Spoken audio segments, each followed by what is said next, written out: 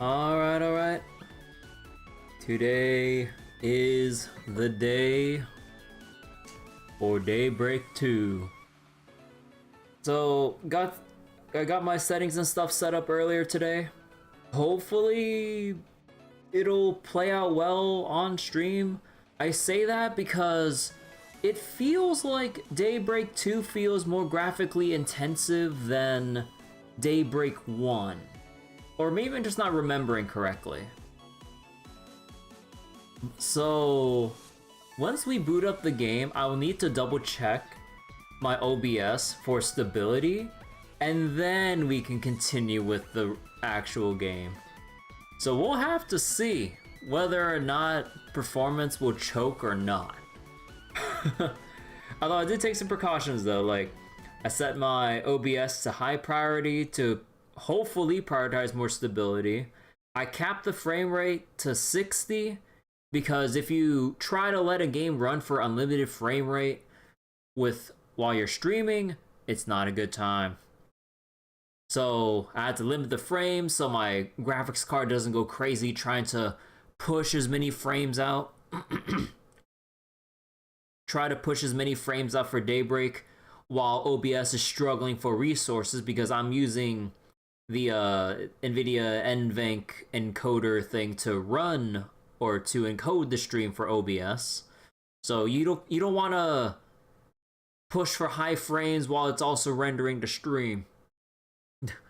So wait, first time to get Daybreak 2 has only released no paid DLC or the editions. Costume feels weaker than Daybreak 1.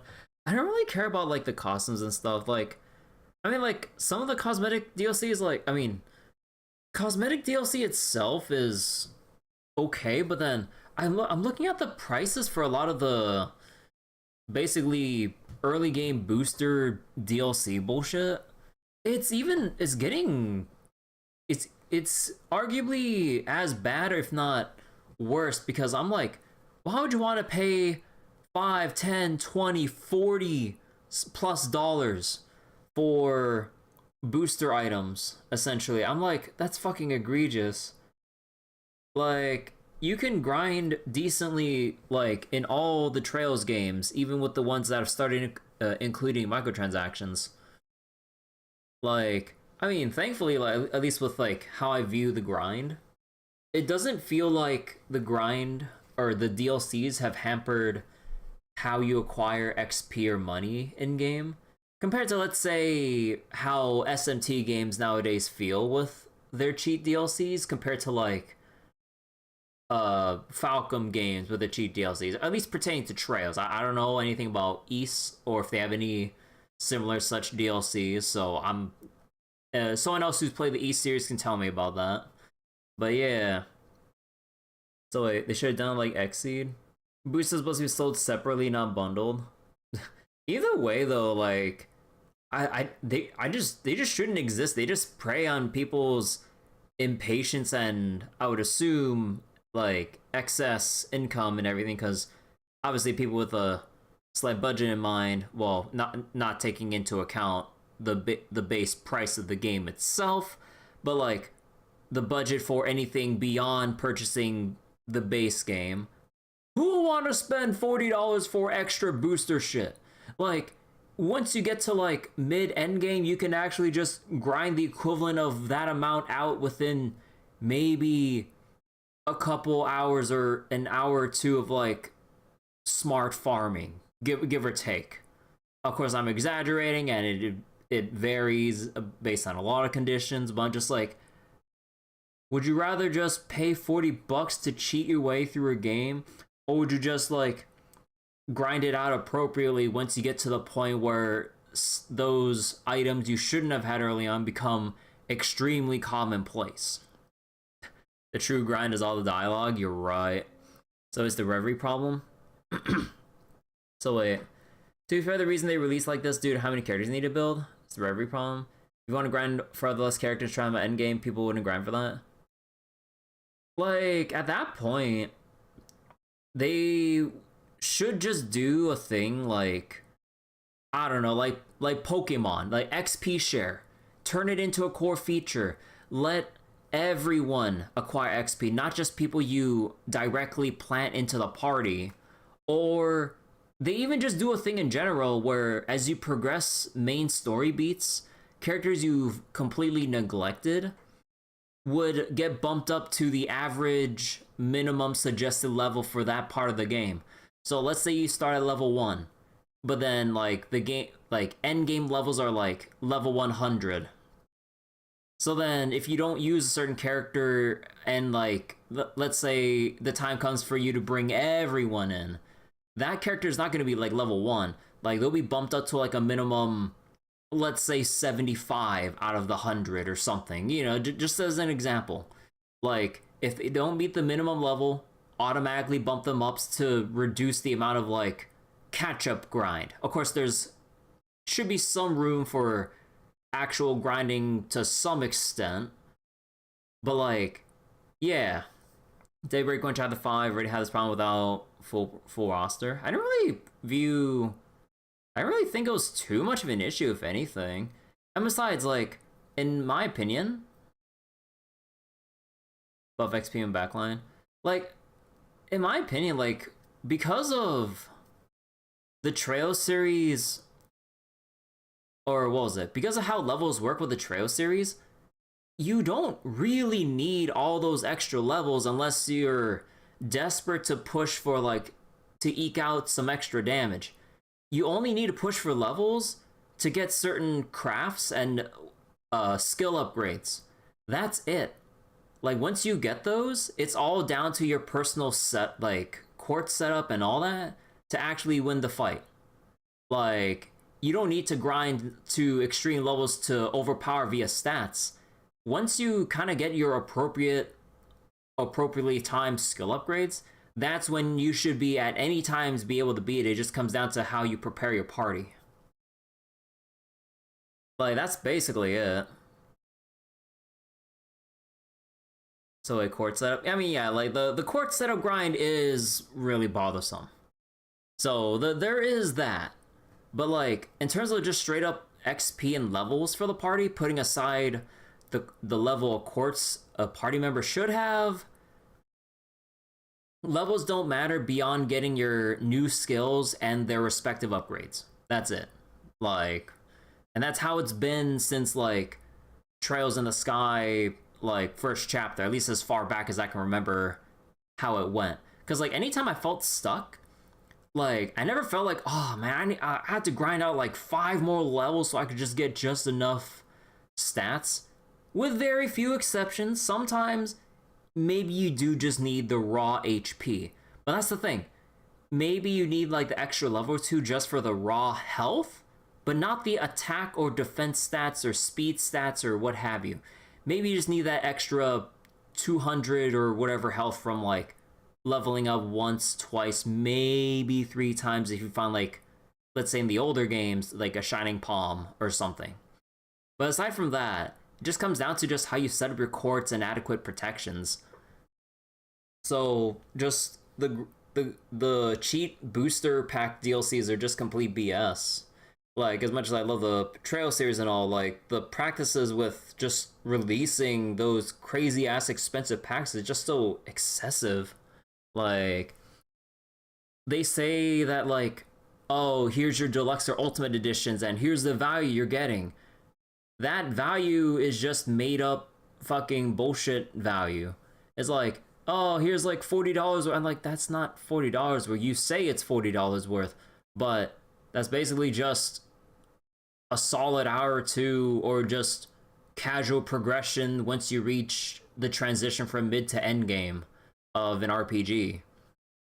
There's no justifying it, and if there is, then there's going to be a huge ass issue with the way that progression is designed and paced out in an RPG. Like, any and every RPG should be designed and paced in a way where XP, money, gear, skill progression, etc., what other systems you might have, should be relatively easily doable, or there should be a good spot to facilitate faster grind, like once you get to a certain point in the game going, okay, Now's the point where like we really need you to get everyone ready. Here's like some good spots to start beefing up your party in whatever aspects, and then maybe just like a half hour depending on like your view of like how long the grind should be for to before justifying progressing to the next story beat or major boss. Then like there's just no reason for MTX boosters to exist in an RPG game. Ugh. So they probably have the way to design quartz. There should be a way to transmute or trade lesser into another element. Yeah, yeah. I mean, they had, well, actually no, that was like Sepith into other Sepith in Trail's second chapter, which is the second game in the series, and we're like what, in the 12th entry now? Yeah, like they could put in they could have put in a thing where you could just break down a quartz to get like some decent amount of Sepith for the amount that would have went into its creation through the synthesis shop or something. I think that like that really could and should be a thing, but I mean, with how far in we are with the Trail series, we just kind of have to resign ourselves to go, yeah, we wish. So that is like a small mark on like ease of progression, or at least less frictional like part of trying to get character progression in with Trails, because there always will be times where you're like loaded with some other quartz and you wish you could just break it down to then essentially take the currencies to make said thing to make it into a different thing that you actually need. Like, yeah, maybe just buy Sepith. Yeah, it would be nice to just use Mira to then like buy specific kinds of Sepith. But then, yeah, I don't know. Or at least like, you know, convert one to another or something through some kind of like conversion ratio. Like a 3-to-1, 2-to-1 ratio of like, you know, from one to another, depending on how you want to weigh it out or whatever. Because like the, you know, inevitably you will find certain elements of higher value that you would use a whole lot more of. And then you'd have a whole bunch of other elemental Sepith you don't use in abundance, while other kinds are more scarce because you know you need them more across all your party members than some of the other lesser used ones based on stats or whatever they might provide. Not too far-fetched. Anyways, okay. That's enough rambling about MTX practices. Like, I have my whole ramble about that, like playing Reverie and Trails of Daybreak 1. Because, yeah, it's just, I don't know, maybe it's just like a, I'm not sure who decides it or what. Maybe it's like a Nissa thing, maybe just whatever. Maybe it's just like a checklist of like, oh, we have to have extra packs just for the sake of having it, instead of like, oh, here's how we can really milk the player base. You know, this maybe just different perspectives of like how you want to view it. I don't know. No one really knows unless you're the developer or like somewhere in Nissa that has control over the monetization or some shit or whatever. No one knows it unless you actually work there, probably. But yeah, let's go through Daybreak 2. So wait, how expensive was it on my end? Could search it up on SteamDB. We need more yapping. Okay, I mean, I could just look it up real quick. Like, yeah, okay. So, let me just get good old, oh, whoops. Let me just get good old Microsoft Paint.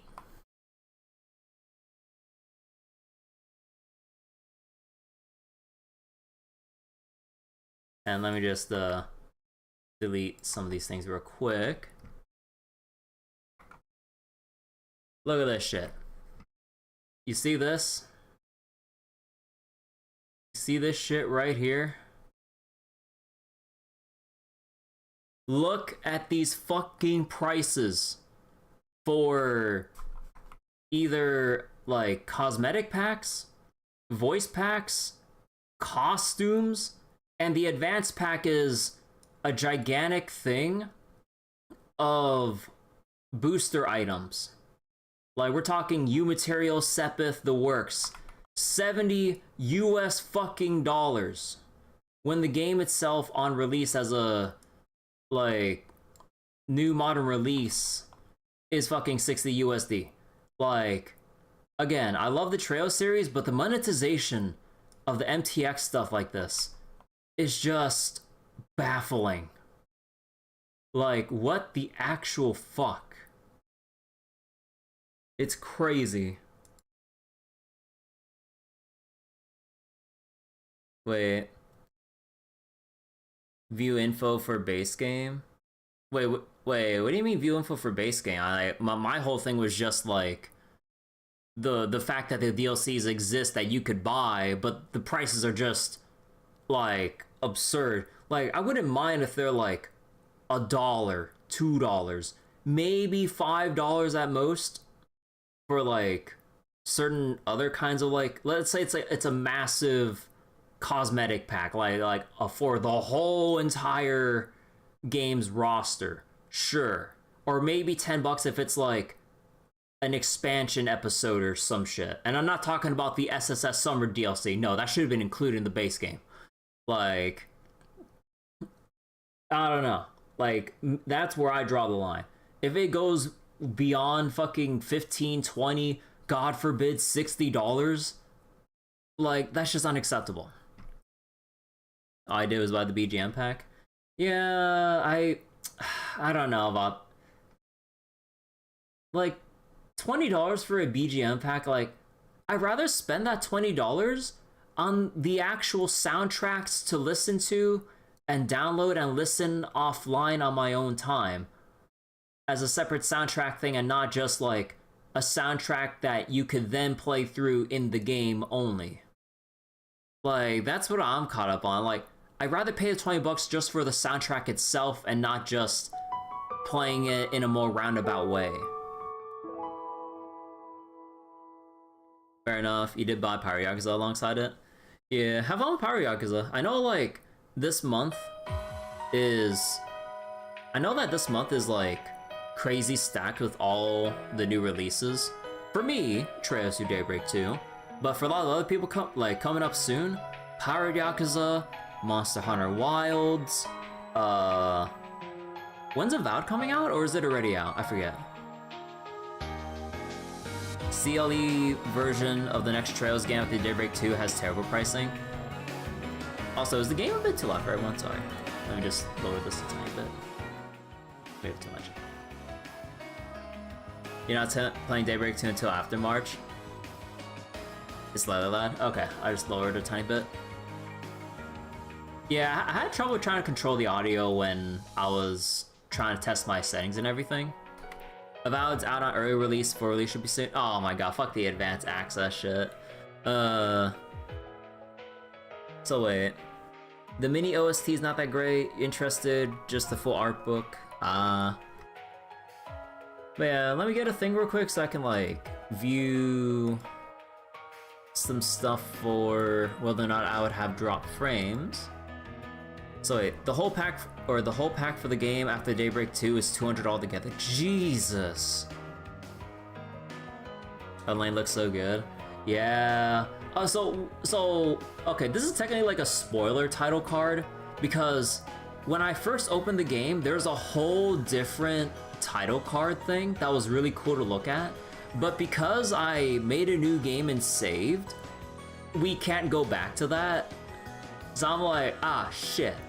I would have to, like, reinstall the entire game or some shit. And I'm like, I ain't doing that. Because, like, I wanted to go in, skip the cutscenes, and then get my settings in order.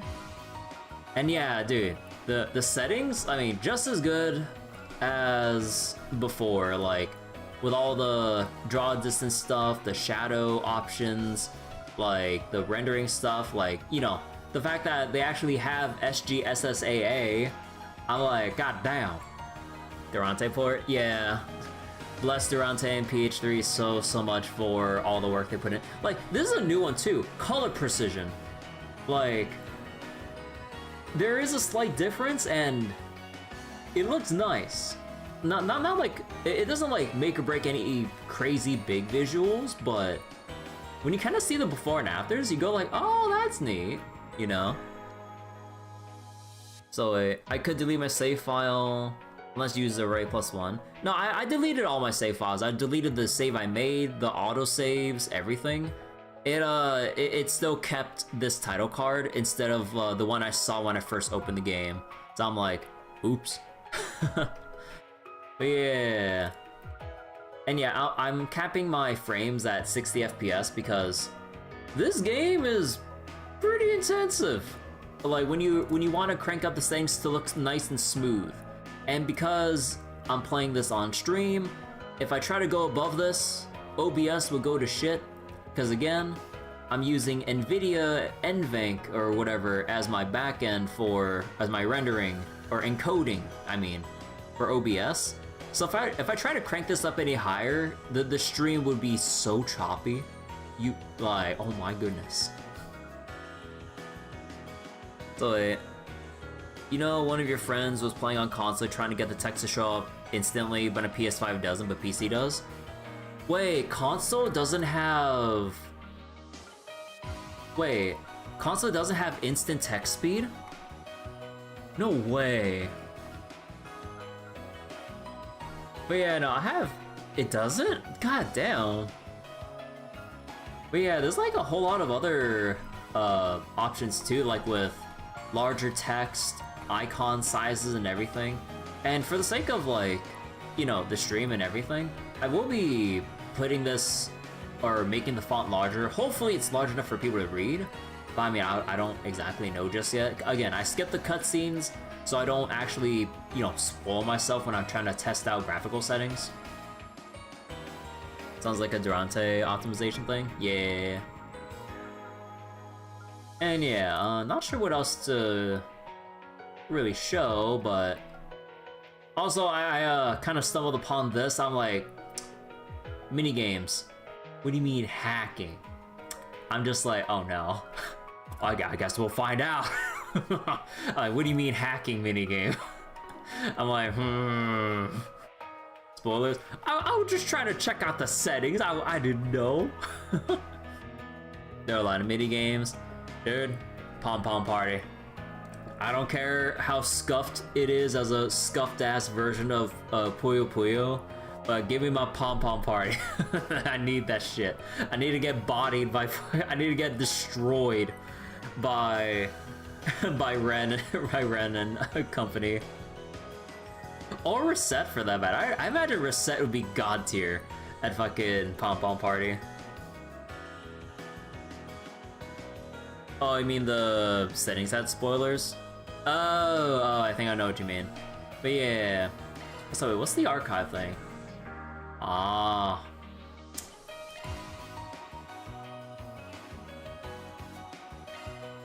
Ah. Yeah. I mean, I know it's like been tradition for me to read through so much here, but wait. Why can't I? Wait, what?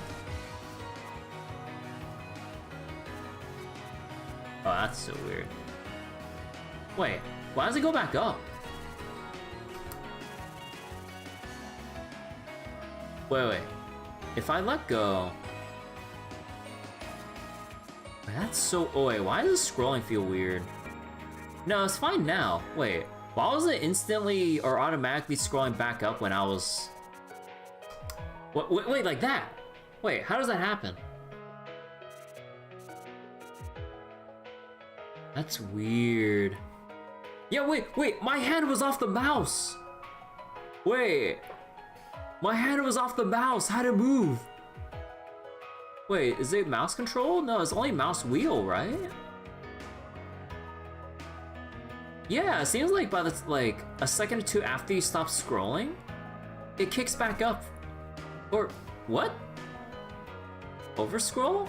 I don't think so. I mean, I have my scroll wheel.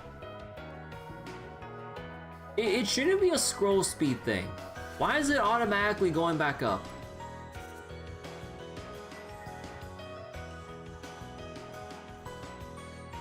Maybe final boss for Pom Pom. Okay, that is so weird. But yeah, oh man, yeah, they got all the encyclopedia stuff here, like the Three Disciples, the Grendel, Elysium, Artificial Intelligence, Born and Crossbow. Yeah, wow. You know, like, what this makes me wish for, unless they actually have implemented it, because again, I didn't check the cutscenes. Like, I will always reference this because it's always so nice. It was always so nice when reading the story for, actually, let me check the thing real quick. Where's my... Let me just lower Daybreak a little more. I feel like I'm trying to yell over it. Like, Grand Blue Fantasy, Relink, and Versus Rising.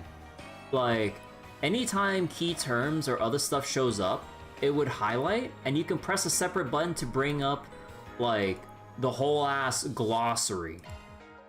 And then it'll instantly, like, link to the particular thing you want to look up. And then you can get your supplementary info to then, like, kind of take a quick look at before continuing the cutscene. Like, more RPGs, or at least RPGs that have, like, a whole lot of world building and terminology built into it, they need that shit. Like, so it'd be so cool if the Trail series would actually do this, but I have a feeling that it's probably not, but oh, that'd be so nice. But yeah, that's so weird with my scrolling. Oh man.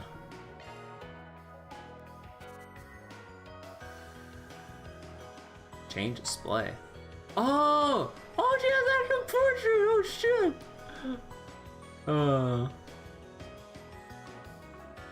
Alright, maybe I shouldn't look too deep into that. Maybe we'll look more into it later or something.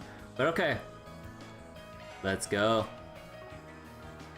Man, wait, why is the audio? Because of this? Actually, I feel like maybe the music itself is too loud over everything else. And then, hold on. So maybe I need to lower the music a bit more, but raise the overall volume? Feels softer now.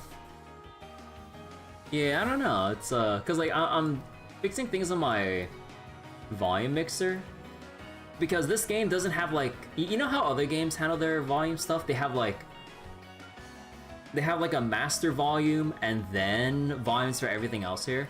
Now I'm doing my volume mixer through my Windows.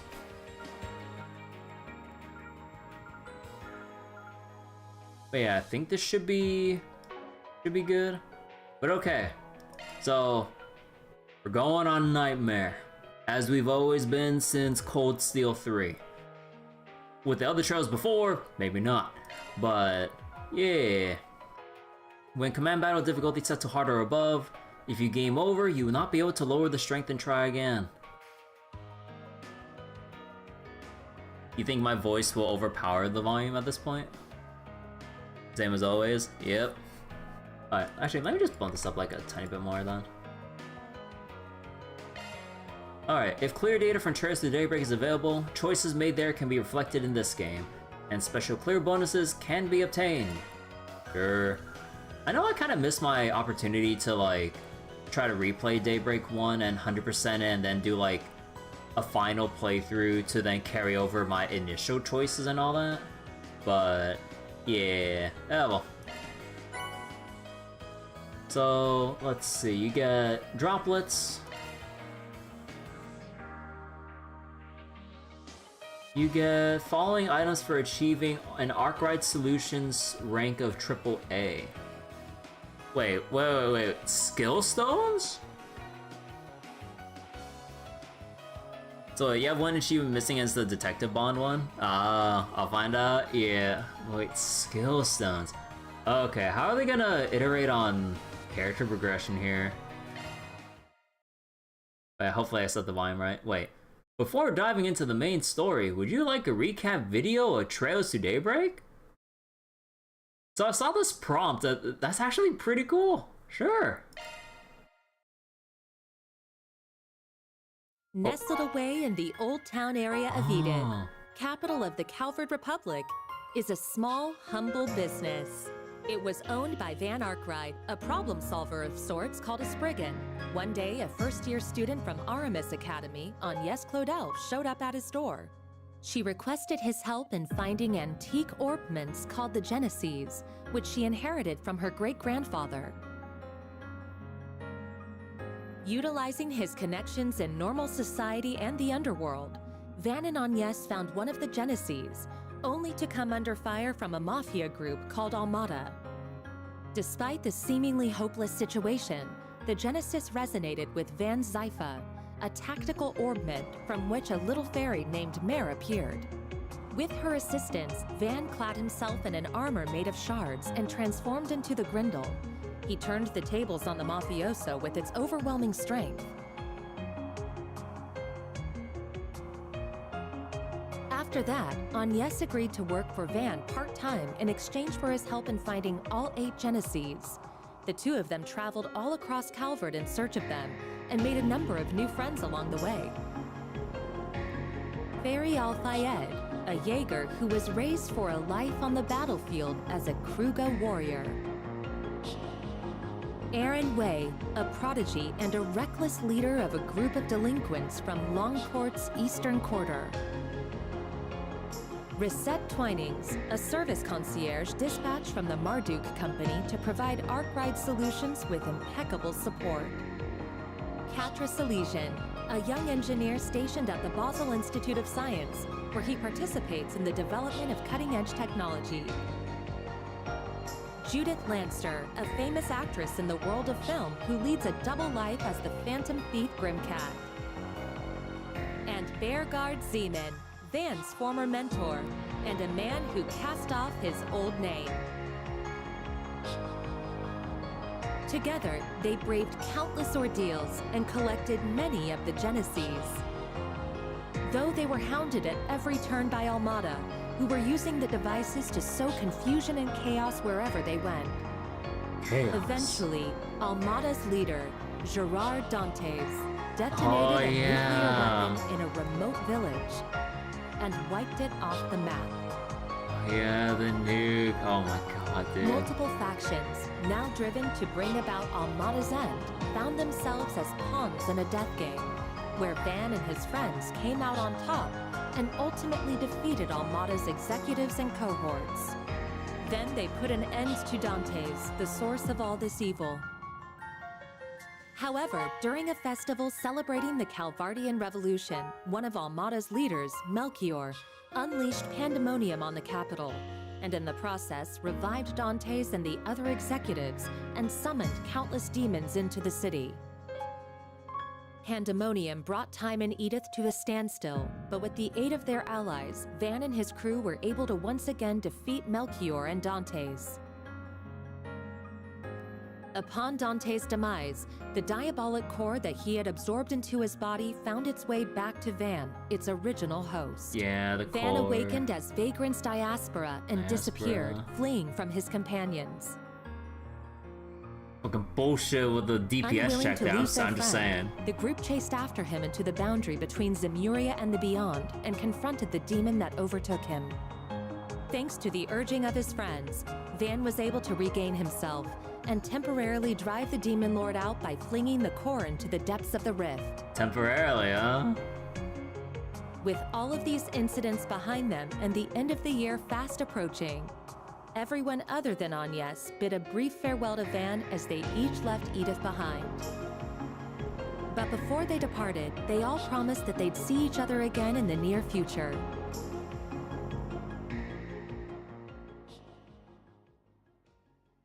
That was a nice recap. Hey Abdo, you find it amusing how they removed the Crimson Sin subtitle from Kuro Kiseki 2? Yeah, they just call it Daybreak 2 here, huh? Yeah, I remember Crimson Sin was like the subtitle for it before English localization release. It was like a YouTube recap. I think YouTube recaps nowadays are probably like embellish a lot of things and put on a whole lot more bells and whistles, convoluting like the whole point of the recap. Crimson Sin too edgy. Too edgy. But alright. Let's go. Also wait, let me alt tab real quick. Need to make sure that I'm checking my OBS here. Although it's just a movie playing, so I wouldn't imagine there would be any skip frames. Now let's see.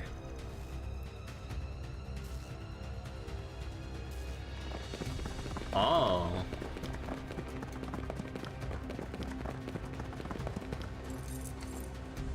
Gamma Squad, go! Oh shit. Target confirmed. Moving to apprehend. Our next prey. Wait. Now, devour them all! Start corrode! The Grendel's online! The Grendel? So the Grendel isn't unique to man.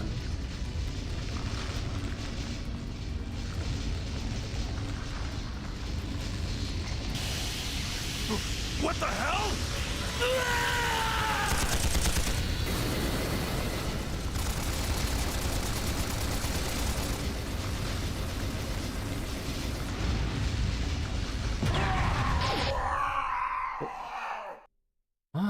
What the fuck?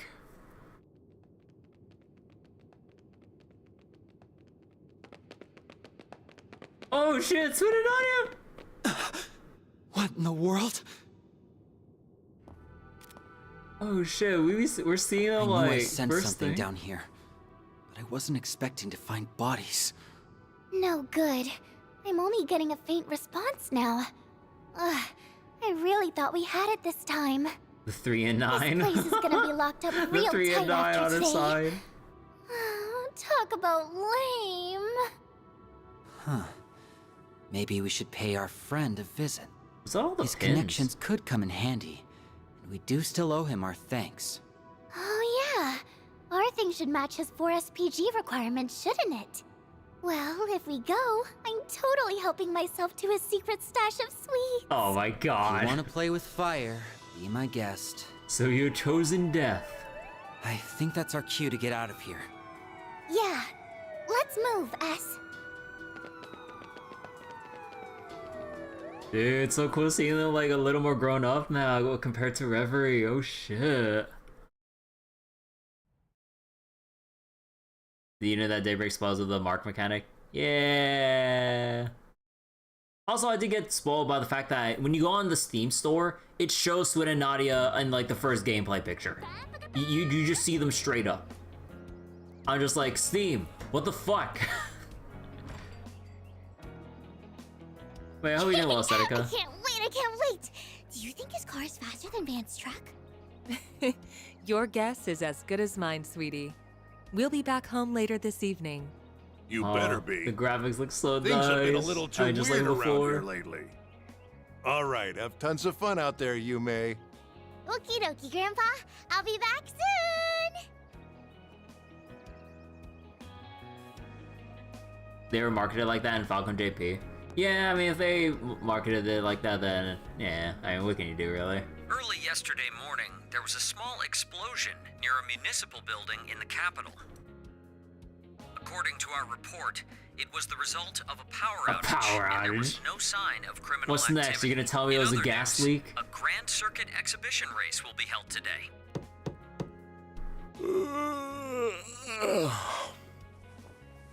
The loading For sunlight. real? It's too early for this shit. Oh. Maybe I do need to lower the settings a tiny Yes? Thought you weren't working today. It's nearly 10 a.m., you know. You really should be wide awake at this hour. bit. I have a job fit for a Spriggan. So you better start waking up already. Van.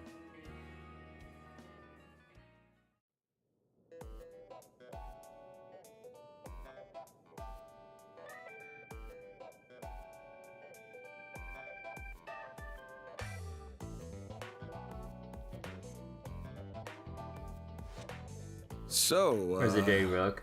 I will have to see wasn't him expecting you eventually. to drop by the office, much less in casual wear. Also, do tell me if the stream ends up being choppy or whatever, because Yeah, like I'm hearing my GPU fan go off right now with the settings I cranked up, and I didn't do like an OBS test with having it running on the side while doing all this. But yeah, so far it doesn't seem like I'm getting anything weird going on, but who knows once we actually get outside.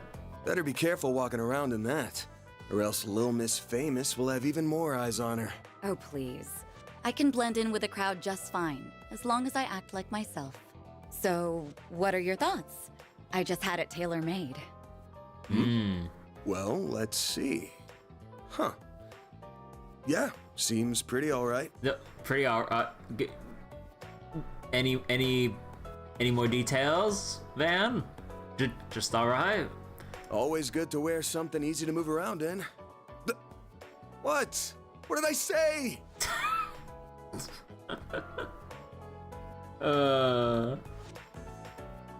Classic.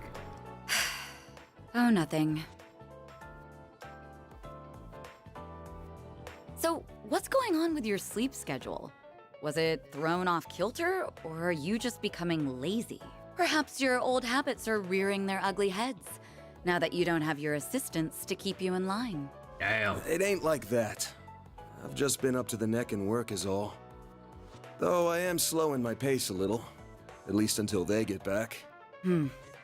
Speaking of, I can't believe it's already been 2 months since they all left.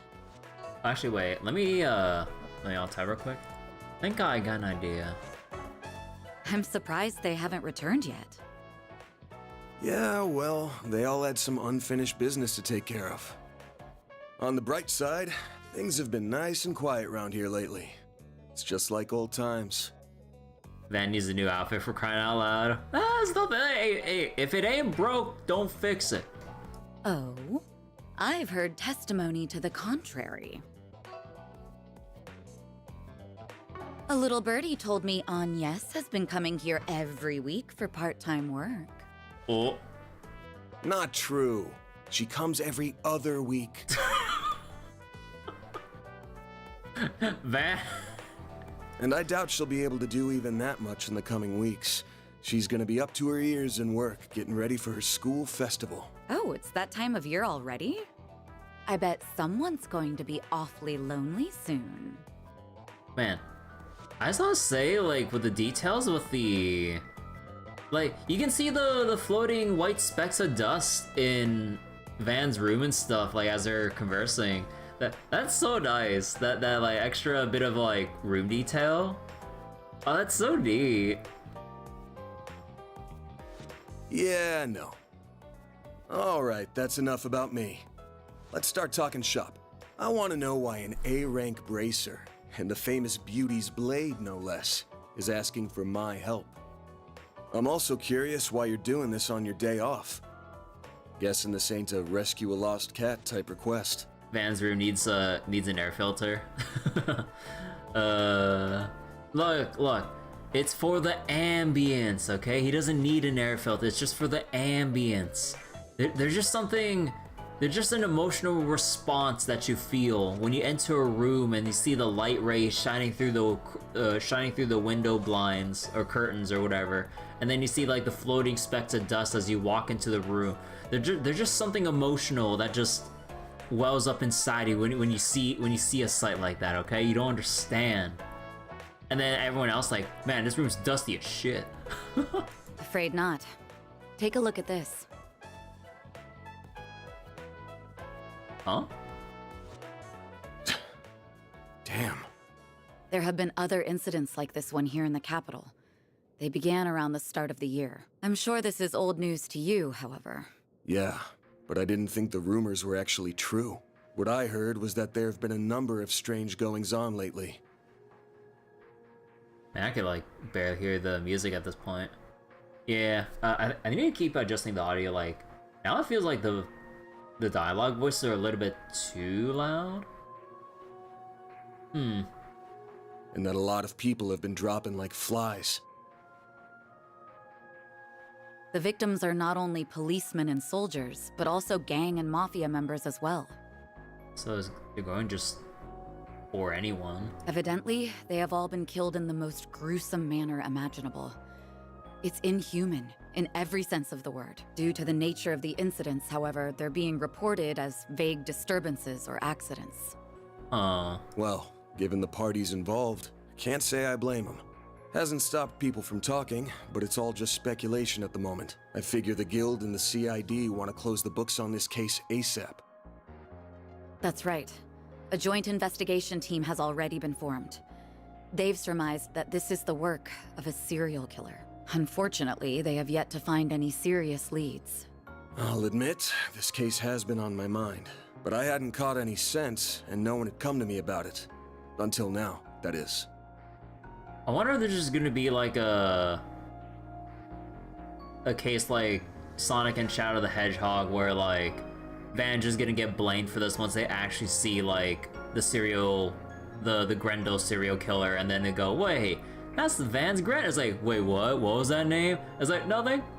And then everyone just, all the police is just lining up at Van's place going, Arkwright, we need to take you in.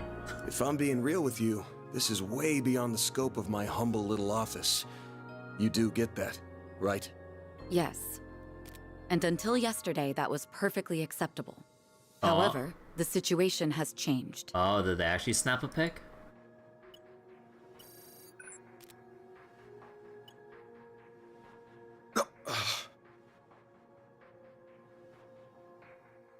Target, move it up. Now, see them all. Oh, like body cam footage?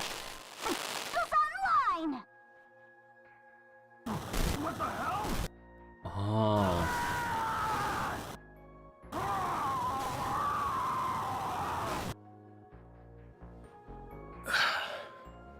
The CID's Special Ops Hercules unit, its Gamma company specifically, was wiped out last night. They identified a suspect for the serial killings via their intel network, but when they caught up with him, they were completely overwhelmed by a red fairy and a man in a trench coat, who transformed into a monstrous creature. Huh. I want to say it's just the latest in special effects, but yeah, probably not. I'm guessing Renee sent you this vid? Yes, discreetly and privately. Not even the Guild is aware of this video. Oh. The many incidents caused by Armada last year were beyond human understanding. However, all of the reports mentioned the presence of a fixer and an unidentified dark blue monster. Dark blue? Are you surprised that law enforcement always lacking? I mean, if they weren't, we wouldn't be having a game at this point. Consequently, multiple organizations are beginning to turn their eyes to you. I'm sure I don't need to tell you what will follow if nothing is done about this. Yes? Honestly, even I don't know what all went down there. So, long story short, I've shot to the top of the suspect lists of the CID and the Bracer Guild. Nail on the head.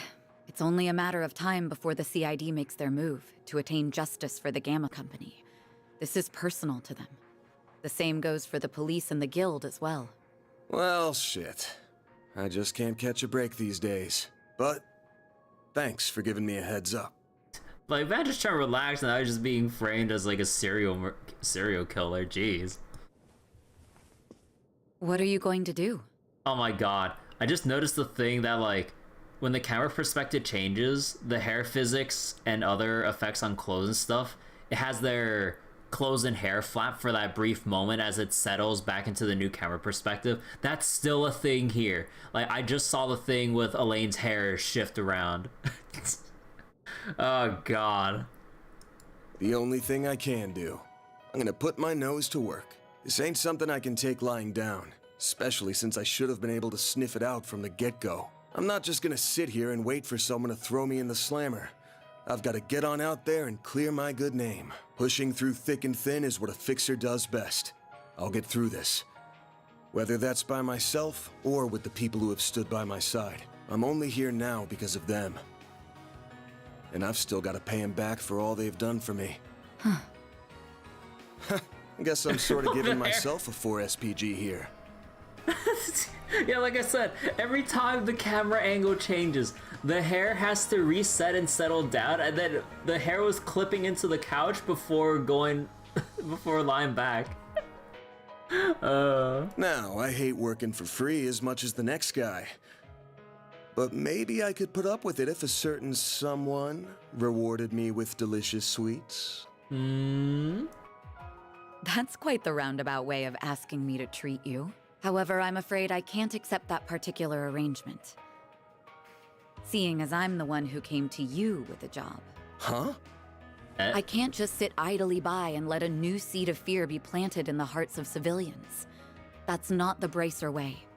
Moreover, I have a personal stake in this. After all, a dear friend of mine is being caught in the crossfire of this whole ordeal. I won't let him be hit with a false charge.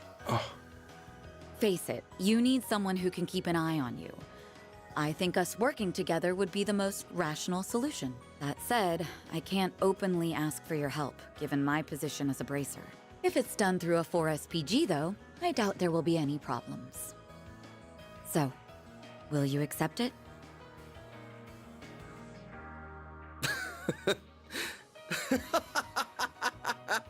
Hey, why are you laughing at me? I'm not. Just wondering who's really the roundabout one here. You're the same as ever, Elaine. Actually, I take that back. You've changed a lot, haven't you? I suppose I have. Although I think that's to be expected, given all that happened last year. And you've changed quite a bit yourself, no? Guess so. All right. The conditions you've outlined match my requirements well enough. I'll be expecting you to pull your weight out there. Better keep up with me, Beauty's Blade. Oh, I'll do more than that, Van Arkride.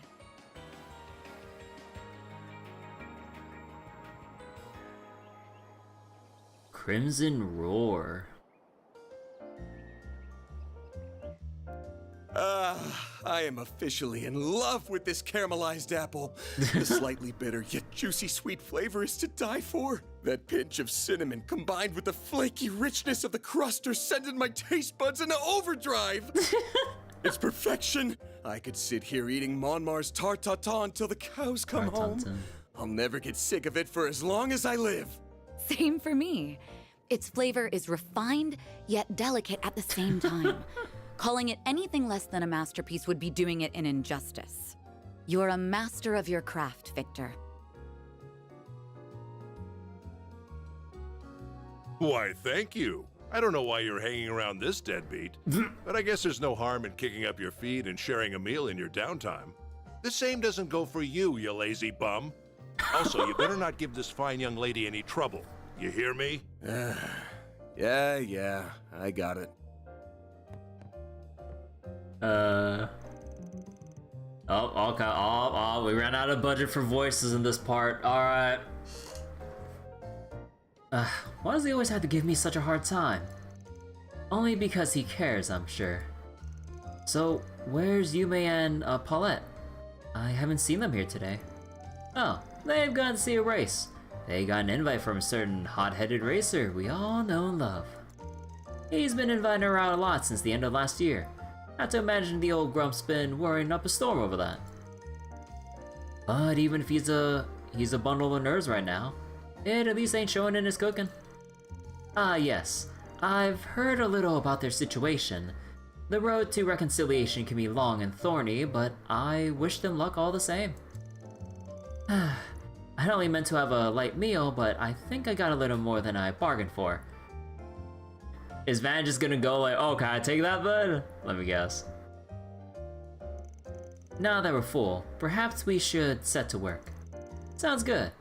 The information on the case ain't gonna find itself. You wanted to hit up Riverside and the Grand Circuit, yeah?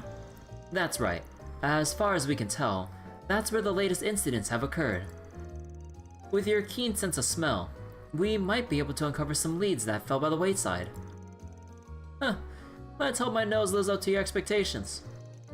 I say, we head to Riverside first as it's closer. Give me a sec to get ready and we can hop to it. Riverside has been added to the travel menu. Alright, so basic field controls and everything. Oh, that's so cool, wait. Oh, Oh, they actually alternate back and forth on the control page when you have overlapping or when you have a primary and secondary key binding.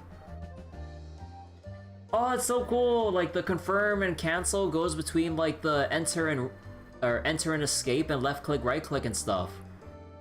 And then like the other menus, like the logs, travel, and all that is like 1 through 4. Oh, that's so cool. Wait.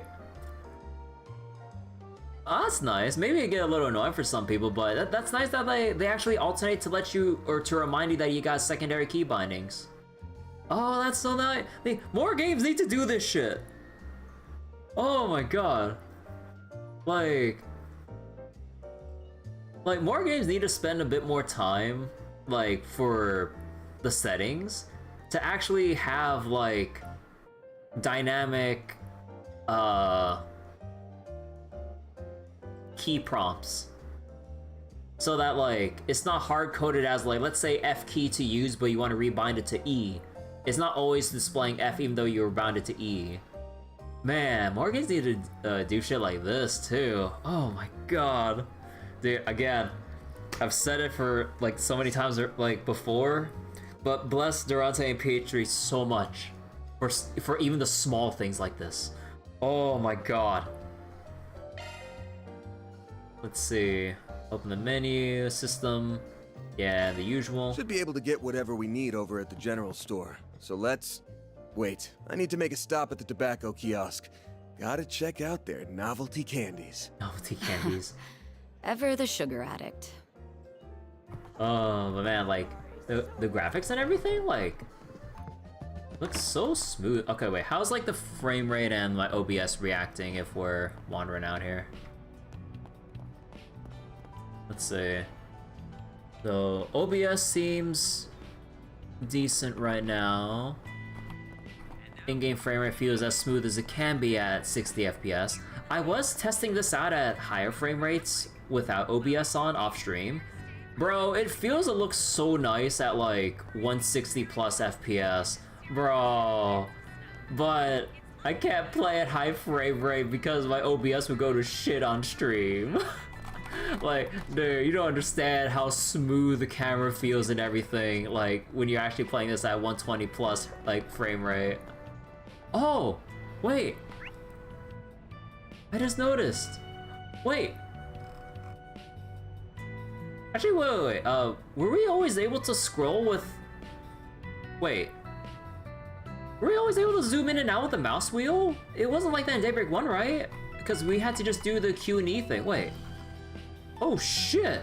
Also, look. You get little scribbles here to show your exact pathing. It's not like a general pathing of like a dot. No. It's exact path. It's an exact line that you keep drawing on the map. Oh my god, wait. And wait, they changed the icons? Wait. Why is the shop orange and this one's blue? Oh, is it like shop for, like, let's say like an inn where you rest versus a place that actually has an inventory to actually buy items from? Is that it? Oh shit. Wait. Dude, the technology is here.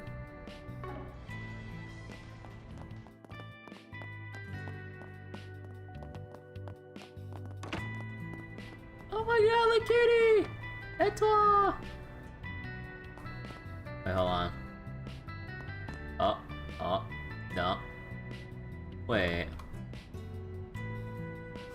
Actually, wait. Oh, wait, no, I can do this real quick. Wait, main menu. Each button corresponds to a specific action. Items, orbment, equips, status, tactics, exiting, or achievements should be up there as story progresses. Okay, wait. Okay, so just like in Daybreak 1, you can actually preview your settings while adjusting it. Like, oh my god, like, again, I know this is already here with Daybreak 1 and all, but man, more games need to let you see the settings being adjusted as you're adjusting it like this. I mean, it's probably different depending on like how the game or engine's built to facilitate this, I would imagine, but if like the game has a capacity to do so, bro, look that? Wait, was that all? Wait, was that always this detailed in Daybreak? I mean, Daybreak 1? Cause like this is like more detailed than I remember on this cat. Huh. This is more detailed than I remember. Cause like you can like see some definition with like the fur and the eyes especially. And then you can also see like the shape of the ears and the shadows inside the ears because of how the ears are shaped for the cat. Wait. Huh.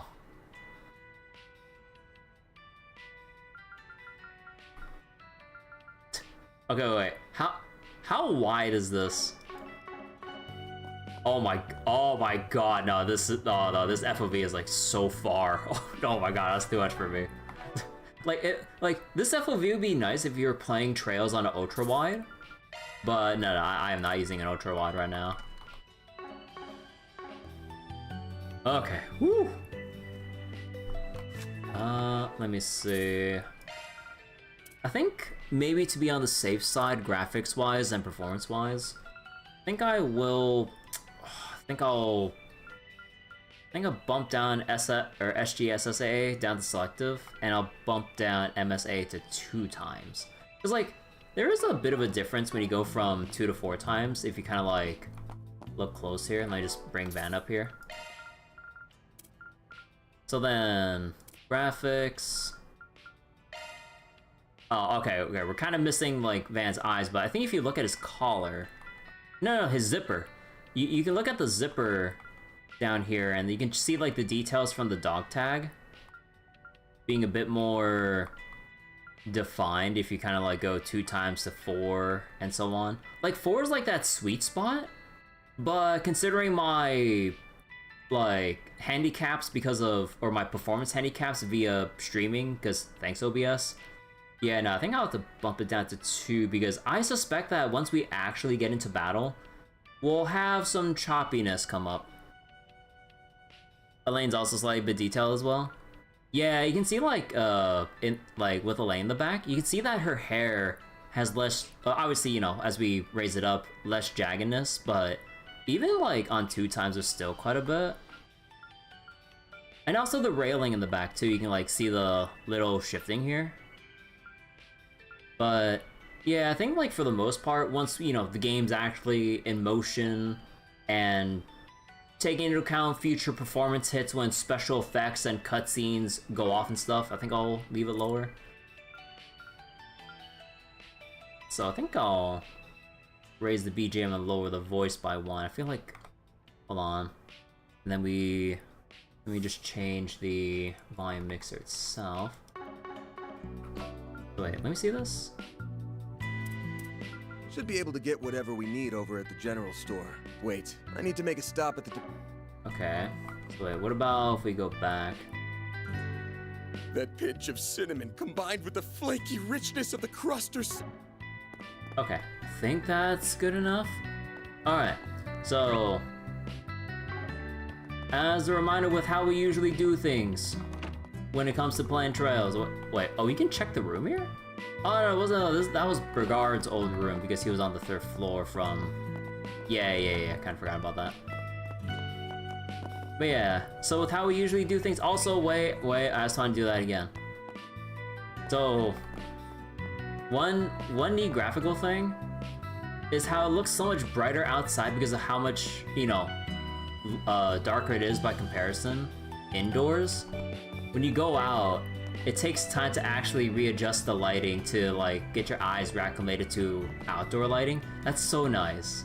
It's always such like a cool little feeling when you go indoors to out, like in any game. But anyways, yeah, like I said, or like we've always done, we're gonna talk to everyone. Oh wait, is it? No wait. Gather info in Riverside. Actually, how do you wait, fishing?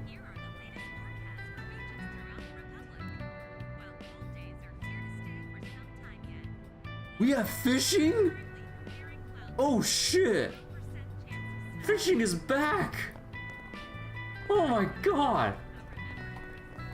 But yeah, so I believe that, like, yeah, we're supposed to just go to Riverside here, but we will talk through all the NPCs, explore what we can, and exhaust as much as possible before moving on. Fishing.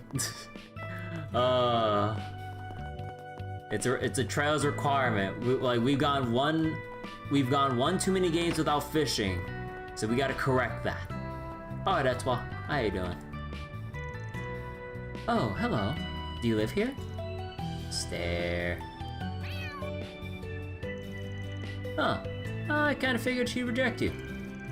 Etoile is basically the ambassador of all the cats in Old Town. She's not exactly the biggest fan of people, though.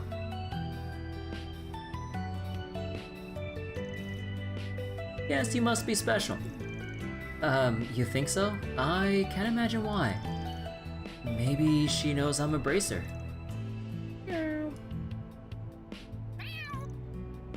Alrighty.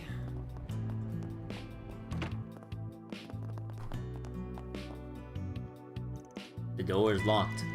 This was Master Brigard's room. Hasn't been used since he left.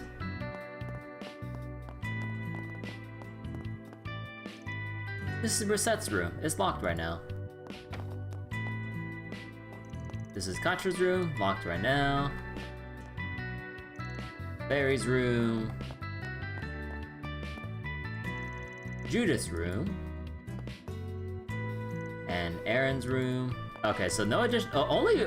Man, Brigard's just that special for Van. No one else gets like a passing mention. It's just Brigard. All right. Oh, we can't tune into the radio? Aw, man, I want to hear the ERN every single time you like go through the radio station. Every time I get to the end of a report on the Edith News Radio, they always have like their, you know, their usual ending jingle. ERN.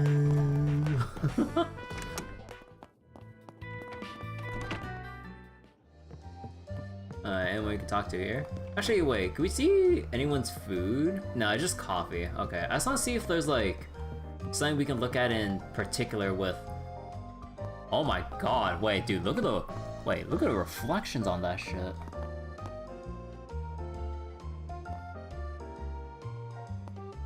Or is it true reflections, or is it like... No, they kind of like take an empty scene of Monmar for the reflections and then wrap it around the metallic container, so it looks like it's giving off like a true reflection, but unless you look very closely, yeah, no, it's obviously missing like the people, or it shouldn't be reflecting in this case because it should be looking at the wall here. Huh. Alright. Let's see what they're trying to do though. If you're looking for Paulette and Yumé, they went out somewhere. I'm here by myself till the evening. That comet freak's getting pretty bold lately.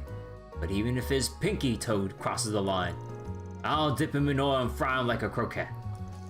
Sounds like you've been waiting for the opportunity. Not that I don't get why. Oh, shut your trap. And get to work already, would ya? And don't go causing any problems for Miss Elaine either. Yeah, I'm gone. I'll stop by on my way home, Victor. If you're feeling peckish, go ahead and order. As for you, delinquent, stay out of trouble with Miss Elaine around here. What's on the menu? Shop. Products not previously seen in stores are marked with new. The map would change as well. Oh, they show you when the shop has new product? Bro, wait. Dude, that's huge because like, during Daybreak 1 when you're trying to like scrounge around for gifts to give characters to raise their bond, sometimes you might miss it because you didn't check the shop that it updated a particular chapter and you didn't know otherwise. Oh, okay, so yeah, we have even less reason to miss out on like new stock. Oh shit.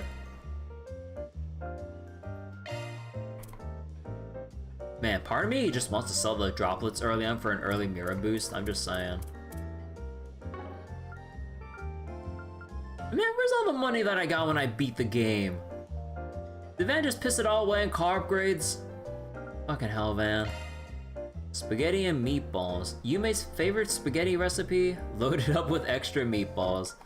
Fluffy pancake, popular for their fluffy texture, and roast coffee. Robustly flavored coffee brewed with carefully roasted beans. And I see we still got the gourmet score and everything.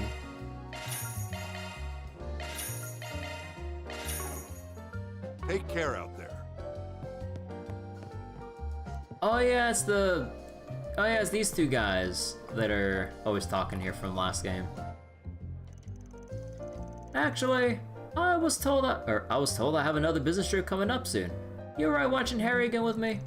Oh, of course, Hawker. Kids love having him around. But between you and me, don't you think you've been working a little too much lately? I mean, you're making it home past midnight more often than not these days. Harry's been talking about how much he misses his dad, you know? Sorry, I had to take on a lot of new roles recently. I'll try to book my return flight for as soon as possible. Well, that's all fine and dandy, but don't you think that's the kind of thing you should be telling your son? Alrighty. I was able to work my way up to a promotion recently, but they just ended up sending me out to fix a problem in one of their branch offices. I'm actually supposed to be heading to Anchorville today too. I should be back in about a week though, I hope. Seriously, I don't know what I'd do without Robinson. Hawker's an old child friend of mine who's happened to live next door. Our family's been friends for years now. He's a single dad so we end up taking care of his kid while he's on business trips. Ever since the end of last year though, all he's been focused on is work, work, work. Harry doesn't ever complain about it, but you can tell the kid misses having his dad around. Come on, Link, get out from the counter.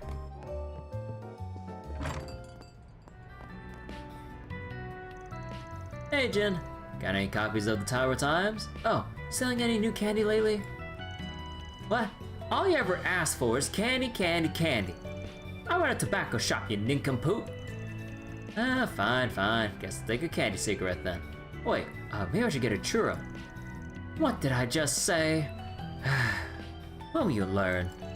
Hey, are you his client? Get him to do his job, would you? Yes, I intend to. I think I've seen her around before. She's awfully active for her age, isn't she? You probably just got up, didn't you? Don't start getting all lazy because your assistants aren't around. Get out there and get working, got it? You sure are an odd boy. Candy, cigarette. Yeah, we'll read the Tyrell Times once we finish our sweep around Old Town. I see you're working hard as always. Well, if it isn't Van, you off to work? With such a beauty, and with such a beauty as well. Wait, haven't I seen you around before?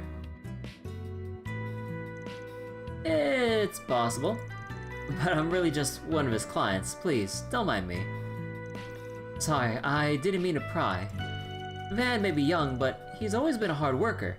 I'm sure have your problem resolved in no time. Oh, is that right, Mr. Arkwright? Yeah. Let's just get moving, okay? They seem awfully familiar with one another. Was I misunderstanding something? All your assistants left for home, and Agnes is so busy with school. It's been so sad without them around. They'll be back soon, right? Make sure you work extra hard for them. I mean, I'm perfectly fine doing this job by myself. Oh, you think that's something your assistants would like to hear? No, I'm sorry. Don't tell them I said that. They would give me so much crap for that. Sounds like he's been getting along with everyone in the neighborhood. Alrighty. Looking is always free, you know. Cooking and ingredients. If you have the ingredients, you can cook in the office's kitchen or at charging stations. You can buy recipes from certain shops and learn how to cook them from the items menu.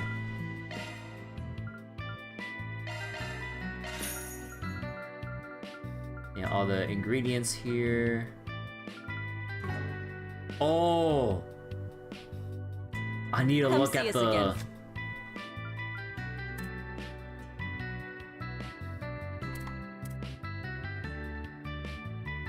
Wait. Gourmet rank bronze, silver, gold?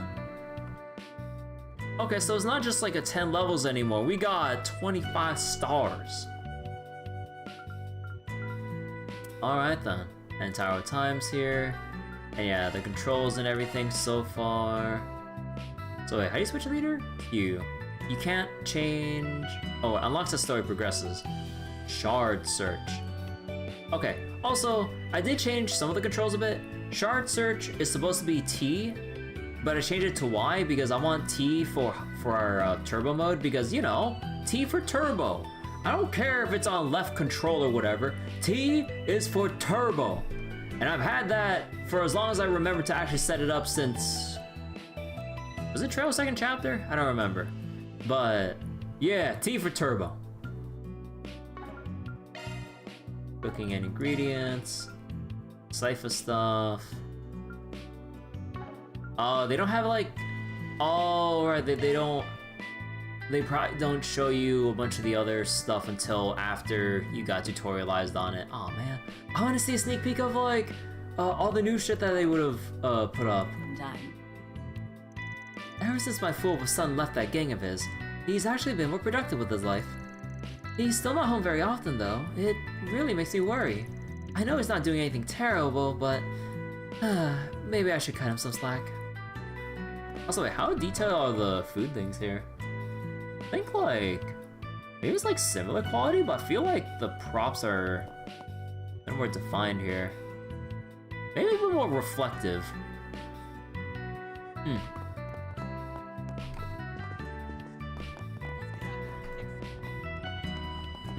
Oh yeah, also, I don't remember if this was like, no, I think it was a thing in Daybreak 1, but like, everyone has, or at least Van, like, when you start from a jog into a dash, you have that little like, startup animation of like you going into your dash, because we see that Van actually lunges forward like or hunches down over a little more as he breaks into a dash, and then he like settles into like having his upper body up a bit more, or however you word this. But yeah, I thought it was pretty neat. Seneca, please. Okay, let me finish decking out my ride, and then... Actually, I'll save that for tomorrow.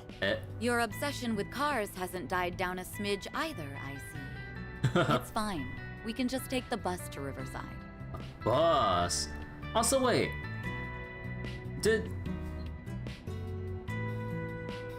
Was there always this much detail on the garage door? With all the rust and the missing paint? Was that always there? Because I feel like it's a lot more noticeable now. I don't know. Am I going crazy here? Man, I need some before and afters. A bus in your game. As long as they're not going in a desert.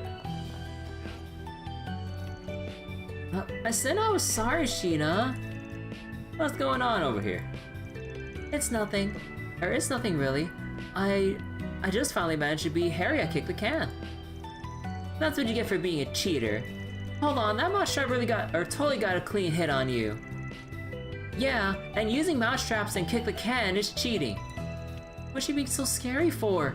Come on, Mark, where are you? They seem to be having fun, I think. Kid's gotta work off the energy somehow. I'm gonna make sure Harry pays today. Actually, it's kind of embarrassing how he's always at our house lately. I mean, I know we've grown up together, but still. Well, I guess it doesn't matter really. His brain's practically empty anyway. Dang. Van, help! Sheena's on a warpath today. Don't you think you guys should cool for a bit? Oh yeah, you can press Z to like remove the text box a bit. Make sure you don't make your friend too angry, alright? Right. What's this lady so pretty for? What's this lady so pretty for? I asked if Yumé could come play with us today, but she went to go watch the race. Wish I could see it with my dad. Oh, whatever. I heard the Z1 finals are gonna be even cooler.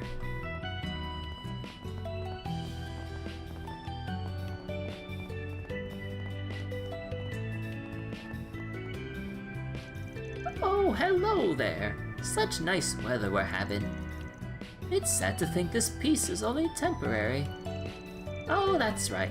I know all about the terrible things happening in the deep, dark underground, and... You can't mean... Oh, there's no need to fear. I bagged the guy just last night. Handed him over to the police, too. This rookie old lady. Oh, no. Not everyone know I'm the famous Phantom Thief Grimcat. That's not what I thought she was going to say. Natalia spends her days telling lies to whoever will listen. Don't think she does it maliciously, though. It's just a hobby of hers. I'll make sure you keep my secret, okay?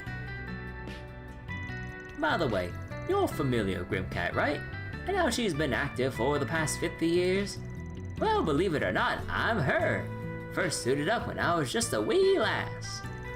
After finding out how many bad guys were roaming about the city, I felt I had no choice but to answer the call of justice. I've been thinking about retiring soon, but evil never truly sleeps, you know.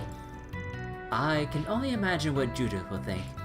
Well, thankfully she doesn't have to know. Wait. There was a flyer posted with information on how to apply for tenancy. Wait. All the people wait. The trio, wait, they moved out? Oh shit, wait, what? Wait, what's going on with them? Would you care for some flowers? Oh yeah, cause the dude was working the flower shop here. And now we have a new, like, florist here. Welcome to Siete Florist. I used to work here as a part-time employee, but Raymond felt the need to move recently. He managed to teach me lots about proper plant care, however. He even gave me a few tips on how to make cookies with flower nectar. Anyway, I'll do my best to keep our wares stocked with top-shelf plants, so please stop by again, alright? Might as well. But I'll be expecting those cookies you mentioned. You never change, do you?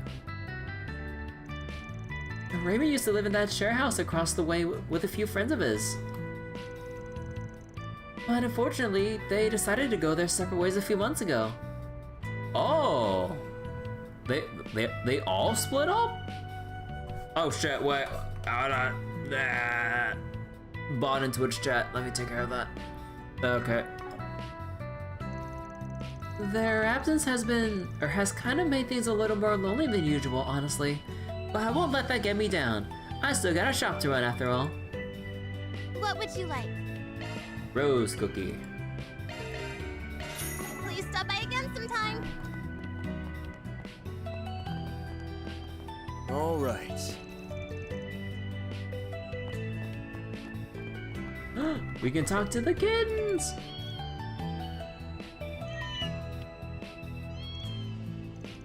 It looks like they're getting along just fine. They don't seem to be related though. Maybe she's taking care of a stray.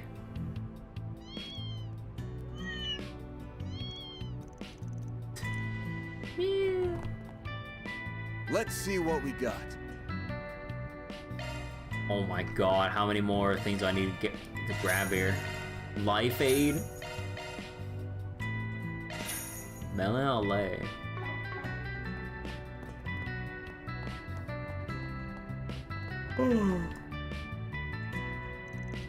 Oh no, Harry's been captured. Okay, stay calm, Mark. Harry needs your help.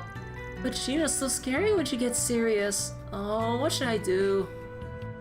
Well, good luck.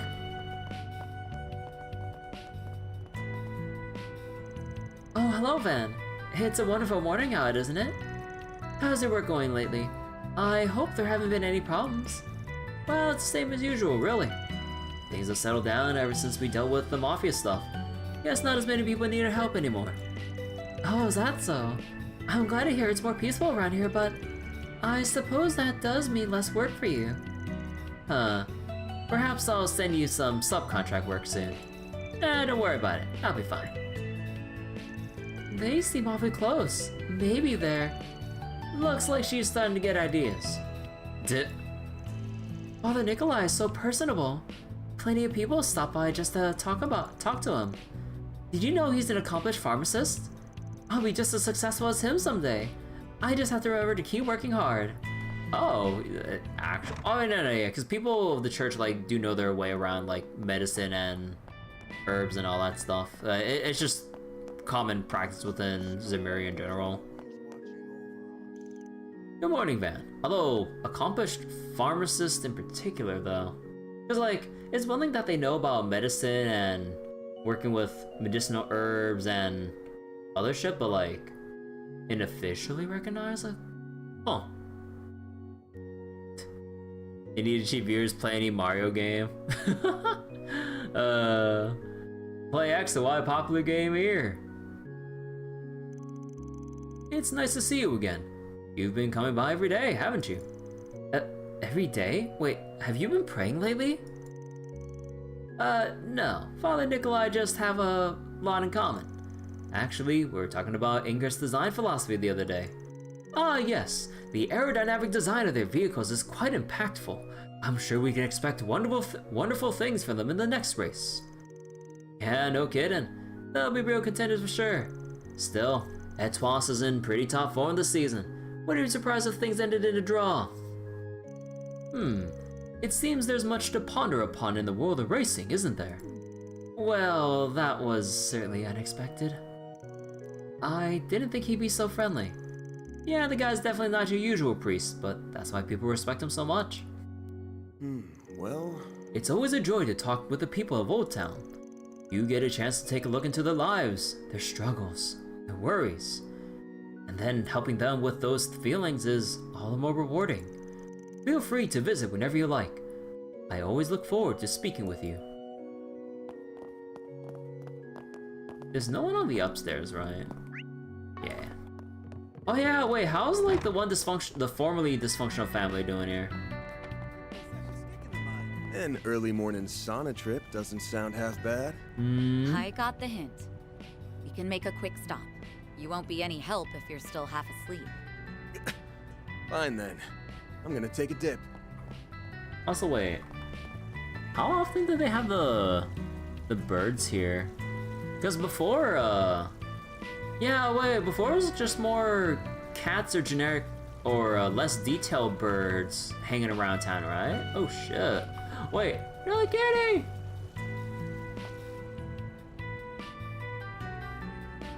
Yeah, man, they really put more. I'm pretty sure they put more detail into these cats compared to Daybreak 1, right? Or was I just not paying attention to how the cats were modeled in Daybreak 1? I'm seeing a lot more definition in like their eyes and like their ears and face and everything. Oh. Also, what are Lulu and Sayla doing here? You never see these two in Old Town. What the hell? What? Wait. Oh. Wait, with their whole idol thing going on and them trying to make it in the music biz, are they gonna try to apply for tenancy where Raymond and company moved out? Oh shit, wait. Are they gonna become new mainstays in Old Town now? Because before we'd always see them practicing or singing in Riverside. Oh hey, it's you two. Oh Elaine, and you're the Spriggan, right? In the flesh. And you're those idol girls with you? It sure has been a while. You both look like you're doing well. What brings you to the area? We heard there was a bathhouse here that does wonders for you, and oh, they're just here for the bathhouse. I mean, right. We've really been putting the hours into our practice, so we figured it might be nice to refresh ourselves before our next performance. That's some smart thinking. Now listen up. Make sure you start with 3 sets of... Don't start, Van. They're just here to relax. Hey, do you think they're... It's none of our business, Lulua. Anyway, we only get to perform so much because we get lots of support from our fans. If you guys have time, we'd really appreciate it if you came to watch us. I don't see why not. We'll be there. Yeah, for sure. Enjoy the sauna. We don't come to Old Town very often, but you guys have some pretty interesting shops, huh? Maybe we should do a few quick rounds before we head back. We might even find some inspiration for a song. At 4K, this game could be quite detailed. Yeah, I'd imagine with the amount of like detail with like the models and everything on a higher res monitor. Not that I have the graphics card to support that. I really wish I had like a 40 series card or something and all that, but I mean, I appreciate my 3080 enough as it is. And best of luck if anyone's even... Well, actually, I don't know. Like, I've been hearing a lot of middling, if not negative, things about the NVIDIA 50 series cards. Because, like, the 5090 is way too overpriced for what it is, unless you have, like, some productivity things to do in particular with it. Like, 5080 is not... I think it was 5070 that I heard people complain about, right? But I think, like, 5070, 5080 aren't as huge improvements compared to 4070 and 4080 by comparison during the 40 series generation. Well, not having a 4090 in current year, all the 50 cards aren't an improvement. Yeah, I heard like a lot of disappointment about the 50 series NVIDIA cards. I'm like, on one hand, fuck NVIDIA for like how much they're charging, but I'm like, damn, like I would assume that's just like complacency or some shit, because actually I haven't really kept track of AMD cards in a while, so I don't really know too much in terms of like what they're cooking for graphics cards or how they're comparing to what NVIDIA has out. But I don't know. 5090 is 30% better than a 4090.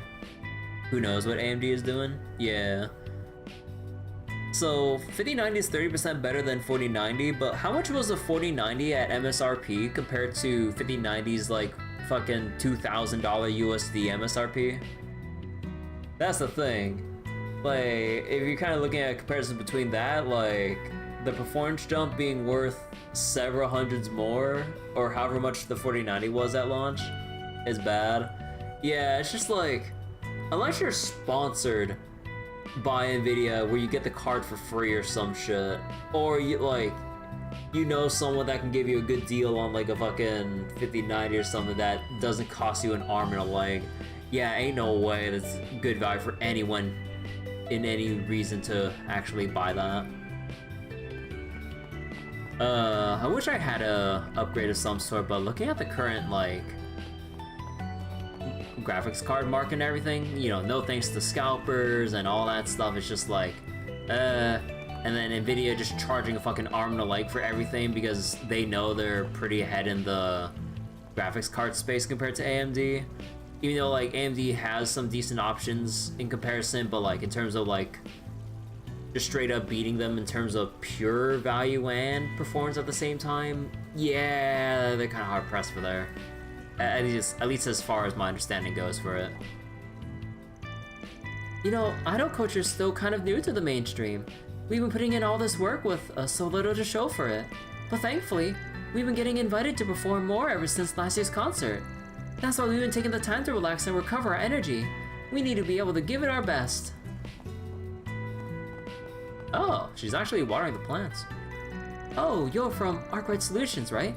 I'd like to thank you again for helping my son last year. Our family's been making a real effort to be more honest with each other lately. It's done wonders for our relationship. Well, I'm glad to hear it. There's no need to thank us, though. After all, sounds like you're the ones who've been putting in the work. We sure have. By the way, Critters decided he would like to take the Aramis entrance exam in the future. We're a bit worried he'll overdo it, but we mean to do everything we can to support him. We only want what's best for him. It sounds like she's taking this quite seriously. Yeah, guess we should cheer him on as alumni, huh? It's just DLSS, which is kind of pathetic nowadays. Yeah, like, that's also the thing with, like, the graphics cards, or graphics and stuff in gaming nowadays, too. Because, like, too much of, like, modern games now just rely, or, like, at least AAA games or whatever. But, like, they just rely way too much on, like, DLSS and, or, like, upscaling and frame generation to make up for a lack of actual frames, like, base level. Because, like, you don't use frame generation to make up for a lack of frames. You use it to supplement already high frames, otherwise you're gonna suffer a lot of input lag, or even more input lag, because you just need more frames to generate from, instead of trying to multiply from a base value of near nothing. But like, yeah, I know, I still feel really annoyed about, like, despite enjoying my time playing, or like just playing Remnant 2, like the fact that I could barely get the game at like have a decent performance by only having DLSS, or hell, when I was playing Resident Evil 4 Remake, like I needed to keep like DLSS on and everything to keep the game like smooth enough. I'm just like, come on. And let's not talk about Dragon's Dogma 2. That's a completely different issue entirely. But it's just like the reliance on upscaling, frame generation, like the whole, like, people kind of having the wrong idea or being misled about what it can do or provide, and then to use that to make up for a lack of actual optimization in games. Just like, bro, I wish they would just let them have like an extra half year or a full year or more just for pure bug fixing and optimization. Like, oh my god, what I would give for any AAA game nowadays to actually just let you, or to like put in the work for optimization so you get at least, you know, bare minimum stable 60 or 90 FPS even, like without needing to turn on DLSS or any other stuff like that. Dragon's Dogma, I've already said my piece, and more than said my piece with Dragon's Dogma 2. I mean, Dragon's Dogma 1, like, it is aged in terms of performance beautifully. Like, it is so smooth with how high you can run the frame rates and how well optimized it is. You can just crank, I know it's like a really old game, but like, you can just like crank the settings to like near max, like large ass draw distance. You can see a whole bunch of stuff like particle effects and other things go on, and the frames barely drop, even if you have like a gigantic ass dragon like breathing down hell flames like all over you. Like, it's still smooth. Again, the game's really old, but like the fact that it's well optimized so that like it's just clean is what I wish for games nowadays. But again, I do know that, you know, Dogma 1's a very old game compared to Dogma 2 using the RE engine, but I feel like there are issues trying to use the RE engine for open world games. But I'm hearing kind of either mixed or decent things, or no, rather like mixed, maybe leaning towards positive things about Monster Hunter Wilds, at least as far as the demo. Or is it negative? I don't remember. Well, maybe just purely mixed. Because like, I remember I ran the benchmark for Monster Hunter Wilds, even though I have no intention of actually playing it. I just wanted to run the benchmark for fun. So cranking it to the settings that I would like to have the game at, whether or not it would run well, the performance dips a lot in towns, just like it did in Dragon's Dogma 2. The moment you get to a town area, we have a whole bunch of NPCs going around with their usual routines and whatever. There was a substantial dip in frame rate when I did that benchmark. Although, provided, from what I heard, the benchmark is still using an older build of Monster Hunter Wilds, when apparently, ever since it was put out, newer builds have apparently been performing better. So I don't know why they haven't updated the benchmark to reflect that, but maybe it's better and we just don't know it yet, and the benchmark is just giving people a false impression. So there's kind of that too. The benchmark isn't an actual indicator anymore because the builds have changed, but people can't get their hands on it. As a game dev, all I can do is force ray tracing. Man, I wish I could enjoy ray tracing. Like, some of that shit looks cool, but even if I'm just playing it by myself, not even counting streaming or anything, that shit would just, like, explode my 3080.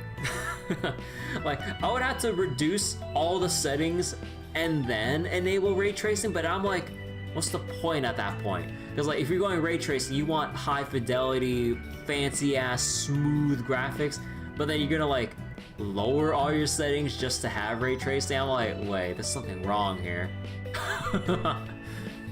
You have a 3060 12 gig? Okay, let's go continue. You never used RTX once? I used it once or twice just to see what happens to my frame rate, and then never again. I turn it on and I'm like, oh shit, my entire game is like unplayably like choppy. I'm like, nah, it don't work with my 3080. Okay, let's continue. Well, of course we do worry, but we intend to continue supporting him in whatever way we can. I only want what's best for my boy. Well, perhaps Father Nikolai will have some advice.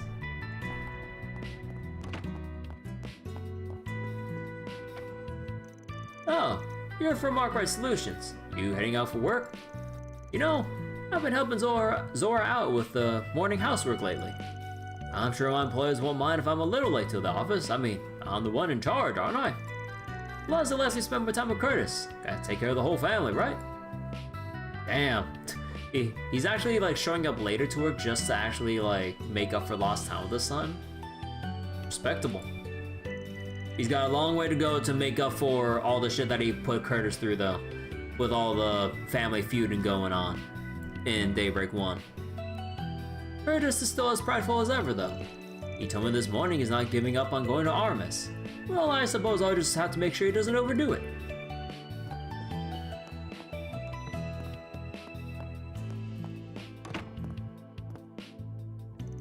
Alright, I think my test score should be about here now, but I'm still barely passing in this subject.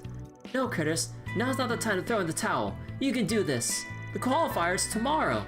My evaluation needs to be spotless this time. I know a lot's been going on lately, but I decided I'm going to take the Armis entrance exam after all. I mean, I am pretty smart. Why not go all the way to the top? Although, I did just barely make the requirements. Nah, man, barely making it means you made it. Keep going.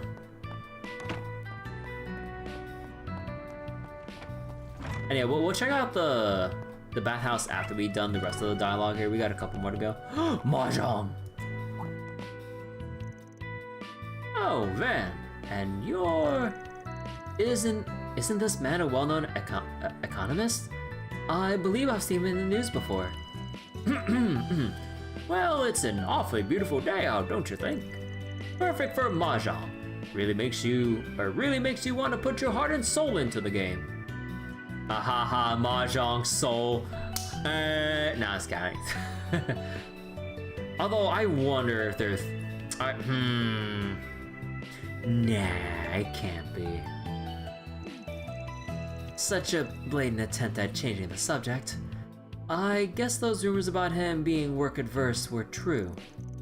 Yeah, the business world makes him out to be this all-knowing genius when he's really just some goofy old guy. And here I thought you came to introduce me to yet another beautiful young lady. Wait, you're not under arrest, are you? No! And why are you assuming she'd catch me anyway? Wait.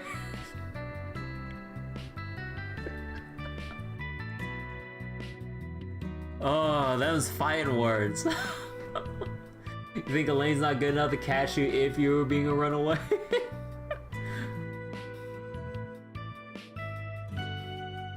Van's a sub. And then they were both bottoms. He's quite funny, isn't he? And I'm glad to see they're on such good terms. I never would have expected that. Welcome. Oh, what's this? Don't tell me.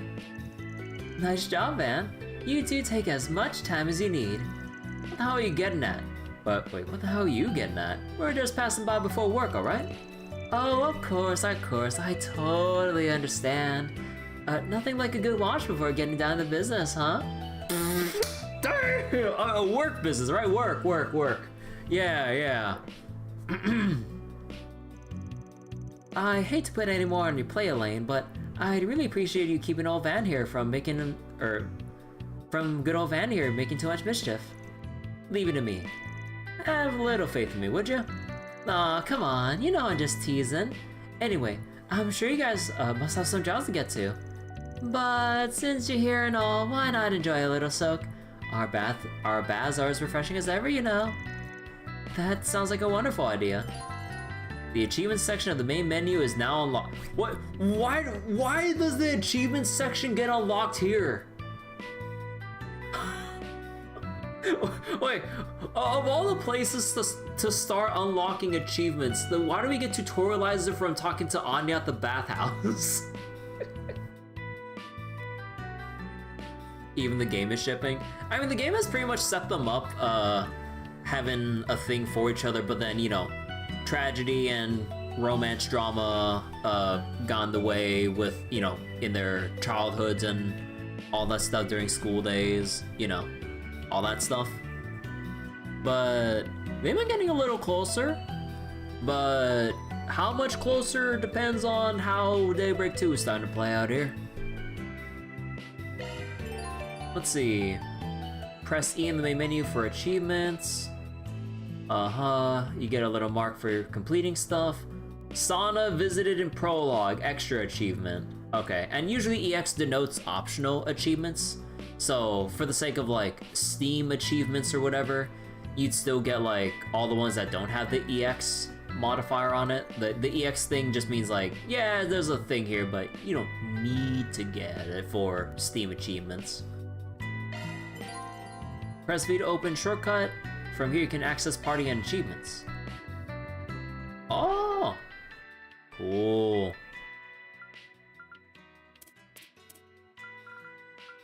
Oh. They only show you achievements for things you should come across, or was it? You'll get new stuff as you come across it. Okay. Been feeling pretty happy. Been feeling pretty happy thanks to all these new customers we've had lately. Anyway, you said you were just passing by before work, but Elaine's in her civvies, isn't she? Something smells fishy. So wait, the CLE version of Daybreak 2 has you visit all possible saunas, and you missed that one in your playthrough? Oh, you missed like this one when, oh god. Whatever. Just take your time and relax, okay? The baths will do wonders for your energy. Okay. I'll remember to go back here once we talk with the factory, or Orban factory people. I know we can. You know, it's kind of curious how they show the room layouts on the map, but they never let you actually like, well, of course, like we have Elaine with us. You can't have like a lady walk into the gentleman's side or vice versa with Van going to the ladies section, but it's curious that they don't even let the door open up so you can actually look inside the sauna. Although I guess like you need to appropriately change out your outfits like once inside the changing room, but I don't know. Let me see the layout. Alright, Stanley Factory. I think I can clean these parts with some liquid solvent. Yeah, you'll be spick and span in no time.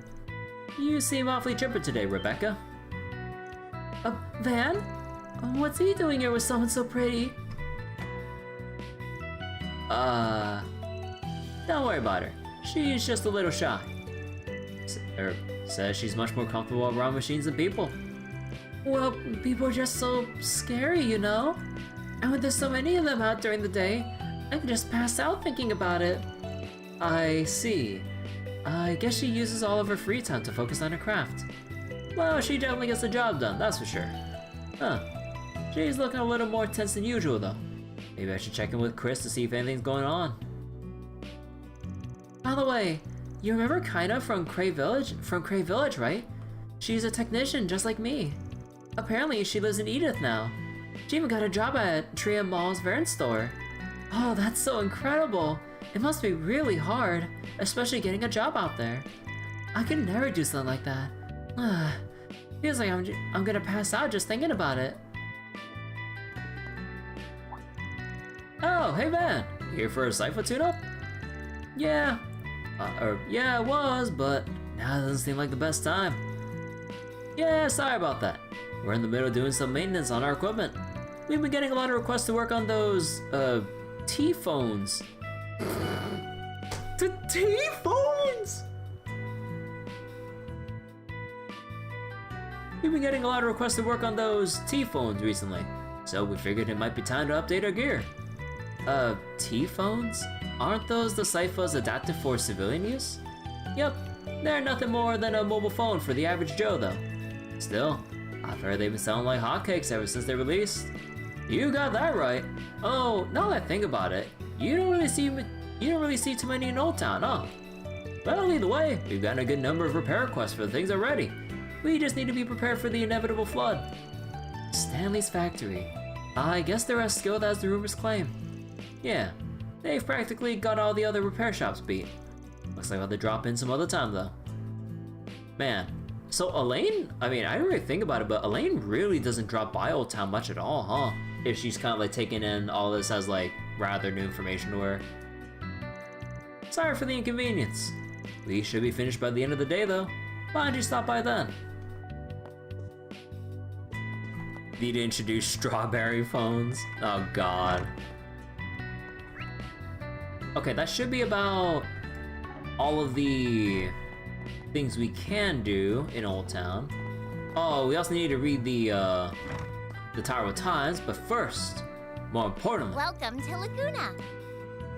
back time.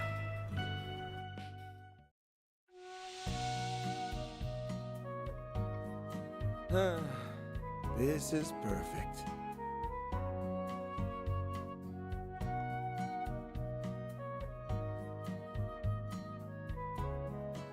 A breather was just what I needed.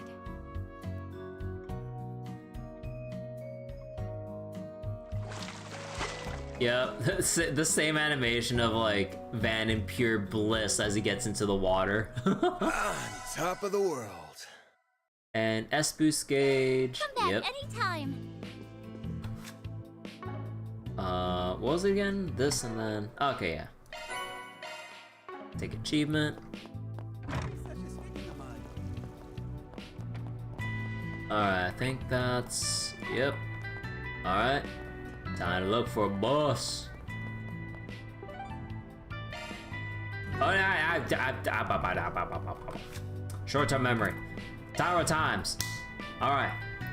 Tower Times Issue 1. International 30th Anniversary of Mutual Development Pact. This year marks the 30th anniversary of the signing of the Mutual Development Pact between the Cavalry Republic and the Principality of Elsheim, an occasion which has brought an air of jubilation in both nations. Consequently, the Republic and Elsheim have welcomed diplomatic delegations from both countries with open arms at festivals and other celebratory events, which ran from the beginning of the year and concluded at the end of last month. In the middle of January, President Gramhart paid a visit to Ludos, the capital of Elsheim, and after partaking in a tour of the city, he was granted an audience with the Principality's Grand Prince, Salman. He then proceeded to hold a press conference with Prince Sharid, where the two announced the formalization of a new partnership between their nations, focused on collaborative infrastructure development and resource surveying. The president confidently declared that this arrangement would usher in a new era of peace and prosperity for all.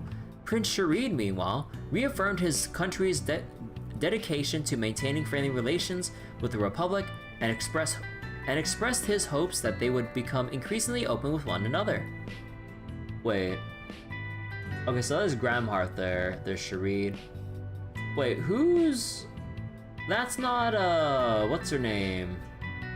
Oh, fuck, wait. Who was... the bodyguard again? Oh, fuck, what was their name? Man, I should have taken a look at the cast of characters in, like, the archive menu on the main menu. But I was hoping that my memory would be good enough to remember on my own. We'll probably see soon. The NPP's roots can be traced back to shortly after the Obel Revolution. when the Verne Company, under the guidance of Professor Hamilton, set to work on improving the local environment and infrastructure of Elsheim and its surrounding areas. The resulting architectural advancements in Ludos, in addition to efforts to cultivate greenery, opened the doors for many industries to enter Elsheim, which in turn led to an economic windfall in the Republic. A key takeaway from these events was that collaboration between two nations and leveraging each other's strengths begets far greater gains for both parties than mere unilateral aid, a principle that would eventually serve as the ideological foundation for the MDP. Since its signing, Elsheim has bolstered its investments in the Verne Company, and the construction of a resort in Tharbad was conducted and completed in record time, both of which are widely attributed to the pack's unassailable benefits. More eyes were drawn to the celebrations after the surprise appearance of Princess... Wait. Oh, that's the girl then. More eyes were drawn to the celebrations after the surprise appearance of Princess Zita Asval at the pack's signing. Between her strikingly head-turning looks and the ardent support she showed her brother, Prince Sharid. The Elsheim princess left many at the event in awe. Princess Zita is known to be a remarkably intelligent young woman, and many prominent figures throughout the Principality have high hopes for her future. According to a statement from the Elsheim Embassy, she is currently touring the Republic in an effort to broaden her understanding of Calvert's culture and industries. Oh god, I just realized we have 9 pages of this shit. Culture, Z1 Exhibition Race, the road to the finals. Today, a Z1 exhibition race will be held in Edith's Grand Circuit. The world of Z1 racing is abuzz with speculation about who will win the final race in the series. Scheduled to take place next month, defending Z1 champion Maxim Lugan has won the past 3 series, and he hopes to set an all-time record of 4 consecutive wins by taking first place this year as well. However, the Red Comet's lofty ambitions could very well come crashing down to the ground, because Team Ingert's Aslan, a rising star in the world of Z1, has entered the racing ring. Although Aslan is only in his mid-20s, don't let his age fool you. This up-and-coming racing prodigy has shattered multiple records all on his own, causing many to believe that he has what it takes to dethrone the reigning champ. Today's exhibition will mark the first official clash of wheels between Maxim and Aslan. Racing fans all over the city are excited to witness this bout, which many are calling the prelude to the series finals. I lose Hamilton. Finance Verne on the fast track to post-reparation prosperity.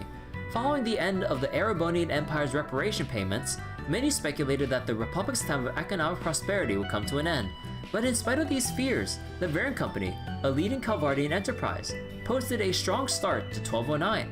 According to company representatives, Verne has amassed a healthy war chest over the past few years. War chest? Oh shit. And strengthened its manufacturing infrastructure and market position. In light of its product's wide reach and soaring demand from foreign markets, Verne is expected to match, or even exceed their previous year's profit records. Furthermore, concerns of the delayed release of the T-Phone, a consumer-grade communications device developed exclusively within the Republic, were dispelled when the product went on sale last month, just in time for the end of the fiscal year.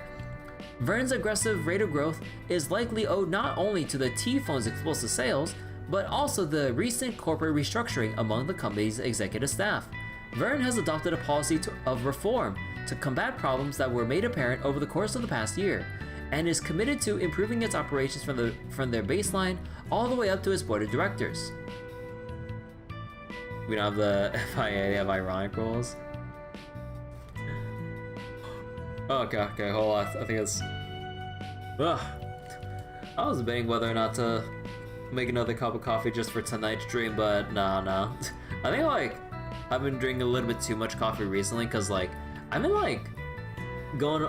I've been, pulling my hair out, trying to, figure out, how I'm brewing my coffee and everything, because it is not tasting the same as when I first opened the bag. I mean, of course, there is, a thing with coffee on first open when you first open the bag versus how the coffee is a couple weeks down the road, but I'm what's going on with my coffee, man? I've been going fucking crazy over trying to like getting it right again, but I don't know. Like I've been like searching up shit, looking up videos. I'm like, is there something I'm missing here? But TLDR, coffee's hard. Is it VTuber coffee? No, just regular coffee and stuff. Or well, as regular is when you get coffee from a coffee shop. But yeah. Cause like the oh, hey Stuffle, thank you for the raid. How you doing? What were you doing earlier? But yeah, like I like some light roast Colombian beans from like this one coffee shop, and when I tried like a cupping to see how it tasted and smelled, like no, I shit you not, it smelled and tasted just like peaches. But ever since then, like 2-3 weeks down the road at this point, no, like 3 weeks at this point, it just tastes bitter now. I'm like, wait, I didn't change anything. So then I've just been making adjustments this whole time, and I'm pulling my hair out. I'm like, what do I need to change so I can actually have my coffee taste like as it was during the first time? Bro, I'm going crazy the past week and a half. That's all I gotta say. You were playing some Dead Rising 2 off the record stuff? Yo, nice. You know how to fix it? Oh, do tell. Okay, let's get on with more Tower Times reading. Brew better coffee. What do you think I've been doing the past week and a half, Seneca? Like I swear, like, no, because like, with the things I've read up with, like, you know, coffee brewing and shit, especially if you have like light roast coffee with like very fruity aromas and taste to it, like, if you're missing the fruity taste, you're not extracting enough in terms of getting like the fruity stuff out. But then if you go too fine or too hot with your water, then you're kind of skipping past the fruity part of the flavor you want to get out of your coffee and skipping to the overly bitter part, because it's like it's extracting too much and now your whole coffee water is just bitter. So I've just been going crazy, just adjusting my settings left and right. I'm just like, why can't I get this right? But yeah, don't be me. Do not go down this coffee rabbit hole. Save yourself. Drink tea instead. Or if you really just want to make it simpler, just get like a small thing of matcha and just make yourself like a cup of matcha or matcha latte, or you know, just milk and shit. Like, you don't need to fuss about anything else.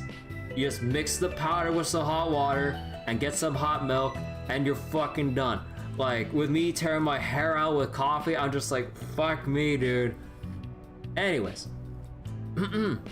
Local. Widespread accidents and violence plunge capital into chaos. Since the start of the new year, outbreaks of violence believed to be the result of warring organized crime groups have plagued Edith. Just yesterday, there were reports of a scuffle on the premises of a government-owned warehouse. While officials deny any terrorist involvement and insist the incident was nothing more than a simple accident, unrest continues to percolate within the general populace. There is sentiment among some of the citizenry that public order has begun to deteriorate, and that the recent economic boom has had a destabilizing effect on the psychological state of criminals and malefactors. Economic boom? Huh. That's interesting to think about, honestly, like an economic boom causing more criminals and bad actors and shit. Although I guess, like,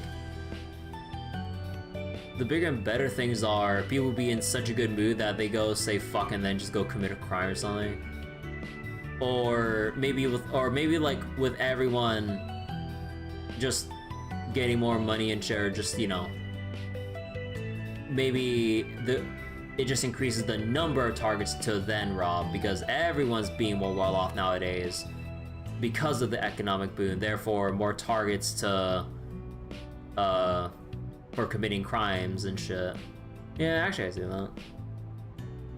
In response to those claims, authority figures had this to say: "We will continue to investigate and resolve any incidents or accidents that may occur. In the meantime, we encourage all citizens to carry on with their lives and to not feed the spread of disorder through baseless conjecture and fear-mongering." Also, I feel like I should really know this given my really bad vocabulary, but I don't remember the difference between incident and accident. Or, well, no, like... Actually, like, well, yeah, I don't actually know what defines, like, but the difference between a fucking incident and accident. I feel like the biggest idiot in the world. And we've been over this many times when I came across like words not in my vocabulary or should have been in my vocabulary, whether it's through previous Trails games or just any reading of any game with like a decent amount of text. Like I just feel ashamed. I should know, but for some reason I don't remember. Maybe I should just look it up after the stream because I feel like I should at least know the difference between an incident and an accident. I'm really dumb. Incident versus accident. My vocab is pretty bad. Advertisement. New Trian Mall shops on the block. Join us at the foot of the capital's signature landmark, Trian Tower, to experience the greatest and largest commercial facility in all of Edith, Trian Mall. This shopping stomping ground is home to 2 brand new stores that have taken the Republic of Calvary by storm. First and foremost is the Vern store, which has been the talk of the town since the grand opening late last year. From there, you can get your very own T-phone, the latest and hottest commodity in communication technology, and then have it serviced at the very same store by Vern's dedicated customer support team. If you have even the slightest interest in the T-phone, feel free to swing by and take a peek. Your satisfaction is a Vern guarantee.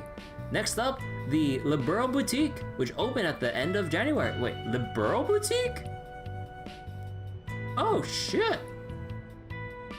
So wait, accident is unplanned event that results in harm? Oh, so then incident is intentional then. A noteworthy event. Oh wait, incident's noteworthy event like confrontation between security and non-invited person. Oh, okay, thank you. Hello, Red Room. Is it Marielle's iPhones now? No, not iPhone, T-phones. It's very different. Offering an authentic taste of the southwestern edge of the continent, the Liberal Boutique sells goods and souvenirs sourced straight from the Liberal Kingdom itself, and offers exhibitions you can enjoy while you peruse their wares. Due in large part to the lovely manager and staff, all of whom are citizens of the kingdom, the store feels like the genuine Liberalian article. Have you always wanted to visit the Liberal Kingdom yourself, but just couldn't find the time for a trip? Then stop by and make your dreams a reality, because now you can experience the wonders of Liberal without ever having set foot outside the Republic. I wonder. I don't remember all the NPCs from the Trails in the Sky trilogy, but who is running this boutique? I need to see. Like, when we get to Trian Mall, I need to see who's running that shop. The gear phone. Like bro mentioned, let's go. So an armed assault would indeed be an incident as it was planned. Okay, so I think with all of that, we got all of our dialogue done. We bought out the food as much as we can with the money we have like at the start of the game. We went to the bathhouse, Tyrell Times. Okay, let's finally go to Riverside. Off we go. Dun, dun, dun, dun. Ooh, dude, look at that water. I changed the settings so that the water is under the tessellation setting. Oh, that water looks so nice. Like, you can see the reflections look so nice, and you can see like the water levels like bobbing up and down as the waves like go through. Oh, that's so cool. Oh shit. Yeah, the wave of water just like slowly rolling across Riverside here. Wait, oh my god.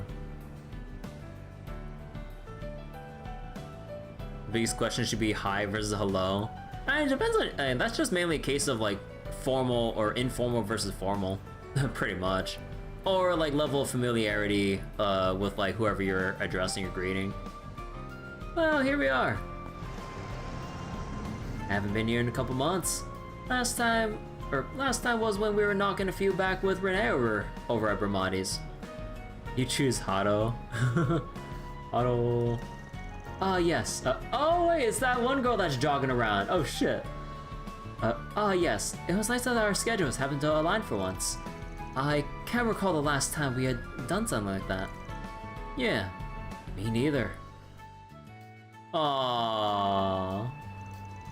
Hopefully we can do it again sometime. That'd be nice. But at this point in our lives, free time's a rare commodity. Man, this place is so peaceful.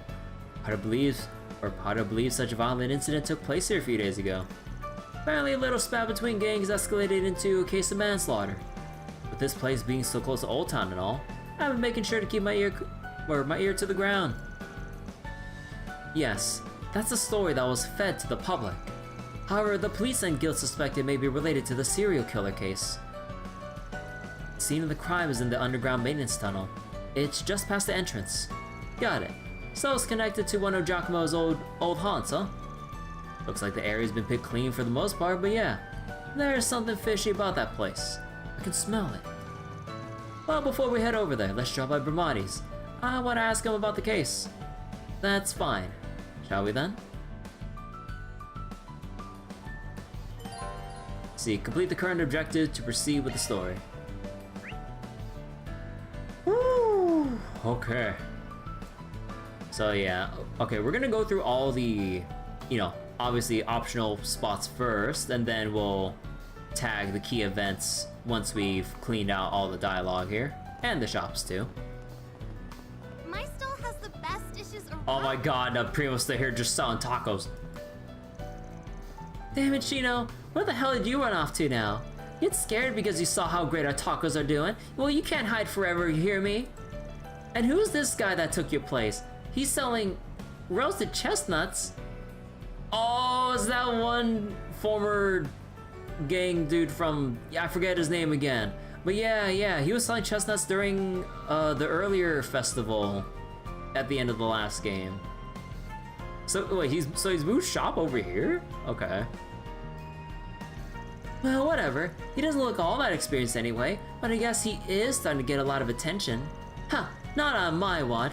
We will not be relinquishing our title as the #1 food stall in Riverside. Okay.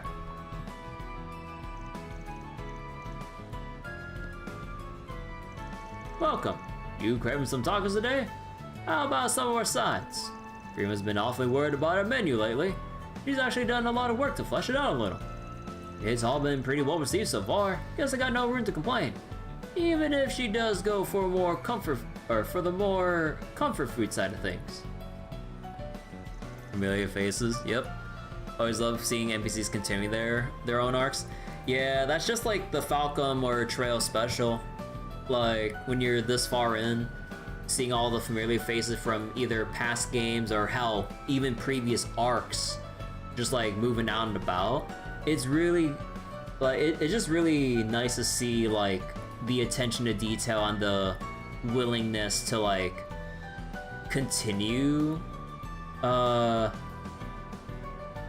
having more life and breathe into the world, so that like, because like when you're done with the game and you go to a sequel, sometimes you just have like NPCs that would be there just either gone or not having anything done with them. Even like the smaller NPCs that should be like staples to their particular locations, like Gordon and Gordon and Primo here. Like, it'd be a shame if like nothing was done with them in like the next game or whatever, going from Daybreak 1 to 2. So wait, sorry, but you can't take Van's outfit next to Elaine's Supreme outfit. I mean, it's different kinds of outfits. Like, Van's not the type of person to just go for fashion. He's not that kind of guy. Like, he would rather put that money for fashion, for clothes, into car parts and upgrades. Like, his fashion is his car. Like, Van's not the kind of person that would get all, like, put on all bunch of, like, bougie-ass or fancy-ass clothes or whatever. Unless he's, like, forced to. Like, he would only change clothes into something nicer looking out of pure, with a whole ton of reluctance and pressure from like friends and other circumstances. That's the only time he would ever change his clothes, like to something different. And premium sweets, and lots of extra money and premium sweets, that too. If you see her around here and there, don't worry about it. She says she can't rest whenever she knows there's a place she hasn't sampled yet. That girl. My dishes are simply to die for. When you eat a cooked recipe for the first time, you receive gourmet points. Earning enough points raises your gourmet rank, which in turn raises your party stat values. See, any increase in rank due to food will occur after a battle finishes. So basically, you can't try to cheese a certain thing if there is room to cheese by eating all your food in one fight for a boost. Although, there's no reason to really do that. You can kind of eat all of your food before going into a battle if you wanted to raise a rank, so I don't know. Let's see, chicken taco, beef taco, and some orange juice. So wait, it is a contraction of, isn't it? Kinda, I think. I look forward to seeing you again in the very near future. Alright. What you doing over here? What's your name? Eddie! Eddie, that was your name. You can't believe they have actual taco meat spinning. Actual attention to culture. Like, they kind of mix and blend a lot of things together with the Trail series. Ah, customer. Man, and I only just finished my prep work too. Okay, well, the chestnuts are ready, so just give me a moment, alright? Wait a second. What are you doing here? This is the son of the lady who runs a general store in Old Town, right? What's up? You working hard lately? I thought I remember you selling roasted chestnuts last year. Looks like you made a whole business out of it. Yeah, I guess. It makes me happy when customers like my product, you know? And it can be kind of fun to figure out how to sell it to them all. Or sell it all to them. If I can just manage to save up a little, I can finally repay my old lady for taking care of me all these years. Well. It's nice to see filial sons, don't you think? Your mom must be real proud. What? It's not like that. I'm just doing it to to get rid of all my debts to her. I get you. It's hard to admit how much you love your mom. These two are something else. Don't say a word to her, alright? Anyway, just because I left the gang doesn't mean I'm some mama's boy now. What's it gonna be? I'll take some of those nuts. Later. Thank you. Actually, what's the description for that? What's it gonna be? Chestnuts that get sweeter the longer they've been roasted. Later. Okay.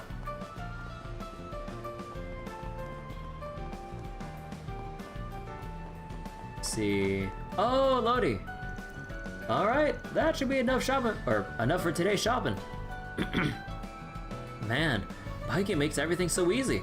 You know, come to think of it, didn't I see Selma out running again? I guess even winter doesn't stop her, huh? I'm impressed. Maybe I should get her something as a reward. Aww. Where's Selma? Oh, there she is. She's running all the way over there. She'll make her way around soon.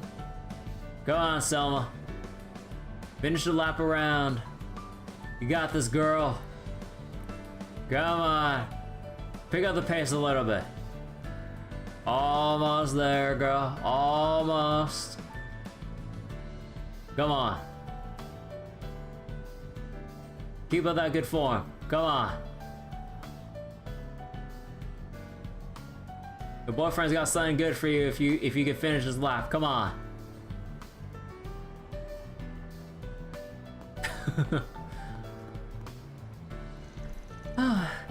I'm going to lose so much weight like this. Then I'll finally get myself a boyfriend. Well, I say that, but someone's already caught my eye. Wait, no, Lodi's just a friend, Selma. No, wait, I forgot. Wait, did she friend zone him already? Wait, I forgot what happened in Daybreak 1. No! F in chat for our boy Lodi. Oh, I forgot what the status of their relationship was. I mean, it'd be great if we were closer, but I don't want to cause problems. I guess Lodi went out shopping again, huh? Seriously, stop it. Just focus on your running for now. Oh, okay.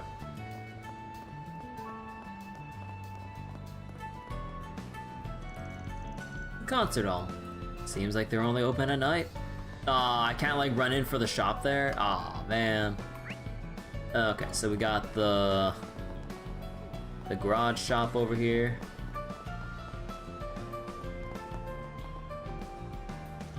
Are you serious? Of all the days to sleep in, you just had to choose today. And now you want to get your car washed? Hey, it's a Z1 race day. I can't just show up with a dirty car, man. And don't worry so much, Hiatus. Wait, Hiatus? I forget how to pronounce his name again. I'm sure we'll still make it in time. You're gonna move on, would you?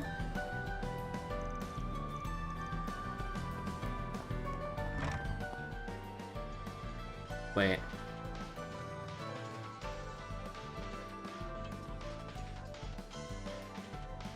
Wait a second.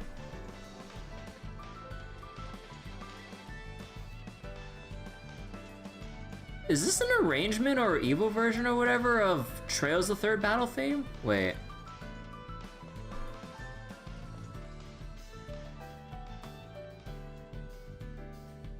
Oh no, it's going to a new song. Hold up.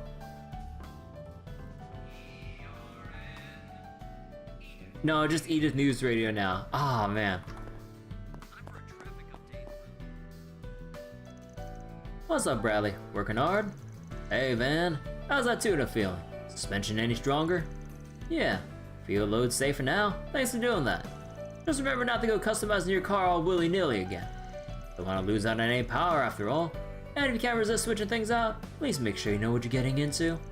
Understood, boss. As for you, young lady. You got any problems with your car? Just let old Bradley deal with it. Thank you. I'll keep it in mind. Wait, what? Wait, how do you know Bradley? We met while I was working on another case. He's quite skilled at this job. Well, he did used to work for Ingrid after all. He's practically a font of mechanical knowledge. That girl. Why is she always taking off when we're at her busiest? Oh, that's right, today's race day, I know. I don't usually care what she's up to, but all I know is she better not come home begging for new car mods. Can I help you? Ingrid wallet. Increased drop rate. God. Okay, no, I'm pretty sure he'll always have this here. Because we still, oh god, that's expensive. Because we still got Bermotti shop and, oh, you know, I could just sell my droplets. I don't care. The droplets are so meaningless in terms of like they're relatively meaningless in the grand scheme of things with like how many stats they provide. Also, wait. Oh, here's all the info stuff. I just need to open up this menu.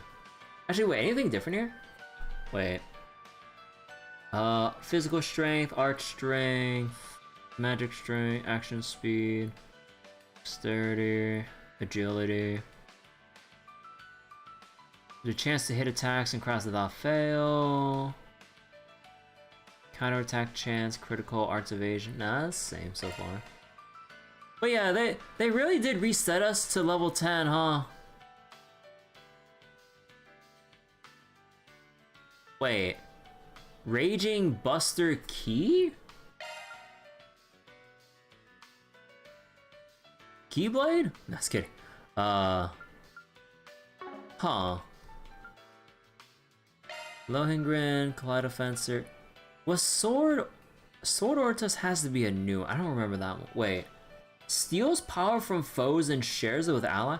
Party HP and craft point recover. Wait a second. Semi reset. Level 10 but keeps the craft from the last game. Yeah. Man, I want my levels back. Although I guess they didn't want like numbers to keep getting or escalating out of control like in Cold Steel. Man. Numbers really got out of hand with Cold Steel going into Reverie. especially if you wanted to go the CBT route of like playing on Abyss mode with extra levels. Like once you're in post-game territory, you're looking at enemies with, or major bosses with like what, 7 million, 10 million health or some shit. Oh boy.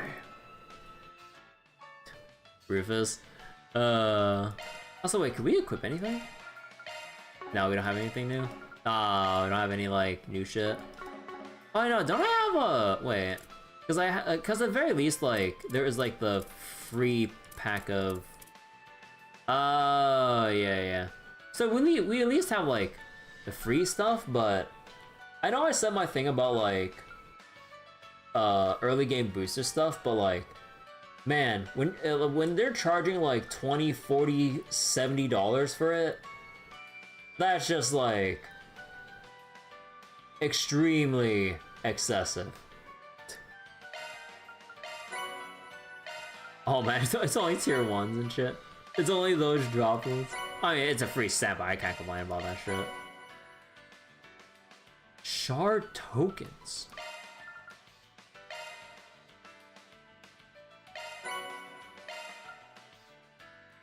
Oh yeah, Shizuna outfit.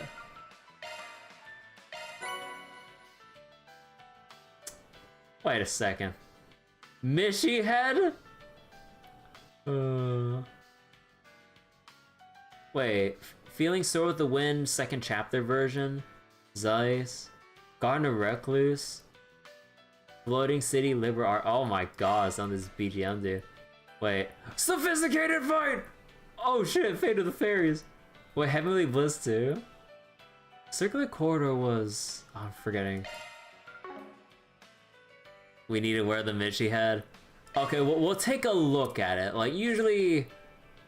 well, with very small exceptions with, like, having the plushes that latch on to a character's arm or whatever, I usually don't go too crazy with outfits. With the exception of Sarah in Reverie, but that was one exception.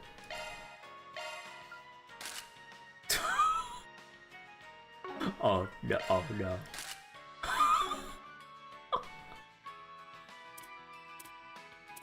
Oh wait, whoops, wait, wrong button. Wait, what was the zoom? Oh, A and D for this one? Oh my god. This looks...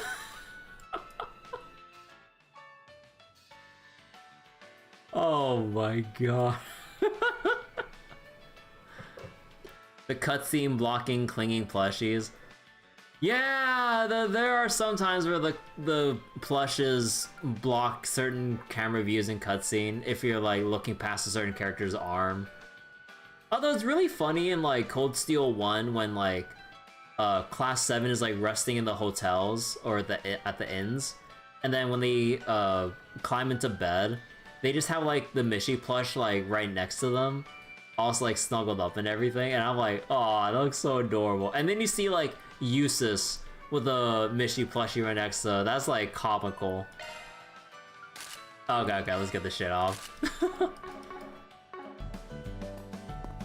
Can I help you?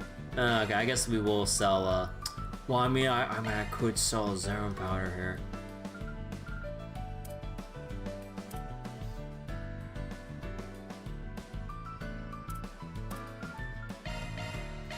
Come again. Sure. Can I help you? Oh, I forgot to buy this thing.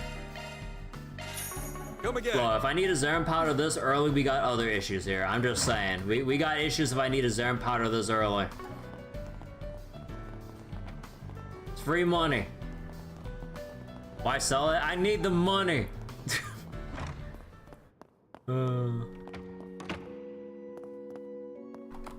Look, if I need to rely on it now, we got issues. Mother Kyra's classes are so interesting. The ones back in Elstein were never any fun. I think I'm kind of used to the Republic now. And I've made some friends too. Yeah, Sunday school's the best. I did my homework today. I usually forget, but Rooney came by to remind me this morning. I don't know if I got any of the answers right, but at least I did them. So wait, Banda's mind stabbing himself. Oh. Today we're learning about the history and culture of Alzheim. I'm personally not of Central Eastern descent, but I have a lot of friends who are, like Lola and Earl. Or Earl or Arl? I don't remember. There's a lot of interesting story. Oh, okay, hold on. I think this calls for a water break.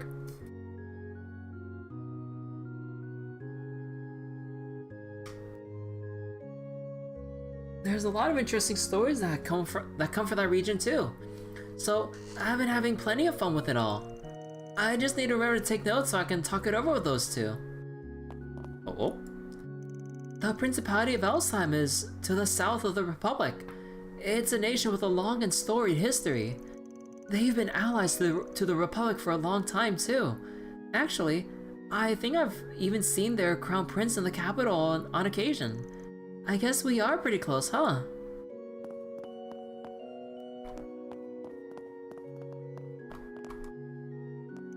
Oh, good afternoon.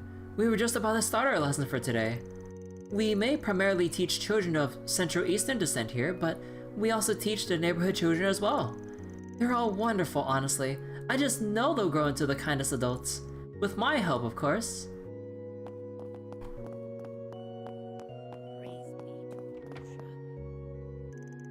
Welcome to our humble temple. Here you can worship in the same manner as those from the Central East.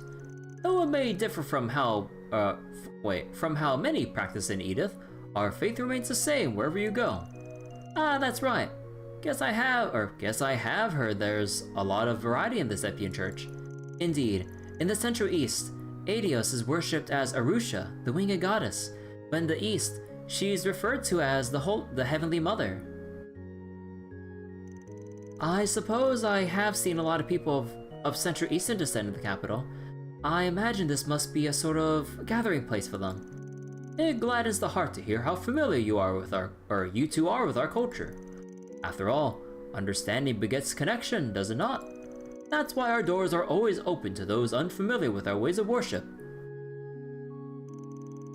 Many offered their prayers here last year.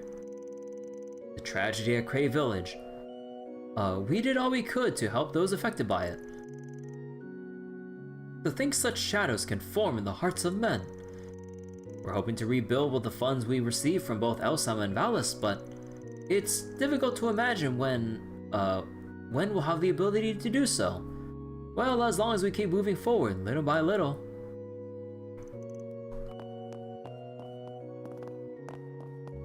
Alright, anything else here? Nope. Oh, because usually the Vicar would be in this room then. Okay. And as for everything else, yeah, everything else is like cutscene related, so I think first things first, we gotta stop by Bermotti's. Wait, oh, little bird's here.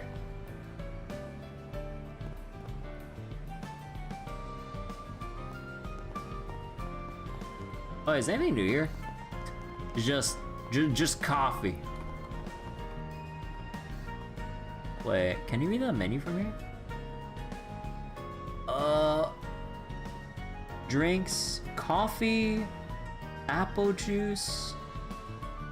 Is that supposed to be orange juice up there? I can't tell with the food part though. Alrighty. I definitely know the drink on the bottom definitely says coffee.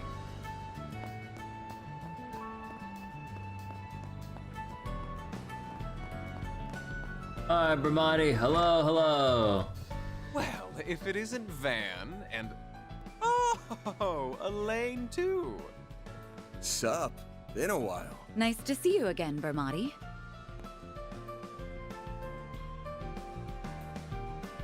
And it's always a pleasure to see you. It's been some time since I've seen you both together like this. Wait, could it be that you're dating? And you didn't think to tell me? Oh, shame on you both. I'm sorry to burst your bubble, but it's not like that. You're letting your imagination get the best of you. Again. Anyway, you got a sec? We have a couple of questions for you. I assume it's related to that incident? Very well. Pull up a chair. There's something that's been bothering me about the whole affair as well.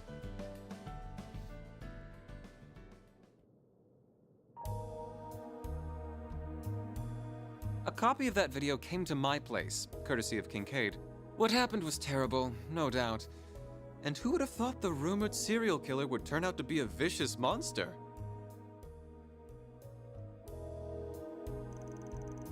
I'm sure you're well aware the Guild and the CID have pegged you as the culprit. Why they think so is beyond me. Perhaps that has something to do with the incident in Tharbad or the strange happenings in the capital 2 months ago. Yeah, it's complicated. And there are other parties involved besides me. So honestly, I'm not sure how much I'm at liberty to say.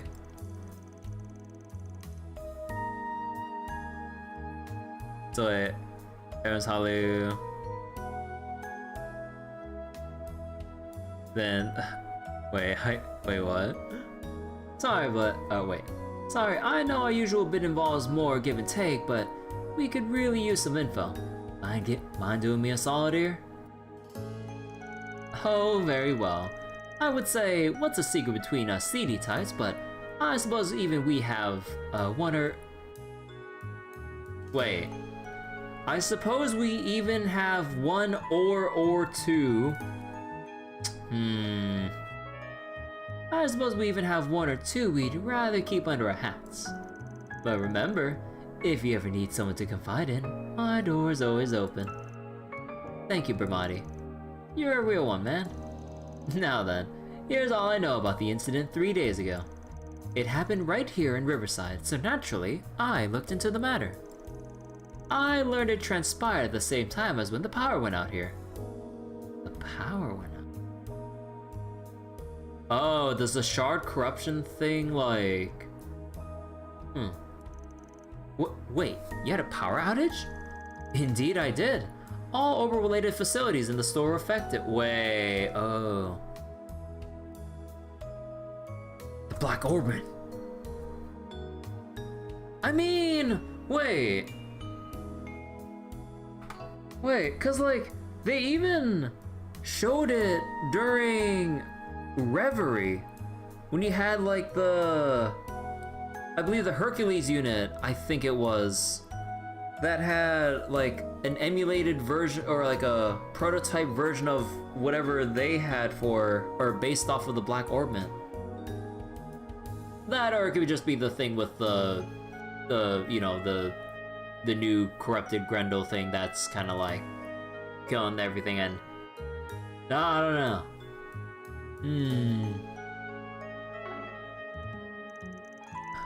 The lights, fridge, jukebox, everything stopped all at once. As you can well imagine, it caused quite the stir, even apart from the incident.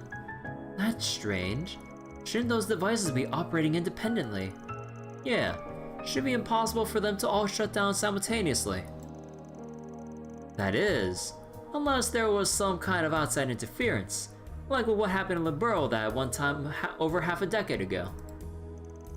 The outage was, yeah, sorry. The outage was over just as soon as it started, so it wasn't widely reported. But I still did some digging, and I found out every place in the surrounding area had similar outages. I've yet to determine the cause, but regardless, I find the whole affair rather suspect. Can't say I blame you. Well, if you find anything about this, you'll be the first to know. Thanks for the help, Bermotti. I owe you one. No, perish the thought.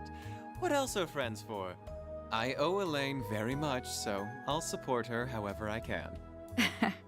Why, thank you.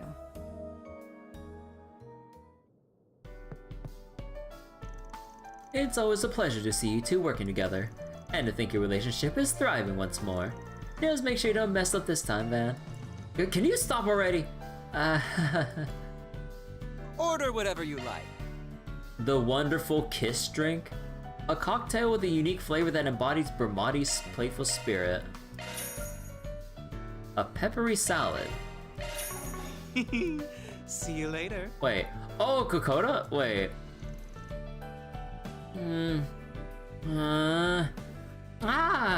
Why can't I think of anything? Oh no, she's going through writer's block for a comic. Drawing battle scenes is the worst. Just what am I doing with my life anyway?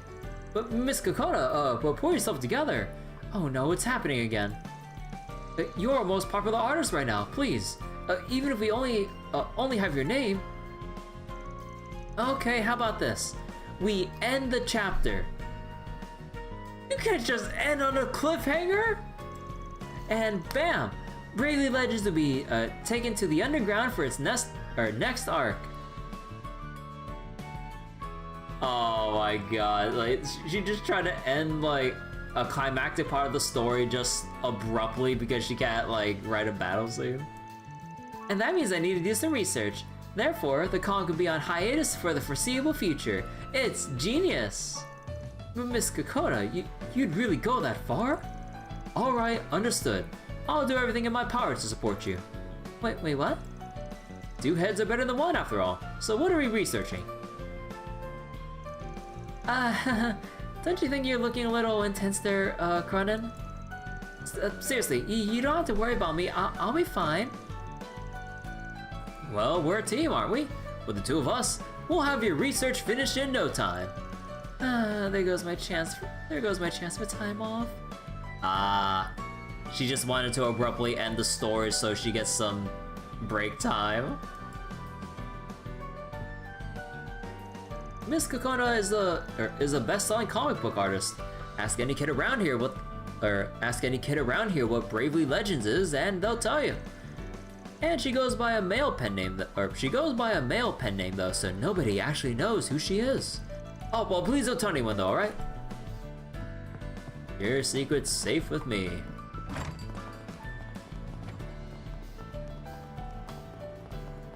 Okay, looking at my OBS and everything, yeah, I haven't really been dropping in performance or anything as far as I can tell. No skip frames or drop frames with, like, rendering issues or anything like that. Nice. Fishing!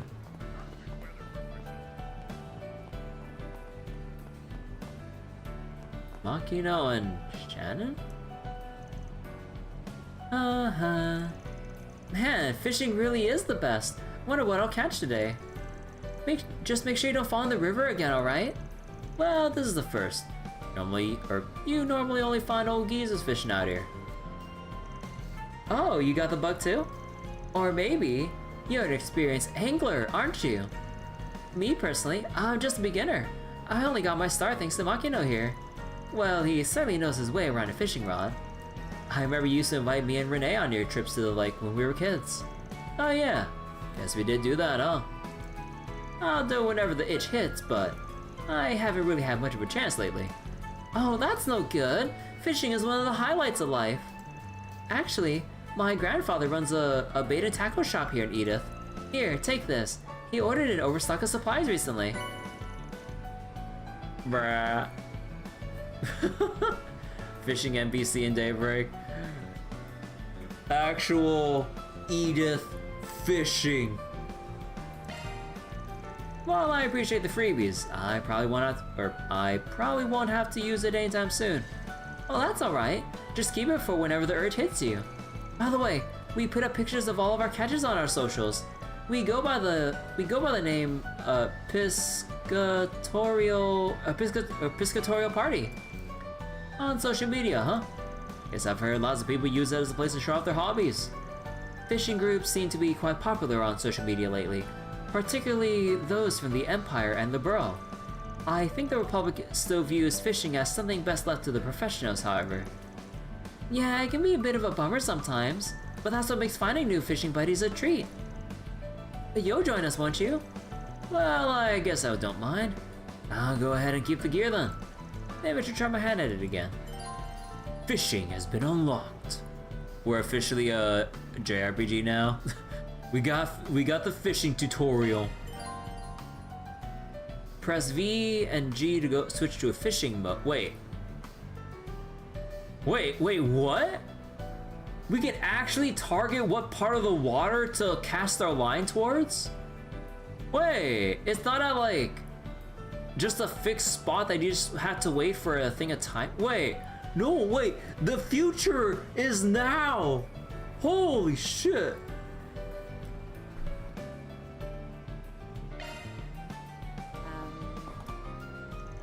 Oh yeah, your name's Van, right? I look forward to fishing with you. And if you're interested, make sure to check out our socials. Guess China's really got you in your sights. Oh, before I forget, my grandfather's shop is over in the Center Marsh. If you ever need any supplies, just go ahead and pop on by, yeah? Alright, thanks. Wait, so then, let me make a save here? So then, here... fish. Let's do this thing. Oh. Wait, does it really matter, or... I can't... Oh, wait. Alrighty. Oh, wait, you have different kinds of... Oh, wait. Oh! You can hover and see which... Oh! I just noticed the thing that shows the... Oh, you have like a sweet spot of like what probabilities of whatever fish are. Oh, okay.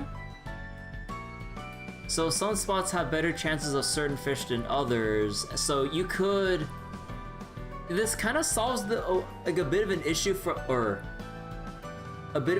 from like other Trails games with trying to fish. When you have like a certain fish you want to always try to fish for, then like sometimes you just be getting desire censored like crazy, right? But at the very least here, you can like at least move the line you'll cast to a different spot that at least like removes some variability. Oh, cool. There.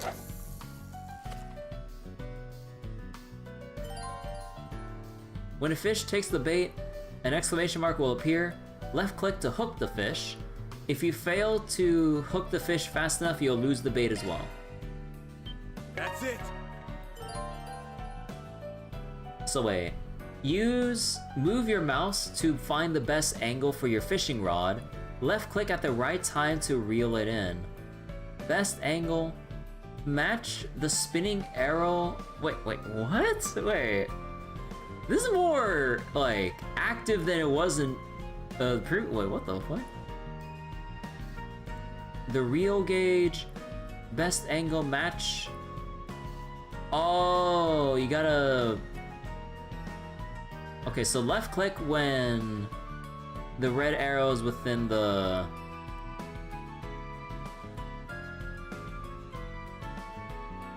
If you press outside the best angles 3 times or the reel gauge drops to 0, the fish will escape.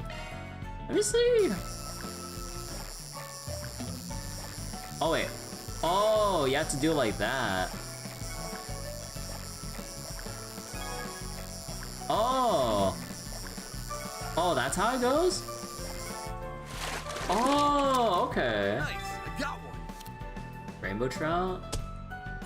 Rank C.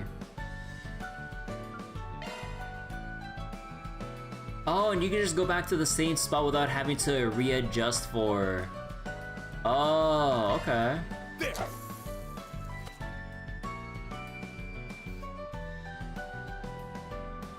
That's it.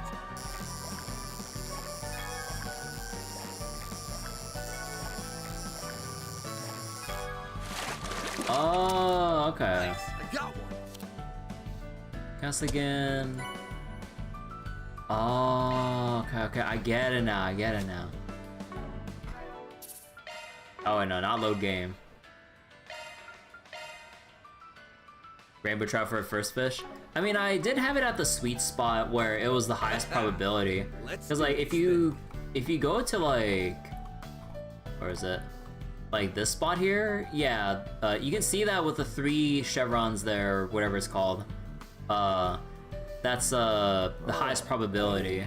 But now I just need to see if I can find a sweet spot for the other fish, though. Because, like, I don't think I see a way to get the other more elusive fish.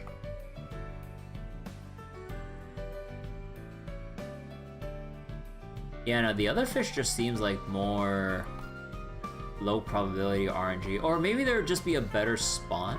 Wait, a better spot. So wait, you can just like fish anywhere now, right? Let's do this. Oh, yeah, so you can just like fish anywhere you want.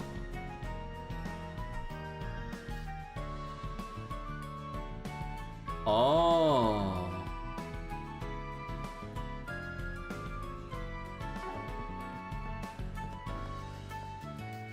Feels like Falcom's other game fishing, probably affected by fishing gear.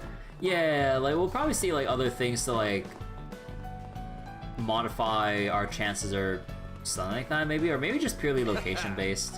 Let's do this thing. Okay, now at this point, I wish we have some kind of like device that has like a heat map, so we don't have to keep hovering. Oh. Oh. Yeah, wait. Yeah, so the Castigan's like best probability is right there.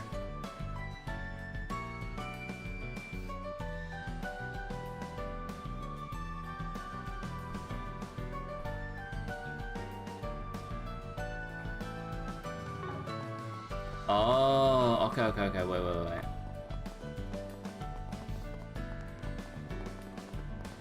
Okay, I am walking over here.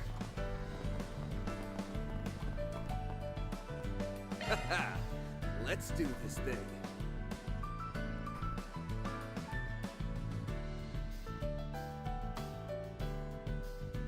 Okay, there has to be like a sweet spot somewhere with like at least the silver. Oh, okay, I can't go any further than that. At least like a silver probability level for the other fish. Wait, I can't. Oh, they don't let me go down there. Oh, that means I have to go on this part of Riverside then.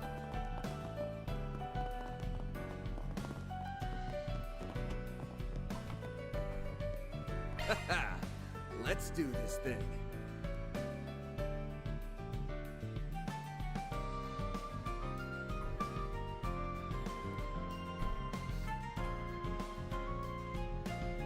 Okay, we're gonna be here for a while. Come on, there has to be a spot where those other fish I haven't gotten is at least like a silver chance of like. My stall has the best dishes around. It has to be like a silver chance somewhere of this thing.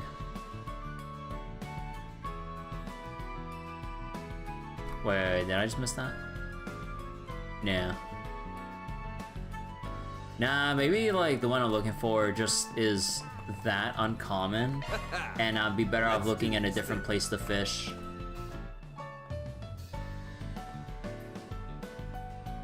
Yeah, if anything. Yeah, okay, hold on. I'll do the thing where I'll just make a save here until we get the other fish that we probably won't get. Let's do this thing. There.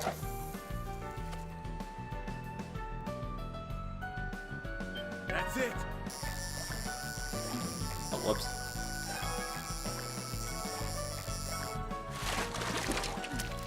Nice, I got one.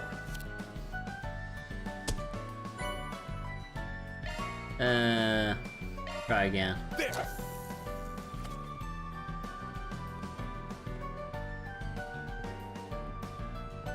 That's it.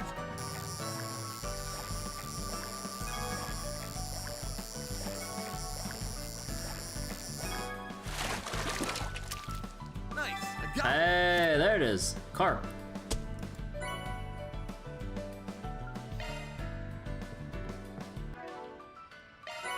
See, caught 3 types of fish. Alright. You want some roasted chicken? Alright, and at this point, all that's left is going to the maintenance tunnel. Okay. Actually.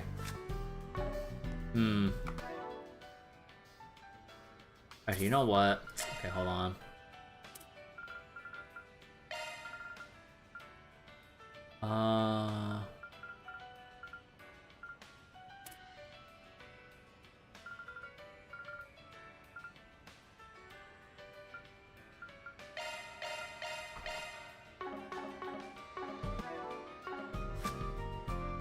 Okay. Because, like, I'm trying to, like, bring up the main menu here, but then I keep reflexively pressing, like, the other buttons. Oh my god, okay. Drive me crazy. Alright, how's combat? Oh, no, we just opened the door, okay. I thought we would have, like, That some looks kind like of the a... place. There's Deswani and Elvis. Let's hit him up with some cues. Oh. I see you're hard at work as always, Alvis. Same goes for you, Inspector. Elaine, aren't you off duty today? Wait, what's he doing here? Yeah, he still got beef with us. And this one is probably not too happy since we're on his... Did you have some business with us, Spriggan? Yeah, this one is still giving us shit. Nah, I'm just here to gawk while the A-rank bracer lady does her stuff. So, Elaine, why are you with him on your day off? Is this some kind of issue here? Hmm? Well, I have something I need to check up on, and I asked him to accompany me. Don't worry. I won't let him do anything that goes against our code. No, that's, not exactly what I mean. Do I detect some jealousy? Ooh, I feel for you, man. Don't pity me. I had done a sweep of this area as part of the guild's investigation of the incident, but I'd like to take another look. Would that be a problem? Guess news of that Hercules incident has started making the rounds. Fine. I'm not going to turn down a request for an A-rank bracer. Bear in mind though that the site has been mostly cleaned up already. I'd be interested to hear what you make of this case, Arkwright. Sure thing, Inspector. Follow me, you two. Van doesn't know how to say that. Yeah, who's more dense, Elaine or Van? Yes.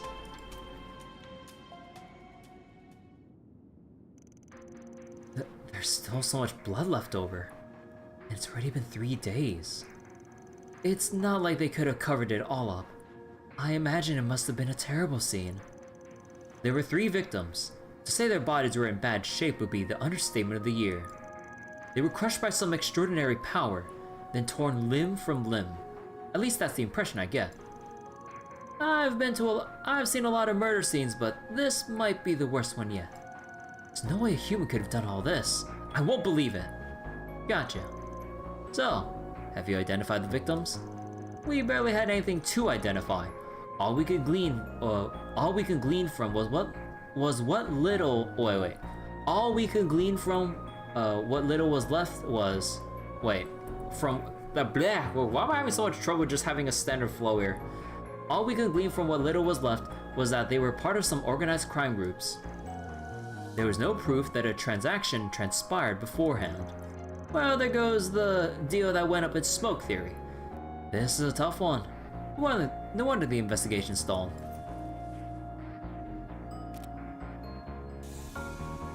Oh! What did you just... Oh, so that's the shard search function thing. Oh, well, we're not good enough to have our own, like, legally distinct detective vision, like from, like, the Batman games or some shit. Honestly, I'm not convinced there were only 3 victims here. Wait, what?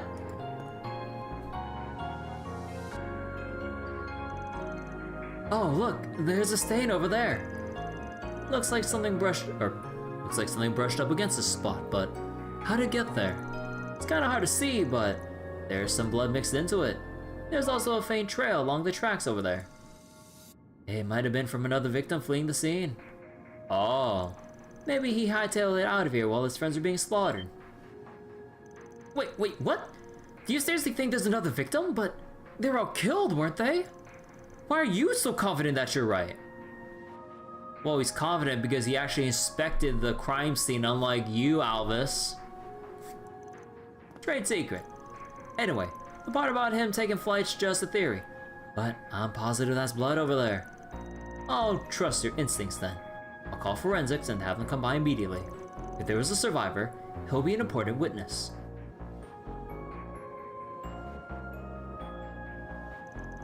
I feel like I might have just derailed their investigation a bit. More than just a bit, I'd say. I can't say I expected the possibility of a survivor. I'm assuming that trade secret of yours was the tech you received from Reset. Ah, good old Marduk tech. Bingo. Forgot I told you about that. Before the start of the new year, she asked me to give it a test run. So I had to use it, so I use it every once in a while. Works pretty well. That'll be long before it becomes standard issue. Well, I suppose it came in handy this time at least. Thanks to that, we found a very important clue. Maybe it'll come in handy through the rest of our investigation. Alright, I think we've learned all we could from Riverside. The next place on the agenda is the Grand Circuit. We can depart whenever you're ready. The Grand Circuit has been added to the travel menu. Ooh, new location? Press 4 or N for the travel menu. Location's been auto-registered. To-do list. Can't say I'm happy taking advice from somebody outside the force, but thanks for the help. We'll get those bloodstains analyzed right away. Hopefully they'll be able to shed some light on what really happened. Alrighty. Marduka's always being suspicious? Oh, yeah, of course. Oh, we can't break open. Oh, we can't break these open because we don't have field combat yet.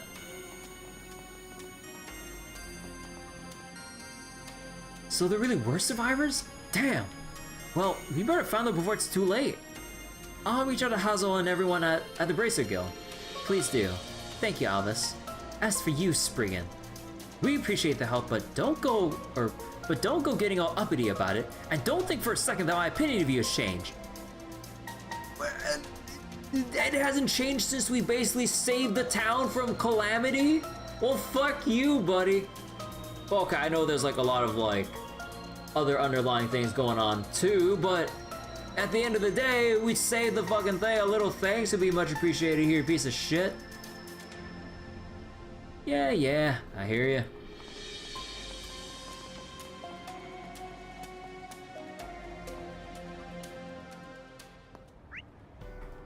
Alright, and I believe... don't think there's anything else here. Off we go. Yeah, so we're all good here. Alright, Grand Circuit time. Let's be on our way.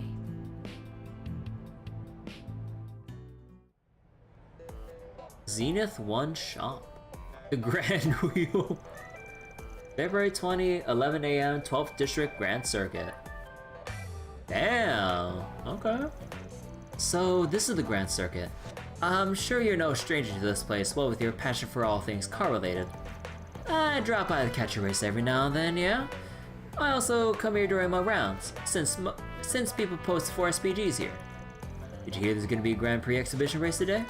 Yes, I read about it in the Tyrell Times. They said Maxim Lugan would be taking part.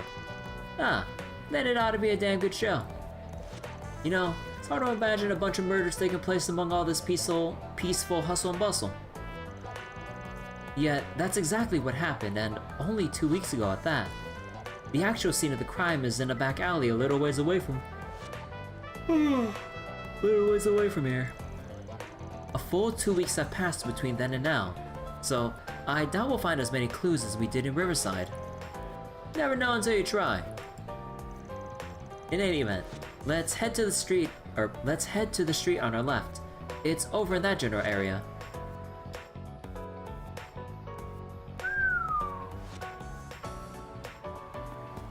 Wait, they have a rock climbing thing here? Wait, what do you mean I can't run through the street? I gotta use a crosswalk. I gotta use the crosswalks to cross the street. Come on, wait, Giordano? Oh my god, this guy's still giving rides. Yo, rock climbing wall and everything here. That's neat. I never done any. That climbing wall looks like fun. I do wish it were a little taller. A little taller. I think it's tall enough as is. Not everyone's as fit as you are, you know.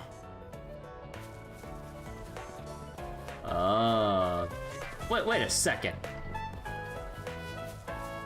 What the fuck is this?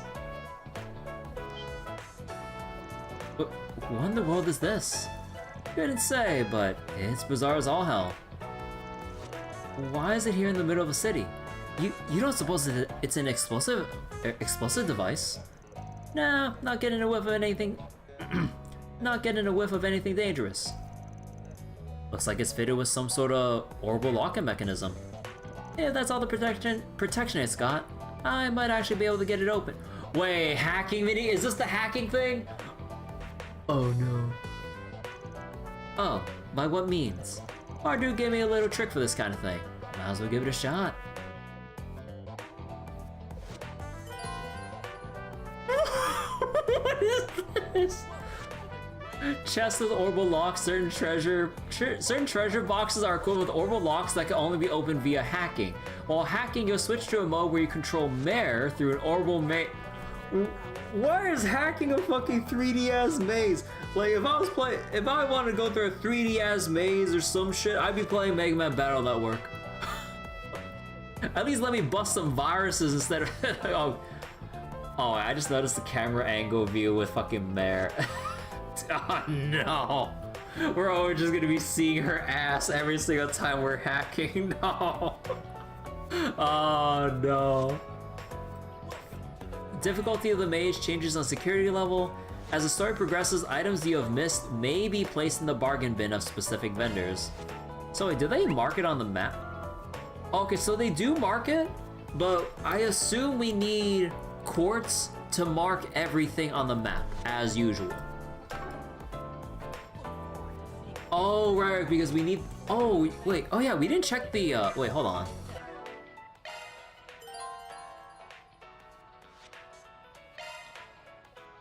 Okay, so... They still have the same attack, shield, arts, and EX lines.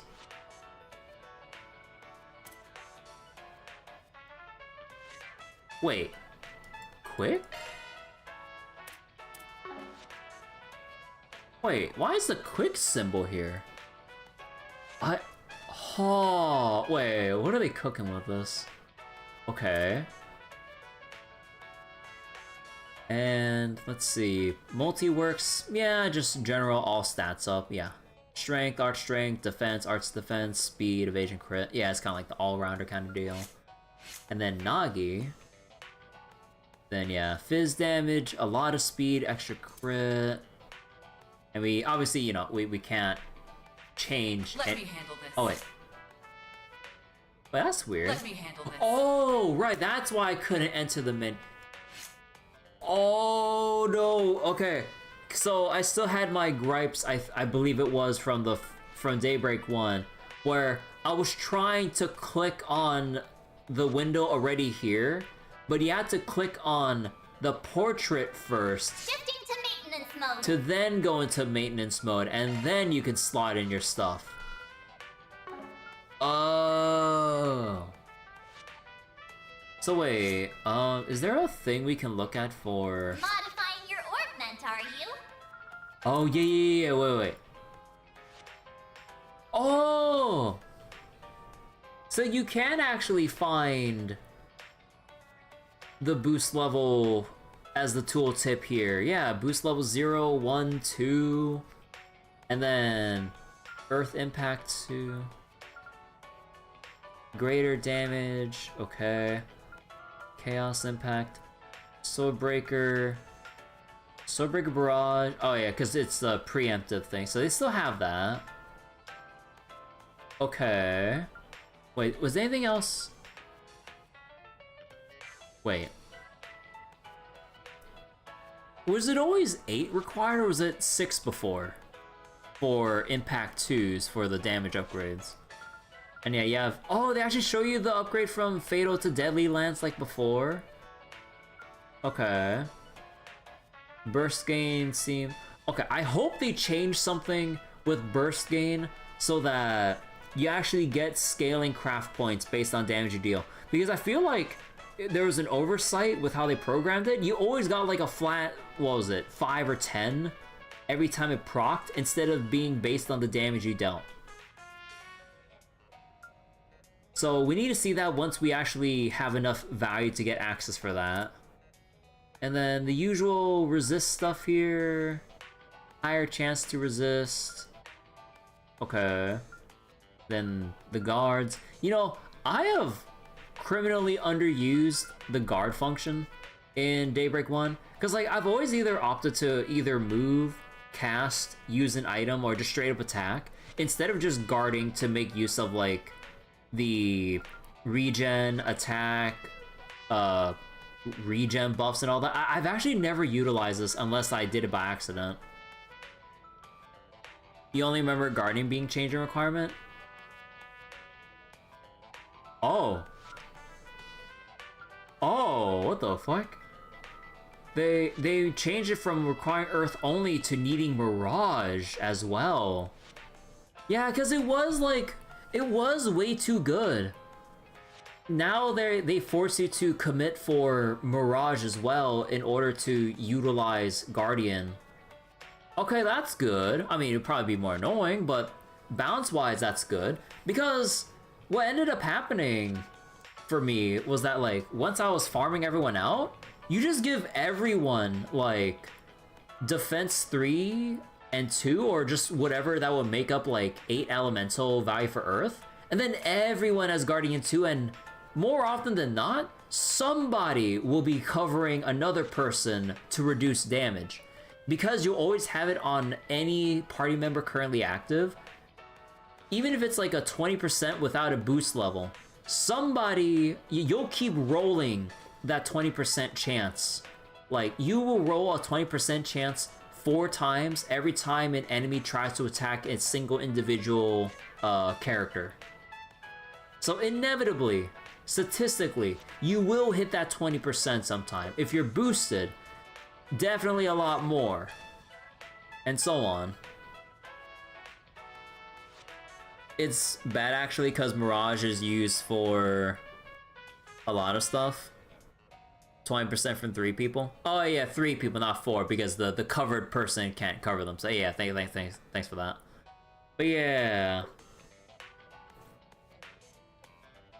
Let me see. Although, yeah, I know I did just say the thing about Guardian, but yeah, Mirage is still used for the essentials like Sword and Shield Breaker needing Mirage to kind of pair along with the requirements. And then let's see, Terrific Force is still the same. Avenging Arrow. You know, I hope Avenging Arrow is actually worth a damn, because I remember this barely doing anything. I hope it actually scales well once we actually get around to equipping this. So wait, ultimate stuff still uses time and space? Yeah, still uses time and space for like the high tiers of like shard skills. Alright, oh, it's called drive, not arts. Let's see, so the usual boost here. Yeah, it's just the usual stuff here from what I remember. And then Mind Breaker, Spirit Breaker, still roughly the same. And then Arc Feather, Judgment Feather, still seems kind of the same with the requirements. And yeah, wait, if you build for Mirage anyway, well, actually, that might depend. Absorbing Arts, Avenging Arts. Yeah, I tried to make use of Avenging Arts, but then with how things lined up, you're usually not evading arts. You're usually trying to avoid it being cast in general, so I'm just like, I don't know. Mirage. Yeah, like Judgment Feather in Daybreak 1 was super essential for stacking up combo hits to scale damage. So then you'll inevitably set up yourself for... Oh, wait, no. It's a different line. What am I talking about? Oh, wait. Wait, I'm dumb. Yeah, no, it doesn't matter because they're on different fucking lines. Wait, what am I getting all worked up about?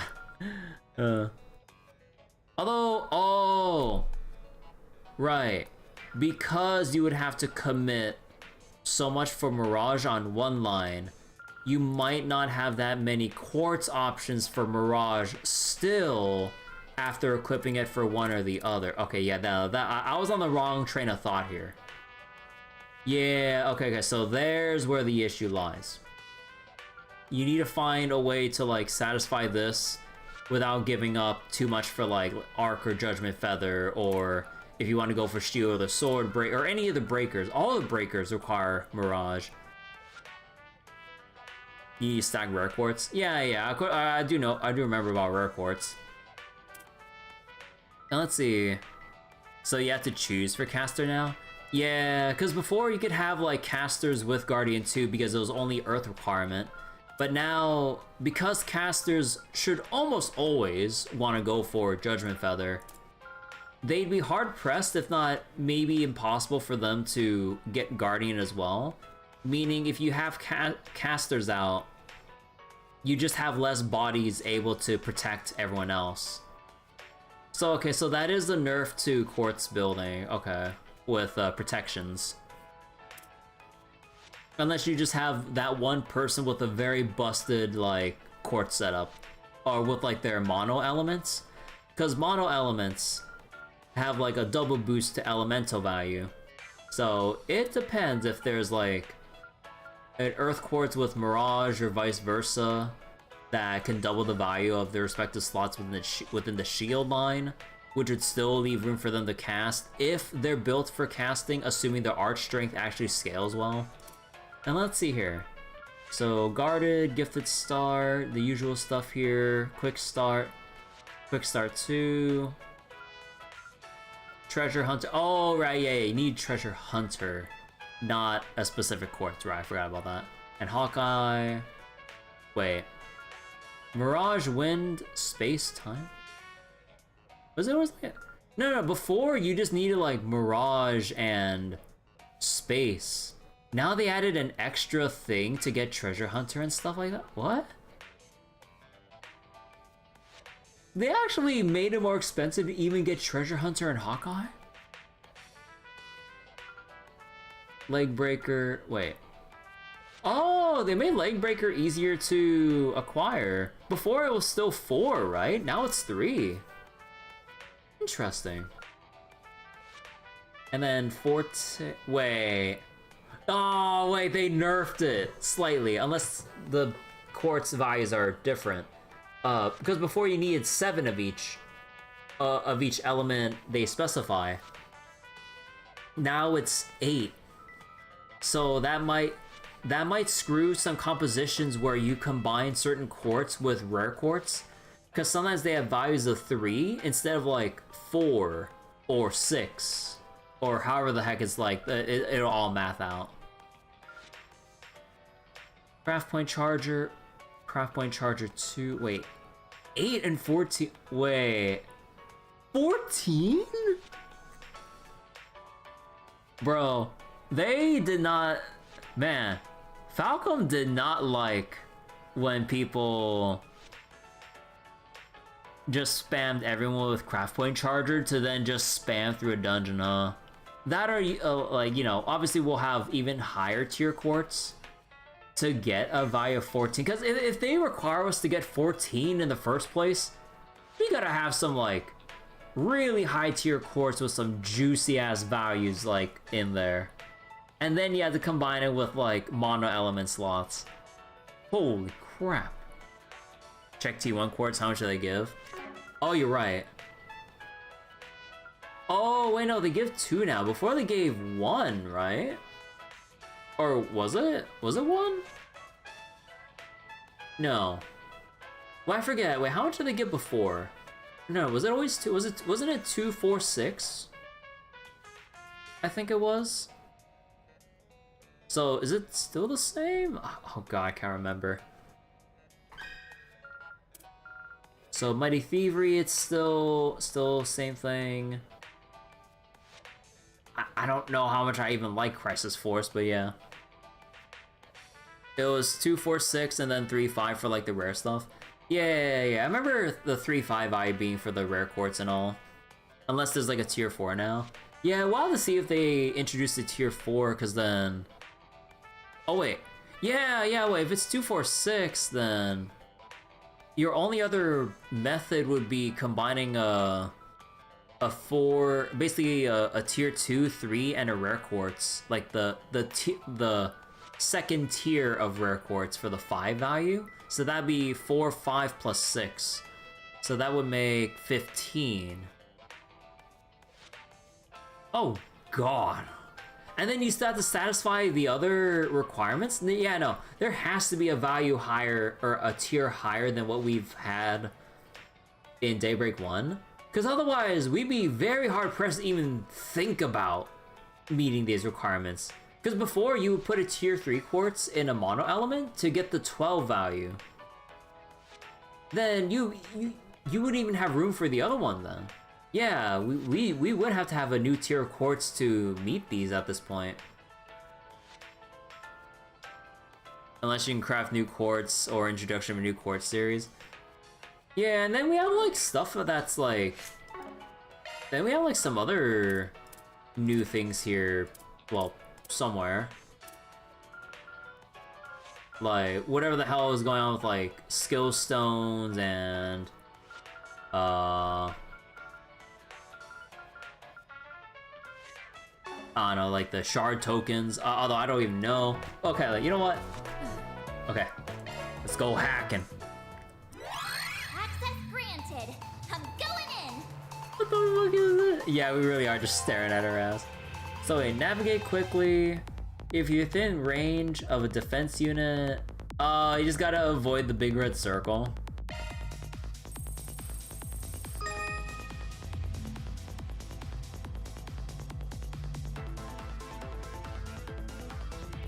Oh, so they only move you along grids, or the squares. Wait, we gotta break the barrier! We gotta break the barrier! I mean, the firewall! they say breaching firewalls, but they call it fucking barrier when you walk up to it. Enter the correct code if you make an error, you have to start from the beginning. That's a good law. Now do me a solid and open up. No sweat. I made it! This thing's as good as unlocked. Oh my god, thank you, March. Amber. 2 SP. I see.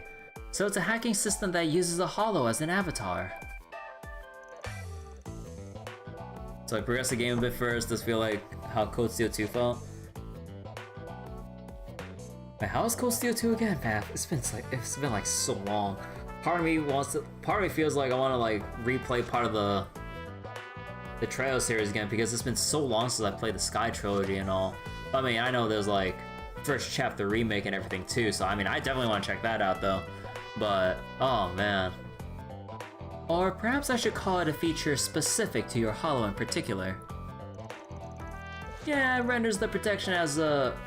Wait, it renders the protection as a virtual space. Then it disables it through a specialized procedure. Never tried it before though. Glad I didn't embarrass myself. Your tricks of the trade never fail to surprise me. Just try not to use them for anything illicit. On a separate note, what do you suppose this was doing here in the first place? Good question. Almost feels like they wanted somebody to crack it. Doesn't seem dangerous though, so we can take any others we find down the road too. Not a speck of prudence in you, is there? Alright. Come on in and eat your fill. Fair weather days like these are the perfect time for an afternoon beer. How about it, you two? Grab a seat and I'll treat you to a round. Ha ha ha. Oh, believe me, I'd be down if we weren't on the clock. Perhaps we can stop by for a drink another time. My stuff can't be beat. I'll be waiting for you. Is the alignment system still here? Yep. And we start off at 3. Wait. We start off at 3?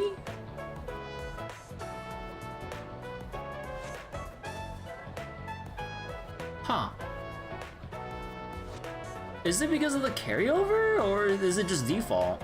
Because, I mean, technically, you know, you would have your alignments like this already, but then... Try carryover? They didn't specify carryover, but... Huh. Yeah, I got no idea.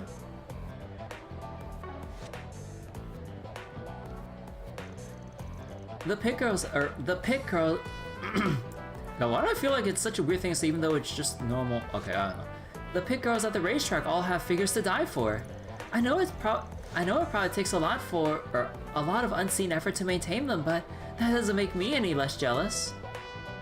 Oh, right, because the DLCs gave the girls Z1 racetrack outfits. Oh my god. And we have one for fucking Shizuna. Don't ask how, but the sound of Z1 cars rolling around the track makes a good beer that much tastier. The symphony of cars vying to outpace the pack. Couldn't ask for better background music.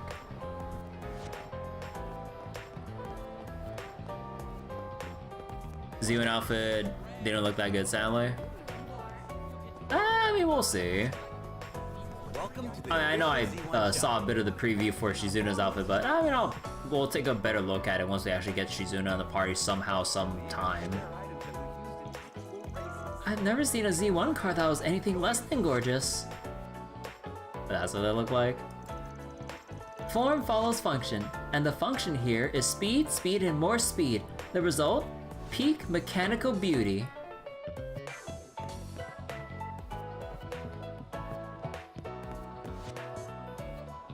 Huh.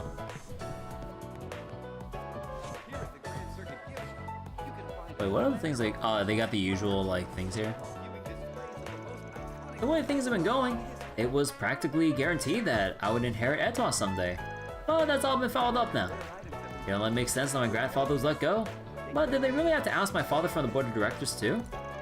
I think this guy is the grandson of Etoile's former president. Oh!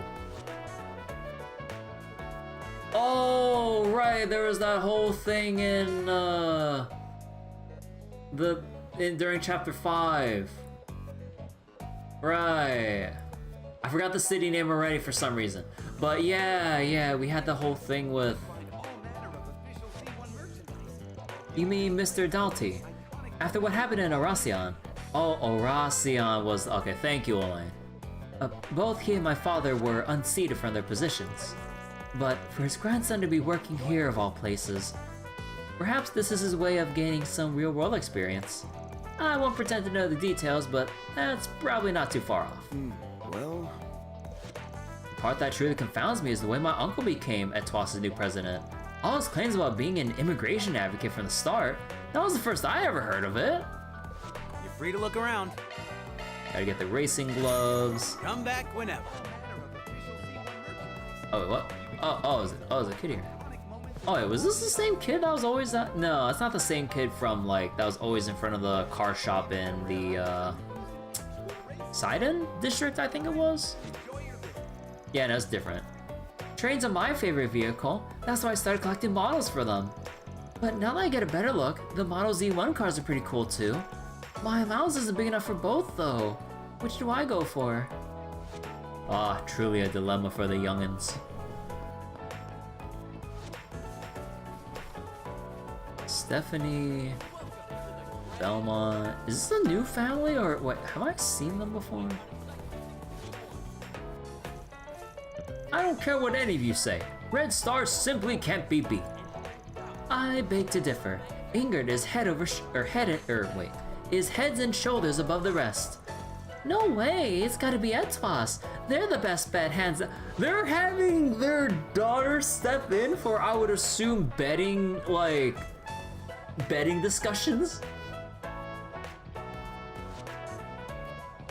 Okay. All right.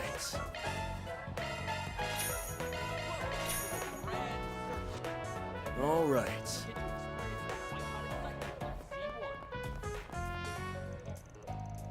Are you looking to purchase a ticket? That actually won't be necessary. Since all of today's races are exhibition matches, the speedway is open to the public right now. So feel free to head in at your leisure. The Z1 Grand Prix awaits. Oh, that's cool. Wait, I can actually walk up here? Ferris wheels. Classic date spot. This one's pretty popular since you can see the whole racetrack from the top. I suppose that makes sense. It's not really pertinent to our investigation, though. The kid's just like pointing forever. Point. Welcome to the Grand Circus feature attraction, the Ferris wheel. Its main draw is the overhead view you get of the entire racetrack. Let me know if you're interested, and I'll set you up with a gondola. Gotta admit, I'm tempted. Oh, And who would you invite along for the ride, pray tell? Well, we're set, obviously. Wait, Damien? Oh my god, no, it's the High Bloods, I think? Lucio can't pull off a suit for shit. Hey, give him a break, he's making the best of it. Yeah, no matter how far Lucio falls, our bond as High Bloods is unbreakable. When it comes down to it, he's the only one who can lead us. True enough. Where's pals? And pals shouldn't leave each other behind. So the boys are just looking at their boy falling on hard times, like being forced to work after his dad's fall from grace from the company, going, look at him, he ain't looking good in a suit while he's working.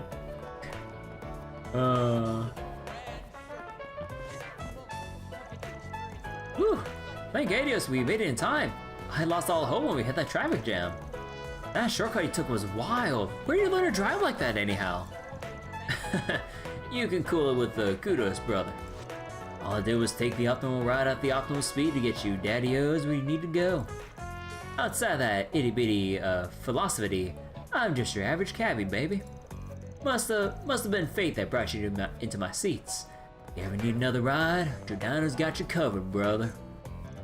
Wow, he's one cool cat. Dude, I love this guy so much. Hey, long time no see, brother. Out in the town with the guild's creme de la creme. Now I'm not looking to poke my oars where they ain't welcome. But if you and Beauty's Blade here ever need a lift, just stick out your thumb, dig? Bro. Bouldering, huh? It's like rock climbing, but in a more controlled environment. I'm not so sure that a couch potato like me would have much fun with it though. Just give it a try. What's the worst that can happen? You fall down? Looking to do some bouldering? Just check in with me. It doesn't matter how in or out of shape you are. Everybody's welcome. We got multiple plans geared toward different fitness levels, so stop on by and work up a healthy sweat.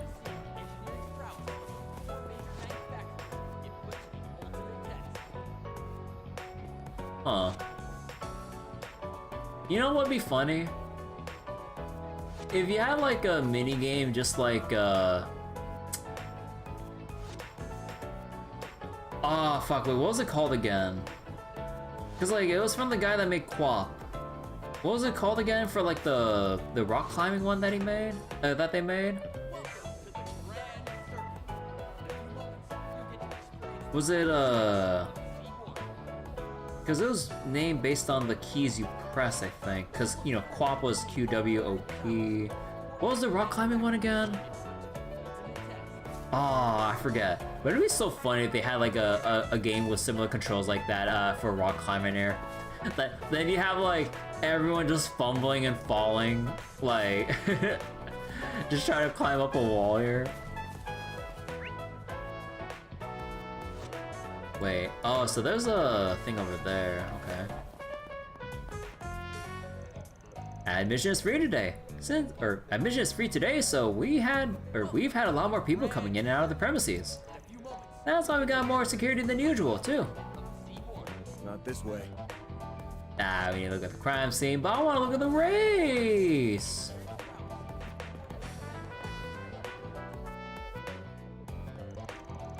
So the crime scene's just past here, huh? Damn, must be blocked off for construction or something. Actually, the CID put this here to stave off any curious onlookers. The public was informed that there was a shootout between rival gangs. They found a few unidentified, dissidents? Here? Like in Riverside. Normally I'd vote to bust this wall down and let ourselves in, but there are too many people around. Besides, I doubt there would be many leftover clues to sniff out, like I said earlier. But we might learn something over at the Grand Prix. Lots of people come and go this way because of it. And if we're lucky, we might find someone there who remembers what happened that night. I suppose we have nothing to lose at this point. Yumé and Paulette are there now, yes? Why don't we check up on them? Sure, sounds good to me. Notebook, main objective, Forest PG, connection, gourmet, blah blah blah. Alright. Exhibition races are still open to the public, yes? Yeah, but I think they're almost over. So there's a chest over here. Makes me wonder what other chests might be lying around in some places. Although I would assume they wouldn't put too many in like a city spot like this. Maybe like they just had this one as a tutorial and then they wouldn't have any new ones in Old Town, right? No. They probably have to be in like other parts of the city. Oh. Dude, this is so cool seeing a new location again. Oh shit. And that's a wrap. Is that already? This exhibition race is Maxim Lugan. He has claimed victory in the prelude to this season's C1 Grand Prix Finals. Wow, that was rather exciting. I know they broadcast these on the radio and on the city streets, but it's so much more engaging in person. Yeah, you said it. Champ's been on a roll lately, and he's just getting better and better all the time. But he still can't afford to rest on his laurels, or be left in the dust by this year's new rising star. The 1201 Grand Prix is going to be an event to remember. I can feel it. Foreshadowing. Well, color me intrigued. Perhaps I'll keep an eye on the finals then. Alright, once things settle down a little, we can start casing the place. I'm really hoping we can secure a win for Ingrid this year. Etos is really something though. Maxim Lugan won't be stepping down from his throne without a fight. Guess that pit crew's just gonna have to work that much harder.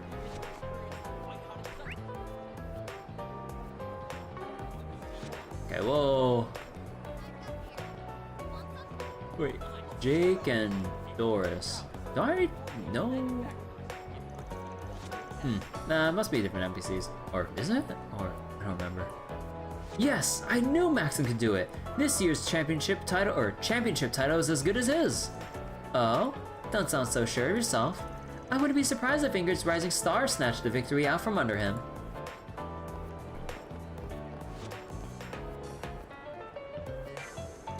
Team Leno has been in a rut for several years now. Wait, why does that kid look so much more pixely from... What?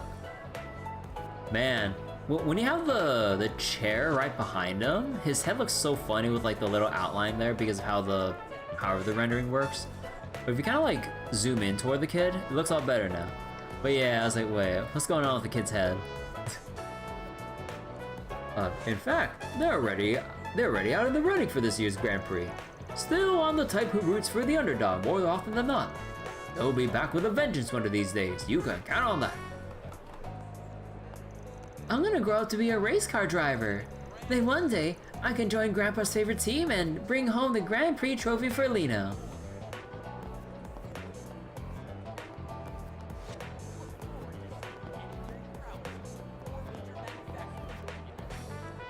Oh, there's the outfits.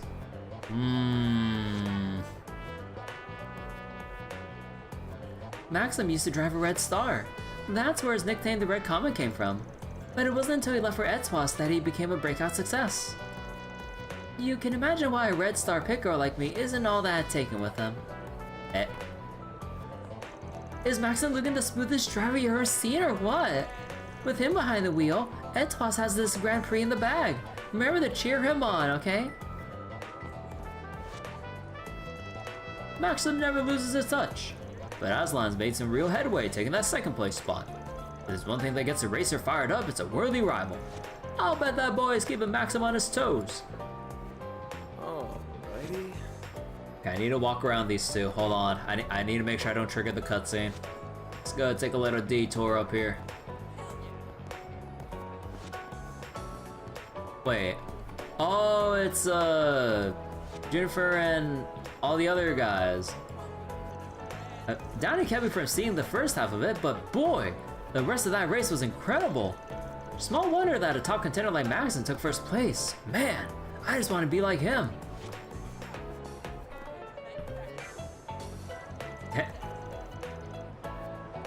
you just try to like the fucking the looping clapping animation, dude. Oh god, it's so dull. Damn, you ever see anything so awesome? Watching these Z1 cars from up close has me falling in love all over again. Ah, crap, my blood pressure's shooting up. Hey, Hiatus, we're going for a joyride after this. Wait, what? You just want an excuse to put the pedal to the metal again, don't you? Oh man, that really got my heart racing. You feeling it too, Van? Wait, Van? Hey, I knew you'd come. Wasn't that so exciting? They sure were cutting those corners real close. Oh, I only managed to catch the last half, but what I saw was pretty great. Yes, that's the right comment for you. Hey, is he on a date? That lady seems like a real catch. Yeah, no kidding. I feel like I've seen her somewhere before, though. Don't be sticking your nose where it doesn't belong. So Van's acquainted with his crew of street racers, is he? I do recall them lending a hand during last year's incident. They seem like good kids overall.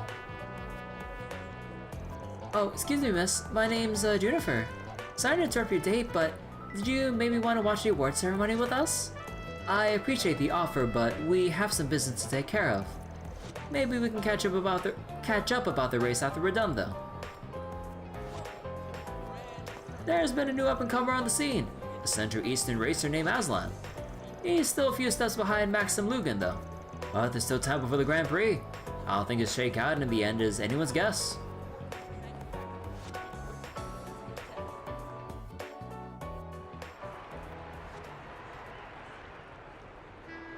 Hey, Marielle!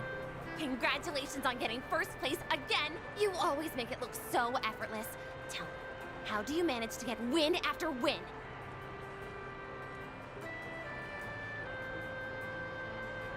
Ah, well, the years of training helps with that, but my secret sauce is the undying love and support I get from my fans. The secret sauce. I dedicate this victory to those wonderful angels in the stands.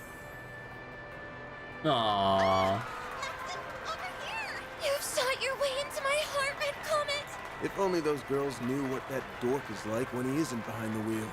I'm sure Marielle, at least, is well aware.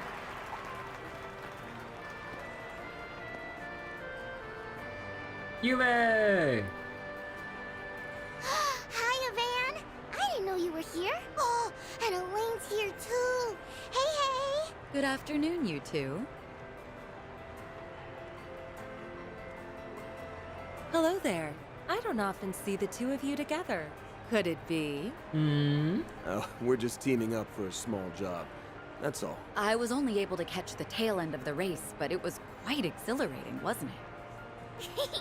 Maxim was super cool. He went like zoom, zoom, and beat all those other guys. I'll give the man this.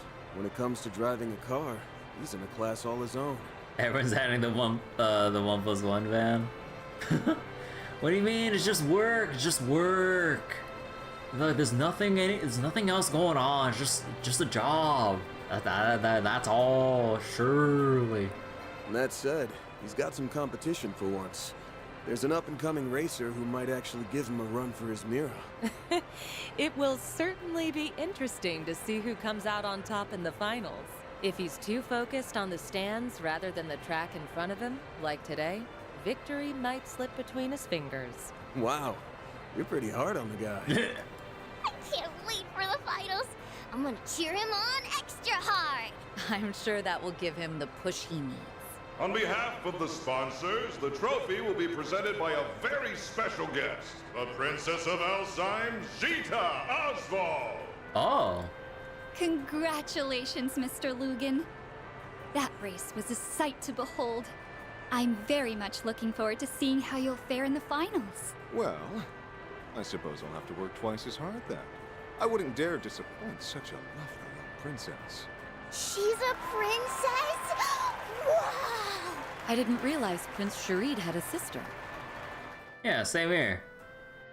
I didn't hear him say shit. I hear the Principality is investing heavily into this year's race. I forgot you had a sister. Isn't she a fair bit younger than you? Oh yeah, they brought that up in the fucking bathhouse scene. Oh my god. That's right. Although her age belies her intellect. She has a quick wit and a sharp mind, neither of which I can hope to rival. I may be the heir to the throne, but that doesn't stop her from meddling in her hapless brother's affairs. I think she's about 17 or 18 maybe, but I hear she's wise beyond her years. It's an honor to greet the champion of the race in person. I truly feel like the luckiest girl in all the world. The dead heat at the end was quite nerve-wracking. I was on the edge of my seat. It reminded me of that famous scene from Perfect Driver 2. Ah, so you saw that movie. Words cannot express how happy I am to hear that. Ooh, this is my chance to look cool in front of Yumé and Paulette. Oh no. The moment the studio offered me the part of Max, I felt as though the wheel of fate was at work. Okay, wait, how's he gonna do this? The character and I shared a number of commonalities, even beyond our similar-sounding names. Ah, that's quite interesting. I'd very much like to hear more. They say you did all of your own stunts during your racing scenes. Is that true? Oh, and would you consider asking the producers to make Alzheim the filming location for the third movie? I'd very much appreciate that. Oh my god, Zeta. What's with this girl? Her passion is overwhelming.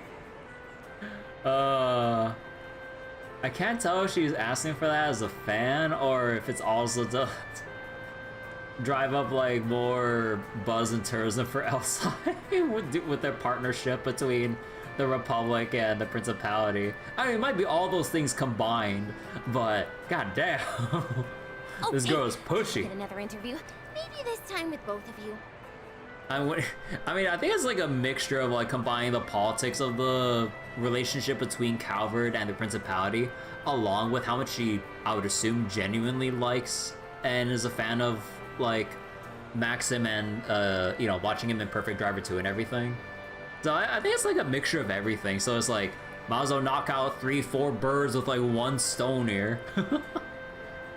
It looks like that'll drag on for a while. I think we'll go ahead and take our leave. Not a bad idea. You've got a dinner rush to prepare for. Hey, Mommy! Can we ride the Ferris wheel? Of course, sweetie, but only once, okay? Aww. I'll see you both later. All right. Goodbye for now. Well, it'll be a pain, but we should probably stick around for a while longer. Yes, we have work to do. Why don't we ask Marielle if she knows anything about this? Wait. Hold up. I just noticed I was dropping all my frames on my OBS. Wait, what the fuck? Why does it say my connection's red? Oh no, it's fine now, Or at least like it's my OBS sending to Twitch. I don't know about YouTube. But at least my YouTube preview seemed fine enough. YouTube was fine?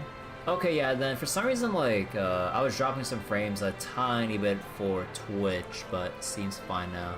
Cause yeah, like off the corner of my eye on my other monitor, I saw like a little I saw the red bars. I'm like, oh no. Okay, no, it's fine now. Okay. Whew. Huh? Hey, where'd Paulette go? Wait, isn't that... Oh, right. I heard about them from my brother. Oh. They all took notice. After the award ceremony drew to a close, Van and Elaine met up with Marielle. They decided to have a little chat with her in the beer garden outside.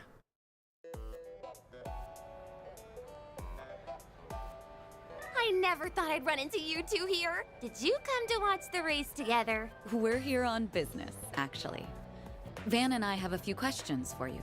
But first, let's catch up. Why are you covering a Grand Prix race? I thought politics was more your speed. Entertainment column needed extra hands or something? Actually, it was my call. I wanted to branch out and try something new. Ah. I need to expand my horizons if I ever want to catch up to him. Maybe someday, I can push the bar even higher. That's why I'm charging forward into unknown waters. Full speed ahead! You're just a bundle of energy, aren't you? Well, if you know what you want to do, I ain't gonna discourage you. Give it your all out there, all right? Make him proud. I'll be rooting for you as well. We both have a lot to live up to, so let's keep up the good work. Yeah, thanks for the encouragement. Okay, that's enough about me. So, you mentioned you're here on business, right? Ooh, this might serve as inspiration for my next story. Let's hear it. All right, here's the lowdown. Van and Elaine caught Marielle up to speed on the ongoing murder case. So, the rumors were true. The police and the CID have been keeping a tight lid on the situation, but that hasn't stopped me from digging into it on my own. Oh yeah? Well, that makes this easy for us. Did your investigation bear any fruit? Aww. I guess you could say that. Oh, don't tell me she was trying to dig up stuff, but found out that the CID and the Bracers are suspecting Van of, oh no. I, kinda, sorta, maybe ran into the culprit. Huh? How are you alive? Wait, what? Are you serious? You really ran into them? Well, I'm not like 100% sure.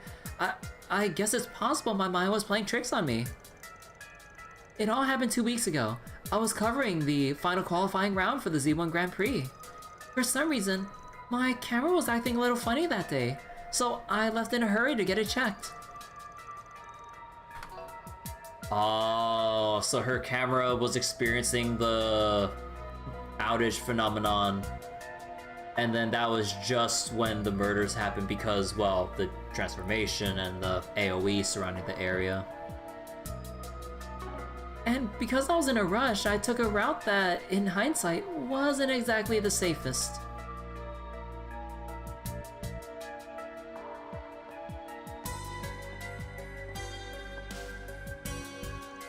Then I came face to face with a man wearing a black trench coat. He had his hat pulled out over his eyes, so I couldn't get a good look at his face. Yeah, looks just rather generic than anything. But I realized immediately he was bad news. The moment I saw him, I was totally paralyzed from head to toe. While I was standing there, completely frozen in place, he walked right past me. When I was finally able to turn around, he was gone.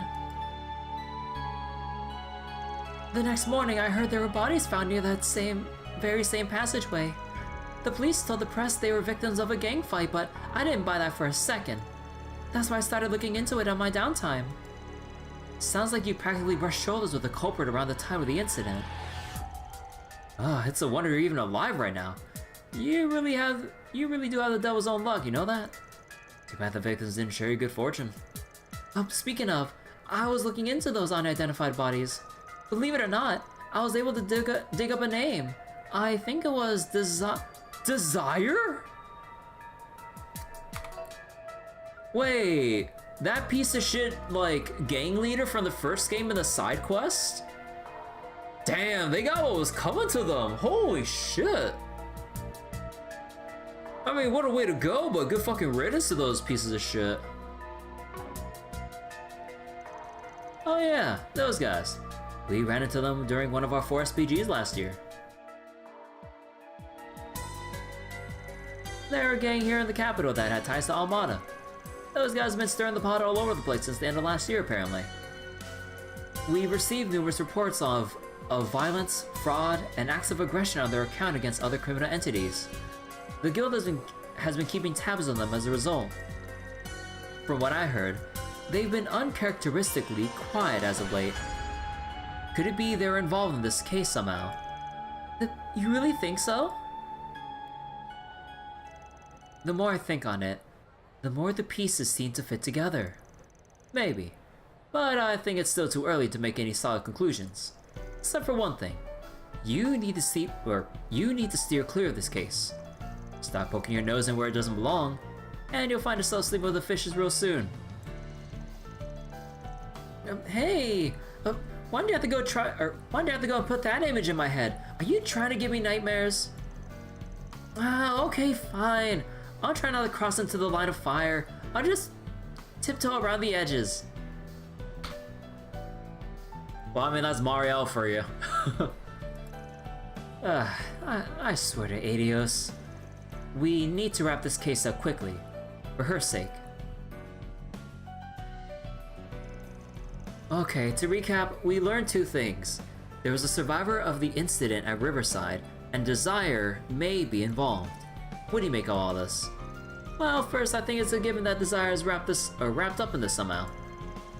Their friends were murdered here 2 weeks ago. They were probably all up in arms and clamoring for revenge. I bet they charged headlong into Riverside 3 days ago to find the culprit, and then got their asses beat.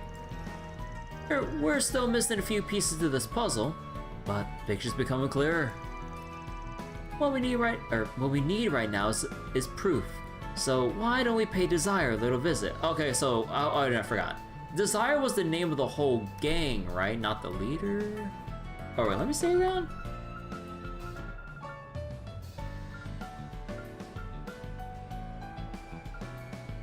It's the gang. Okay, so Desire was the gang. Okay. Wait, you know where the base is at? I know its approximate location, yes. The guild has been gathering information on them for quite some time now. Hey Bryce, how you doing? Just dropping by to say hello? Okay. Hope you've been doing well, Bryce.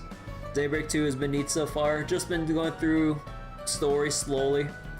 Just been trying to take in the sights and everything to see what's new and what's different with Daybreak 2. But yeah, we're just doing some crime investigations, but yeah, having fun so far. Obviously, we haven't gone through any combat just yet. Kind of a slow start in that regard, if by that view. But I'm liking a lot of the story stuff so far, or at least like the sights I've been taking in, more like. Their members were spotted in the 9th district. Wait, the Center Marsh? That's right. There's a strong chance their base of operations is located there. Now what say we find them and crash it, little party? Huh, now you're speaking my language. Center Marsh has been added to the travel menu. Enjoy the game and stuff? Yeah, take care, Bryce. Take care, and good luck farming Alchemy Lab in Grand Blue, don't forget. Man, I need to farm that out now that I reminded myself about that. I need to farm the freaking Ouroboros ferry, and I'm just like, god damn it, dude. I'm gonna take this chance to organize my notes from my interview just now. I plan to follow up on those serial murders too, Marielle style.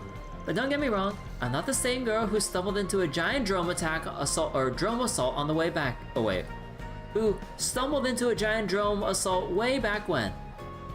Oh right, the slime thing. Talking about Grambly got so many new characters from the Valentine's banner.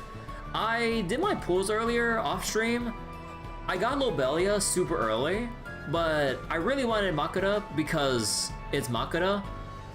I had to go to full spark range, and I also bought the Scamcha too to get me my extra 10 pull needed for sparking. I mean, I also wanted a chance at Valentine's Sidala, but I ended up getting a gold moon of Valentine's Aglovale. So, fuck me. I mean, I knew what I was getting into, but I was coping for that 10% chance. But, bro, I went from getting Lobelia in the first 20 pulls to having to go all the way to 300 for Makuta, because fucking Grambly rate-ups are so ass. You wanted to get Fenny? You choose V Sidala versus La Diva on anniversary tickets. If you're looking for meta, like Valentine's Sidala, hands down. Like, at least as far as I know with like burst comps or however the hell things work with it. Like, I think meta farming wise, you just want Valentine's Sidala. I got Dark Crest passive, good future proof.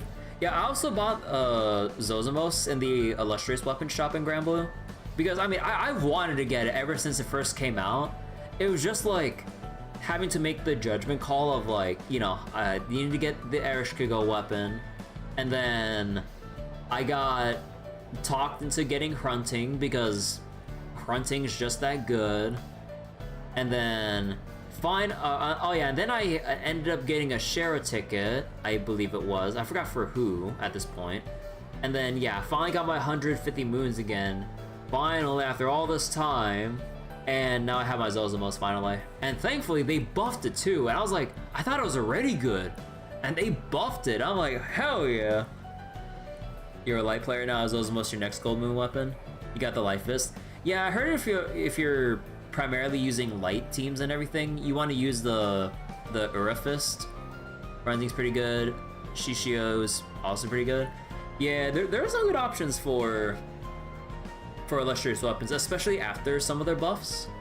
So yeah, there's some pretty neat stuff. The problem is saving up the 150 gold moons to then get it. But yeah. So I can't wait to try out some like Zozimos comps once I start, or after I start farming out some things. Cause yeah, like combining Lobelia with like some just some general crest teams and everything. I wonder how that would go. Yeah, 139 gold moons. Good luck and all that by the time the next anniversary stuff comes in with all of the I forget, do they do roulettes during anniversary times, or do we have to wait for summer? I forget. Either way though, good luck. You traded your fist quite late at 300 plus? I mean, yeah, like I remember like when I was debating on getting a Hrunting or whatever, I was like talking with a friend just weighing my options because part of me just wanted to get Zozimos right then and there. But then Earth Guild Wars was coming up, and how good Hrunting is even if you're not a Titan grid, or whatever, or you're free to play. It's just like, it's still good either way. So I'm just like, And yeah, I ended up making the call for Hrunting for ease of farming purposes and whatever. Try to combine them. 280 plus? Okay, let's continue. This time, I'm gonna do my darnest not to hold you or anyone else back. She is a lot more put together than last year for sure. Can't help but worry that she's 2 steps away from an obituary feature though. God damn!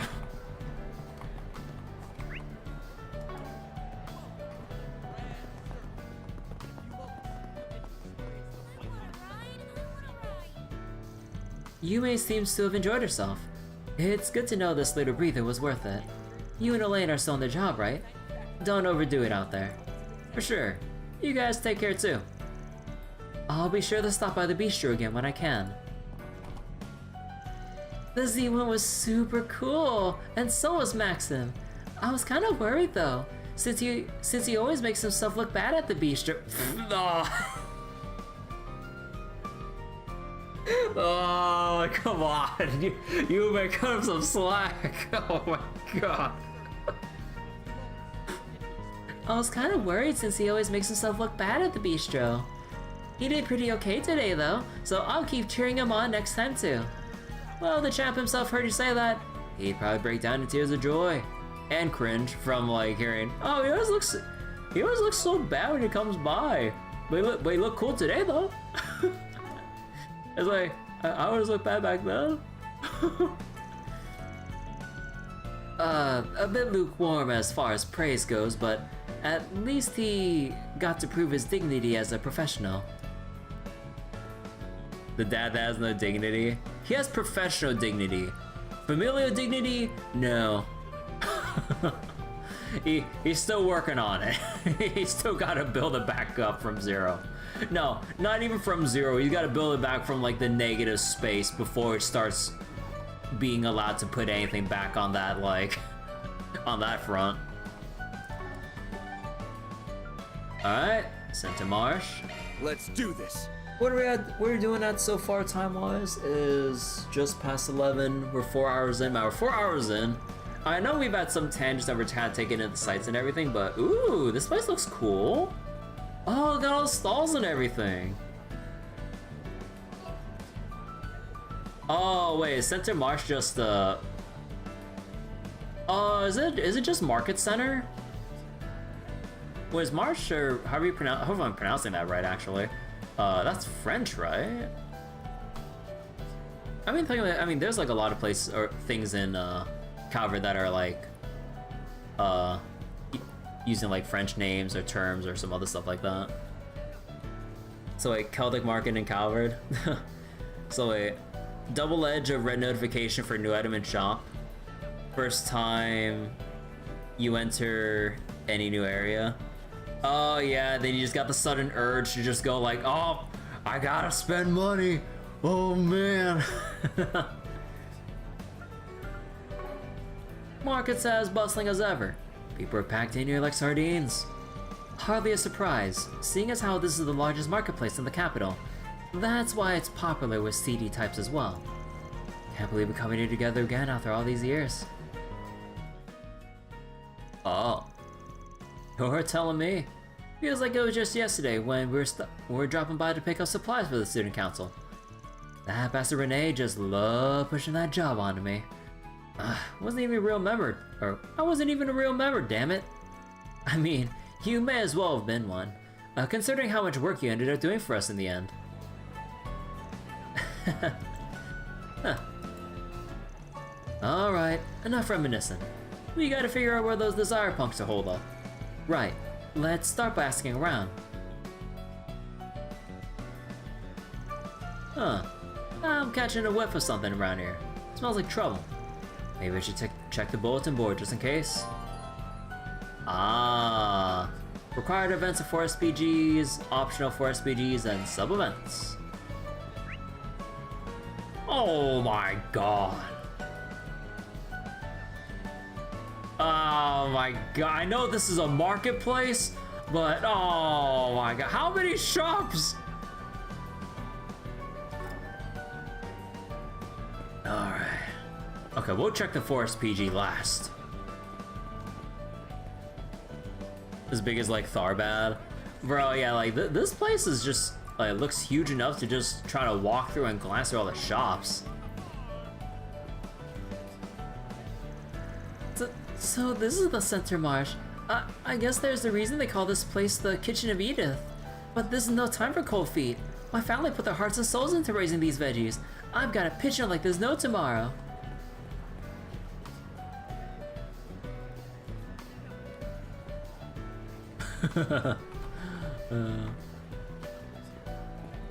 Take a look at my wares. Oh, whoops. Welcome! We carry clothes from a variety of labels selected by yours truly. Town Window Shop.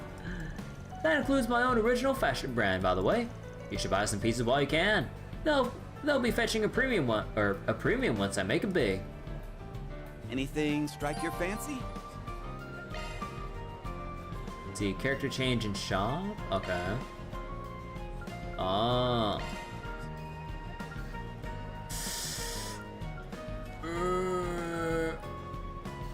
Okay, I don't think I'll get the fiber coat, but I'm kind of tempted for the shoes though, like extra movement and speed this early in.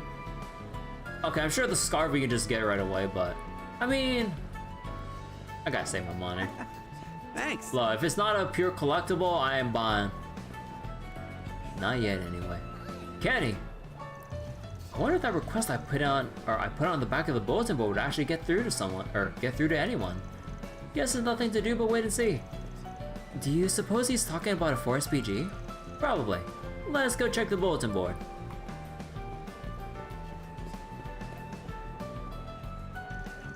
Good to see you, Spriggan. Here to look for weapon parts? Yeah, figured we'd give your stock a quick scan. I've heard of a hardware store with underworld ties that deals in arms to a select clientele. This must be the place in question. I recognize that face. You're that A-rank bracer. Before you ask, I have all the proper seller permits. On the other hand, you're also welcome to buy whatever you need from me. I may just take you up on that. Any weapon sold here is all above board, just so we're clear. I spare myself some hassle by being selective with my customers, so feel free to browse the usual stock too if you like. Want to take a look?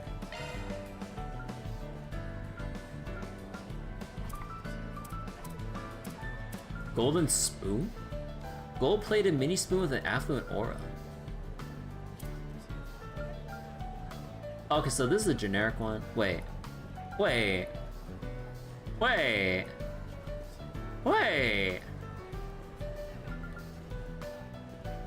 Reduces damage taken in field battles, increase power charge attack in field battles, make perfect evades easier in field battle, makes charge gauge fill faster in field battle. Wait.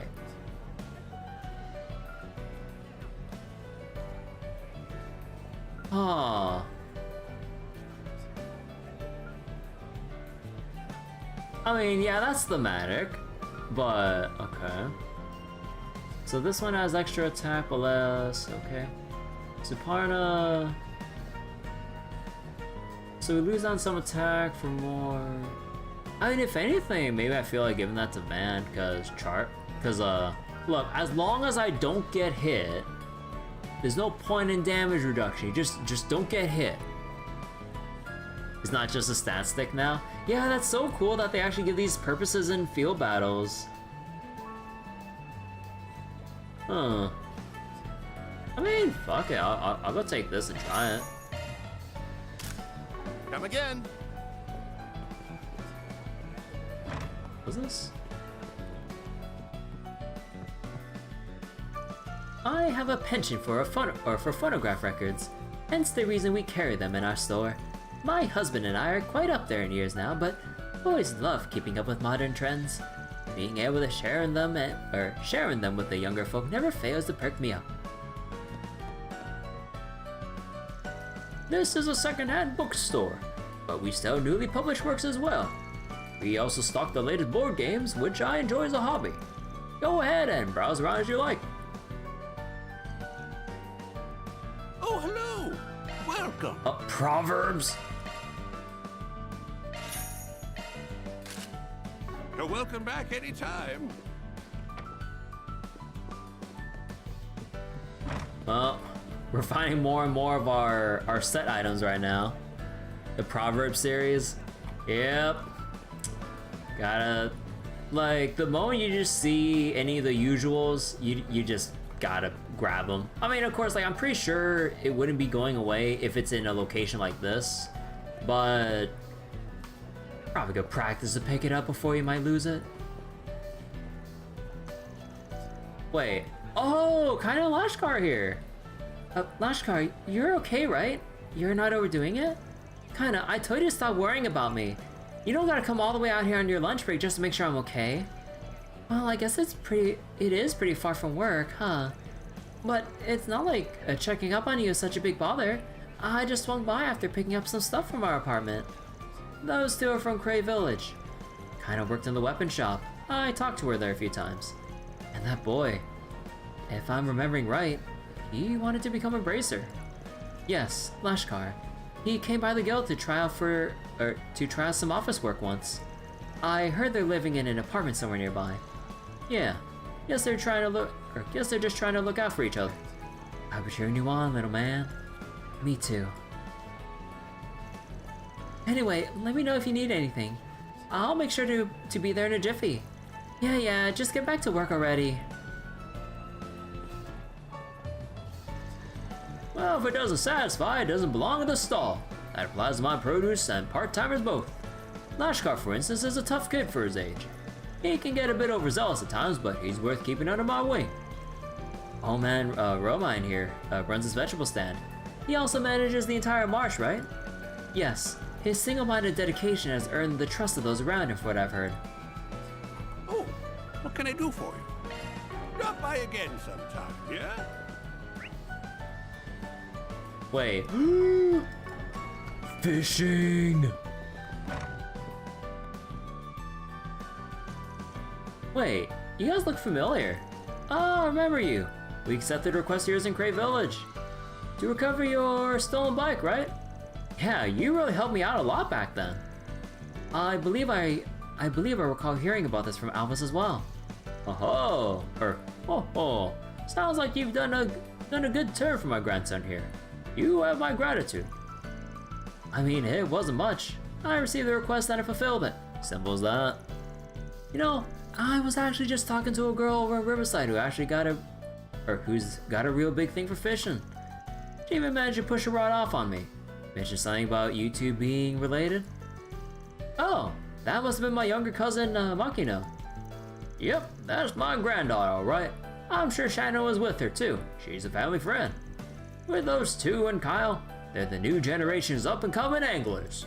No kidding. I could practically smell their passion from blocks away. It's nice to see young people with so much drive. Make sure you take good care of that fishing rod Makino gave you. You should give it a try sometime too. Well, if you ever want to give customizing it a go, stop by, we'll help you out. Anything you want?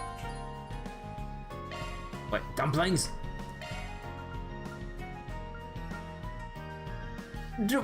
Bro? Fishing gloves? Okay, you know I gotta buy at least one of these. Okay, maybe one more.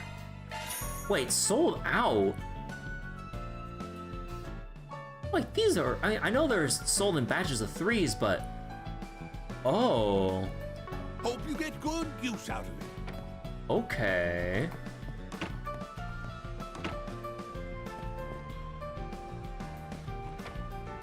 Oh yeah, wait, I need to check if they actually have any, like, hidden chests or whatever around here. Oh! Let's do this thing. You can change the type of bait with Q and E.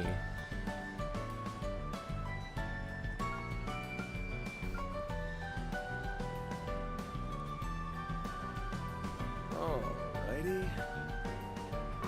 Oh. Bro. Wait, how well do you have to scan every... Oh, no. I'm worried now about needing to scan every body of water I come across now. Probably like one-time fishes. Yeah, it would have to be one-time fishes, otherwise it'd be really annoying, honestly. Let's do this thing. Oh, no. If I head there, I might trigger the thing by accident. Wait, was there anything else by... Oh no, we can't even move anywhere else, okay.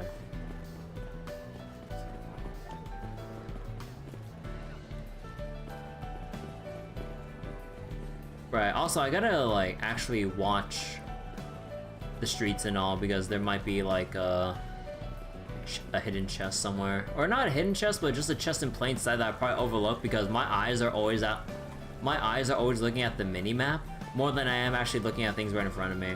But oh, they have like fish here, or are those like the carps? No, koi fish, or whatever they're supposed to be called in trails exactly. And you have like the turtles there. Oh, that's cool. Wait, no,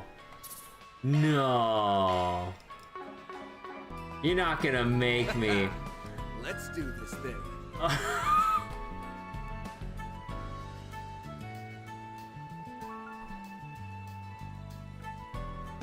You could actually fish in a fountain. No, don't do that. No.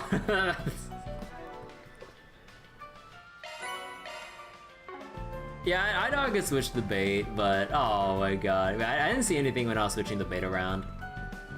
But yeah, I read the tutorial, don't worry. My dad's what people call a stay-at-home dad.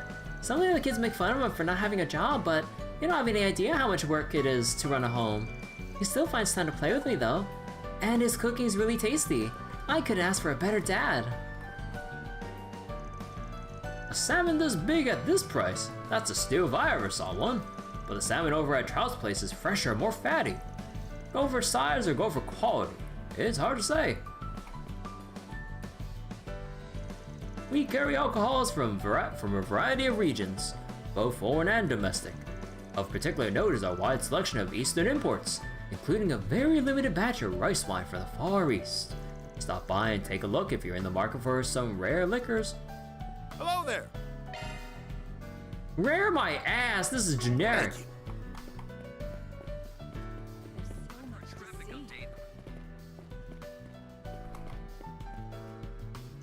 Let's see. I'll have one plain, cannelli? Is that how you pronounce it? And one with berry sauce. Got it. Be just to say. This place seems pretty popular. Yeah. Apparently it's a real up-and-comer. Might want to come back when it's less packed though. Your order will be right up in just a few. My mouth is watering already. Wow. Man, wait, do we see all this detail with some of the other breads here? Oh, cool. Oh wait, yeah, like a bunch of crabs, and we actually have details on like other kinds of fish here. Was it always like this? Wait. Oh shit, cool. And then you have like your usual veggies and all that stuff. Oh. Man, like this table is so reflective, holy shit. Let's see what we got. Hey! Why with the bird on top? There's a bird up here.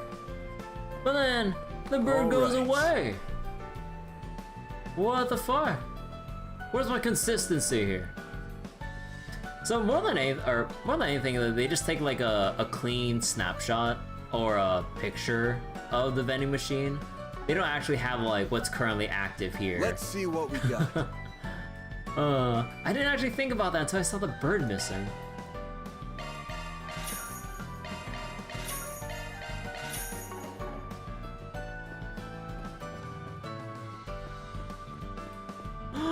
Kitty!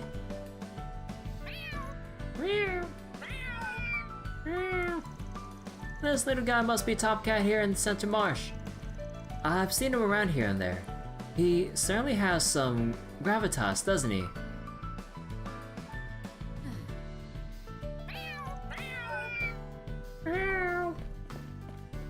And the cafe. Hello and welcome to Waltham. Waltham? Yeah. Our shop doubles as both a cafe and a coffee bean roastery. Ooh. Go ahead and make yourselves at home. Yo. There's just no being a good cafe latte. People take their coffee black or out of their mind. What? I'd appreciate a good latte, but what? It does kind of depend on the dessert it's paired with, but for the most part, I'm an Urkamp. And Van. You need to do something about those childish taste buds. I don't mind it unsweetened, but at that point, a cup of tea would suit me better. Look, y'all haven't had fancy ass coffee that basically tastes like tea or some kind of fruit. Y'all need to get some better coffee. I can't imagine taking one's coffee any way other than black. Just what kind of barbarian do you have to be to drown a perfectly good drink in milk and sugar?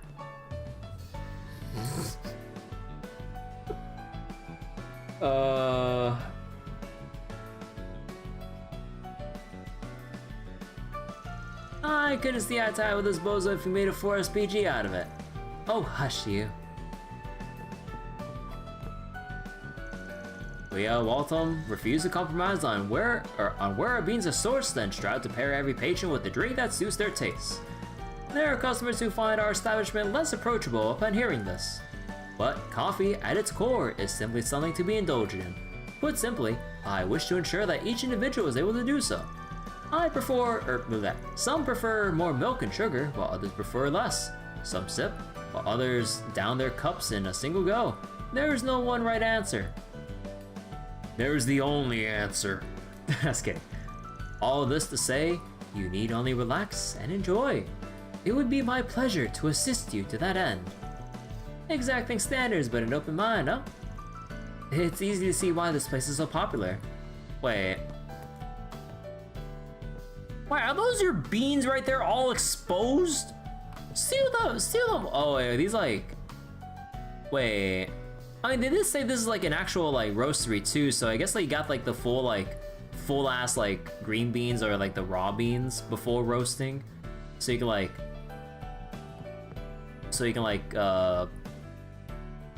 what was it? Get a sample, smell it, and then like and then take your pick before you like send it in for roasting and then be on your way. That's actually kind of cool, huh?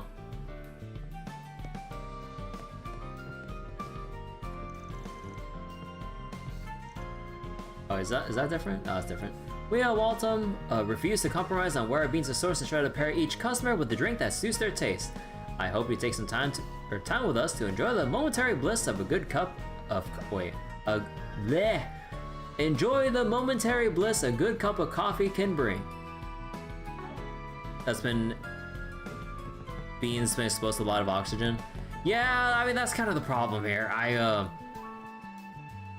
You don't just want to just let them stay out here in the open like this, right? I would imagine you wouldn't. At least like the raw ones. Like for the roasted ones, for sure you want to steal that shit up. But I don't know. Welcome. Thank you for coming. Corn pizza bites. Bite-sized corn pizzas that pair perfectly with a cup of coffee. Special blend. Specialty blend? Please stop by again.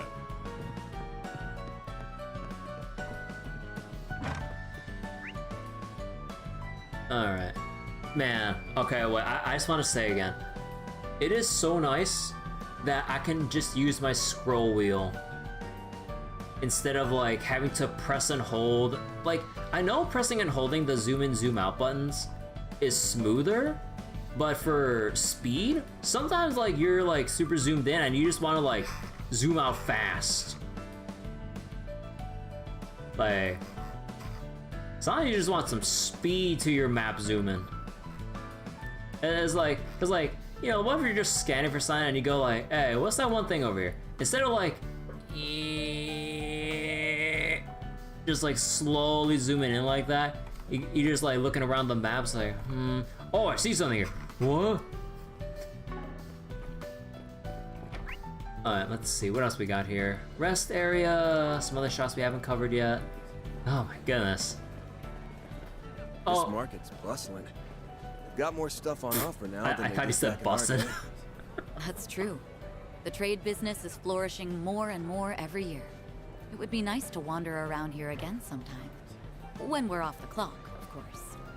I thought Van said this place is busted. I'm like, wait, no. Van trying to be hip with the kids and their newfound lingo. Although no one really, although I haven't really heard anyone say bussin'. Like, I only heard it here and there on like some other streams and I was like in a whole phase of watching competitive Apex. But outside of that, no, I don't hear anyone actually say like, oh, this shit bussin' or whatever the fuck else. Hello there, Sabrina. Oh, hi, Elaine. It's always a treat to have you stop by. I see you're in casual wear today. Does that make this a date, maybe? Not quite. Merely helping him out with a work matter. Van handed Sabrina a business card and introduced himself. That should say all you need to know. You run into trouble, I got your back. Anything for a friend of Elaine's. I see. A Spriggan, huh? I've only ever heard rumors about them until now. Thanks for the card. I'll be sure to keep you in mind. A Spriggan, huh? I've heard the rumors, but this is my first time actually meeting one. I'll be sure to keep you in mind if anything happens. What can I get for you? Dinner sandwich. Blue soda. Man. You know what this reminds me of? This fucking, like, Pusheen themed soda that I bought that was like all blue. Like, I remember like when I was drinking it, like I poured it out into like a glass cup so I can like just look at it. Bro, that was like the most artificial blue looking color I've ever seen, and it tasted exactly like how I thought. Like some kind of, you know, carbonated artificial blueberry kind of thing. I fully knew what I was getting into, but I just wanted that Pusheen soda can. I wanted the soda can more than I did the soda itself. I still have it here, but it's just like, oh my god, dude. Like, I don't ever want to see an actual blue soda or blue colored soda again. that shit ain't right. Thanks for shopping. Oh wait, I forgot to buy it. For you? I forgot to buy it. Thanks for shopping. I'm getting poorer by the second. Check out what I have on offer. My mom's got an extreme passion for fruit. I get it. Passion fruit. No. No one can beat her when it comes to judging or selling them. She says that at her stall, what's on the inside is way more important than what's on the outside. So even if you find something that's shaped weird or slightly bruised, it'll still taste great. And for a decent price too. Step right up and take a look. We've got just about the sweetest and tastiest fruits you've ever seen. We've even got a special on bananas today. 1 bunch for 10 mira or 2 for 18. And for the real...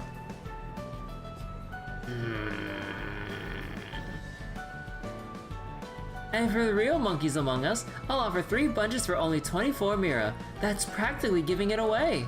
There's no better time than the present. Snatch them up quick, or you'll be kicking yourself when they're gone.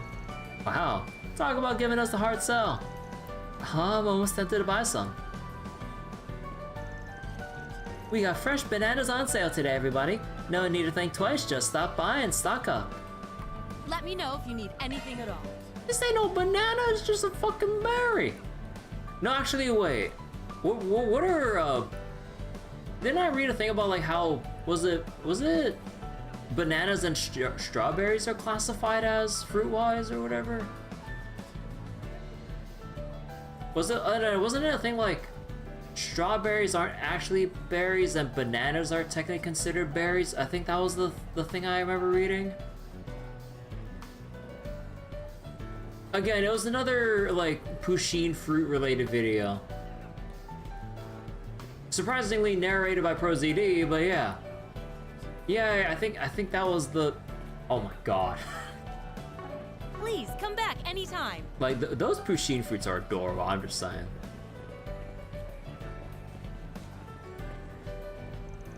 Making sales rounds isn't easy, but there's no better place for it than the Center Marsh. It's got all the daily necessities you could ever need, not to mention a whole bevy of rare food finds. I think I'll treat myself to a tasty little something before making my way back. Hey, welcome! Oh my god, they're having the girl, like, at the counter? The first word Peggy ever uttered wasn't mama or papa. It was welcome. Fancy that, huh? Now at 6 years old, she's already doing a bang-up job of helping me mind the stand. Have you ever seen a brighter, more responsible little girl in your life? I sure haven't. Hiya, welcome to Trout Seafood. We got some tasty salmon in today. You won't find them any fattier than here. Come and get some before it's too late. How can we say no to such an adorable little saleswoman? Yeah, she's putting half the adults in this market to shame with that pitch. They're as fresh can be. Tender whitefish. Although I'm pretty sure, you know, like with all the other kind of ingredients, you can just kind of buy them anywhere. Thank you. Thank you. I didn't even buy anything.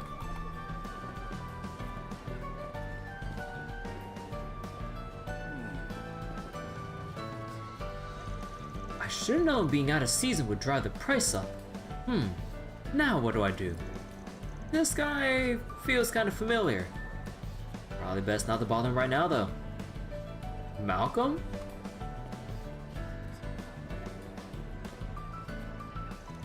If you ever wanted to try some delicious Central Eastern cuisine, then you can't go wrong with our meats. My top recommendation goes to our camel kebabs.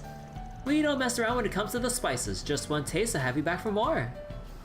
What can I get for you? I'm poor.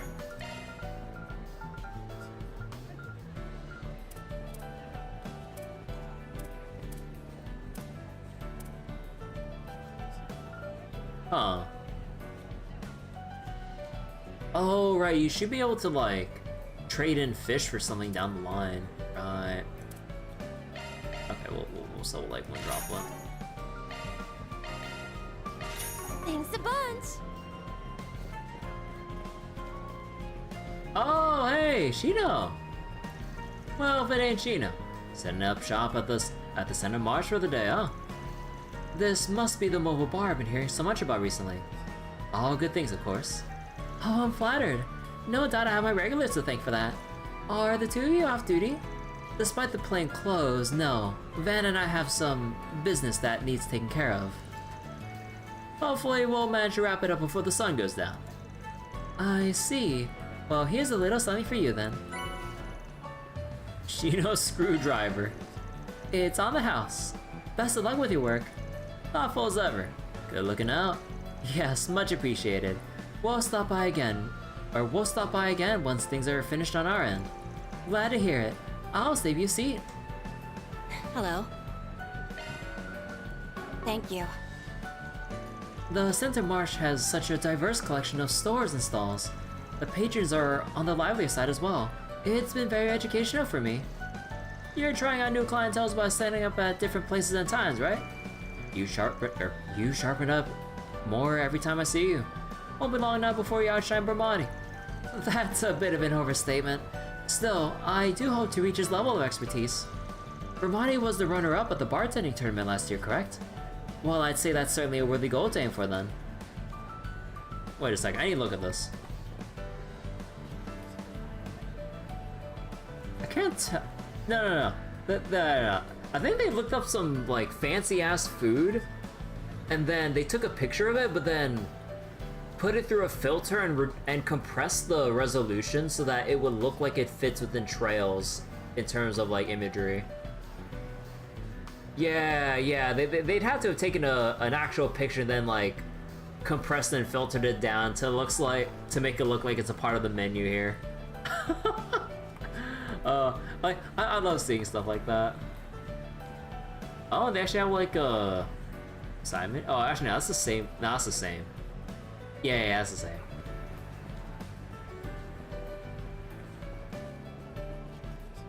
Oh, you're right here. Barbara? Have I seen you before?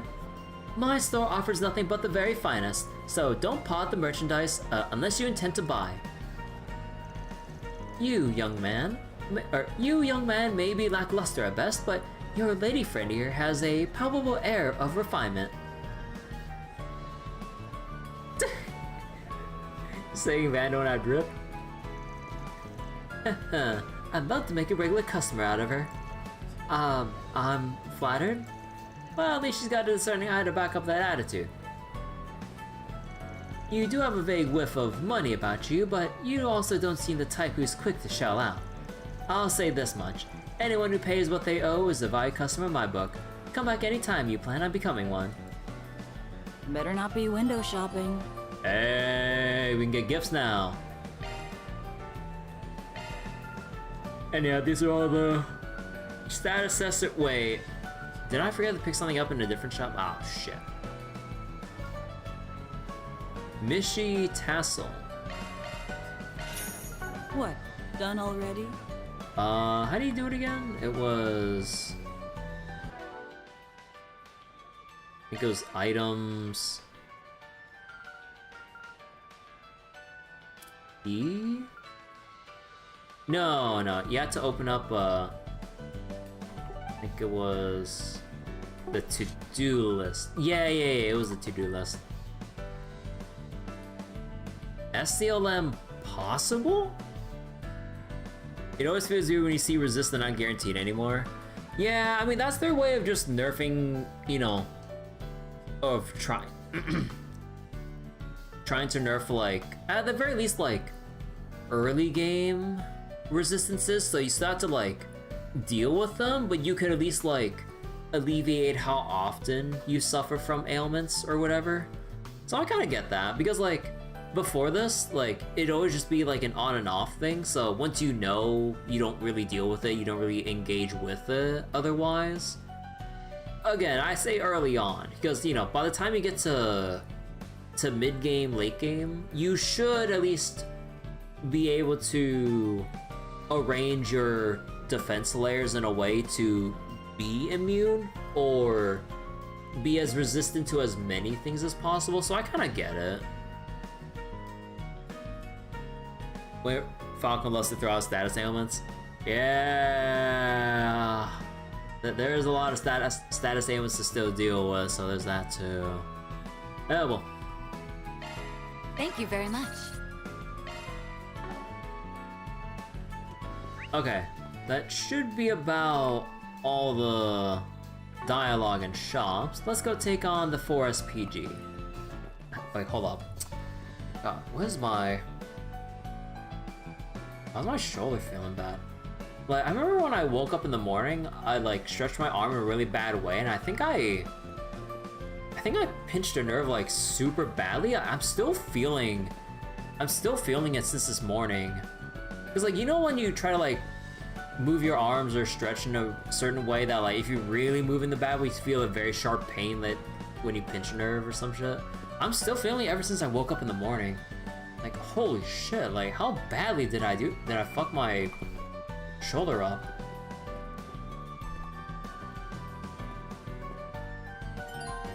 Let's see, 4 SPGs, inspect bulletin boards. 1 stars are optional, 3 stars are required to advance the story. What to do? Let's see, a Pâtisserie of Ill Repute. A new up-and-coming patisserie in the center marsh by the name of Gâteau de Dun has been the subject of an unseemly rumor recently. As a fellow vendor in the marsh, I refuse to let the matter go unresolved. If you'd be willing to discuss this issue further, you'll find me at my stall, Kenny. Dude, smell birds here. Ah, I see it now. These birds all must be Calvardian government camera drones. They're keeping a watch on all the towns, on all the citizens. We're all under their surveillance network. Nah, just kidding. Fucking like bird drones, man. Dude, that conspiracy theory is fucking wild. I don't know how people actually believe in that shit. Hey there. You the Kenny that put out that request? That would be me, yes. I'm assuming that makes you the Spriggan. And you, I feel like I've seen you somewhere before. I get that a lot. It's likely you have me confused with someone else. I'm just your average citizen looking to lend a hand to the Spriggan. Anyway, why don't you start by explaining your request to us? Oh, right, of course. Now, where to begin? Are either of you familiar with Gâteau de Dun? No, I don't believe I am. Yeah, I know. They're that other patisserie that opened up at the end of last year, right? The guy running it used to be involved with some rough types. So I heard he had a pretty hard time bringing in customers at first.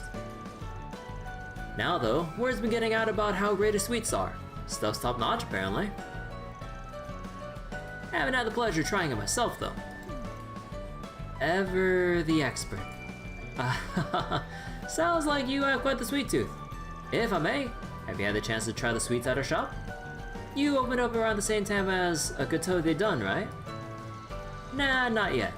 But I definitely have my eye on you guys. So maybe I'll come back when I have some time. Then I await your patronage. Back to your request. This rumor about Gâteau de Dun. Yeah, that's new. What are they saying? Well, I hate to contribute to all the gossip, but I've heard they're using spoiled ingredients. Spoiled ingredients? That sure sounds like an issue. There's been no word of anyone getting food poisoning, but people are complaining of the flavors tasting a bit off. I see. This is the potential to ruin the reputation of everyone in the district. And considering we sell baked goods as well, turning a blind eye would spell nothing but trouble. Anyway, once you have proof of his wrongdoing, I'd like for you to bring Dunn to me. I'll try to convince him to use more quality ingredients. If this were taken to the police or bracers, it's likely that the suspicion would be placed over the entire marsh. You contacted Spriggan so that you could keep it self-contained, didn't you? That's correct. So, does it sound like a request you'd be willing to take on? Looks like you're in a tough spot. Yes, but it's hard to believe Gâteau de Dun would do something to jeopardize their recent rise in popularity. I suppose it's possible they are using cheap ingredients to keep down the cost. Some places would do anything for more money in their pockets. Anyway, as someone who's had his eye on Gâteau de Dun, this is personal. Personal? LGC alignments. Completing 4 SPGs will raise the LGC alignment bit by bit. If one of your LGC levels, Law, Grand Chaos, reaches level 5, you will obtain a Hollow Core of Mare that takes after that particular alignment. No, I don't want to help you. Alright, we're on the case. For the record, I'm fairly knowledgeable about the Center Marsh. Leave getting the proof up to us. We'll be sure to take care of it. Thank you very much. Now then, let's start by asking people in the area who might have some info. The market manager is old man, Romine, right? Romine? I don't know. Yes, if anyone knows anything, it would be him. We should also talk to Sabrina, one of the food truck owners. She has plenty of contacts, plus she handles ingredients for restaurants throughout the marsh. Whenever I need to investigate something in the area, I tend to rely on her. Well, in that case, I'll go ahead and talk to one of the marsh's brokers, Malcolm. He does a lot of business with Victor at Momar, and some other places around town, so I'm sure he'll have some insight on the situation. Well, it sounds like neither of us have any shortage of personal connections. Let's start by talking to those three. Right, let's get going. Okay, time to get to work. See, topics, yep, the topic tutorial. Take a look at my wares.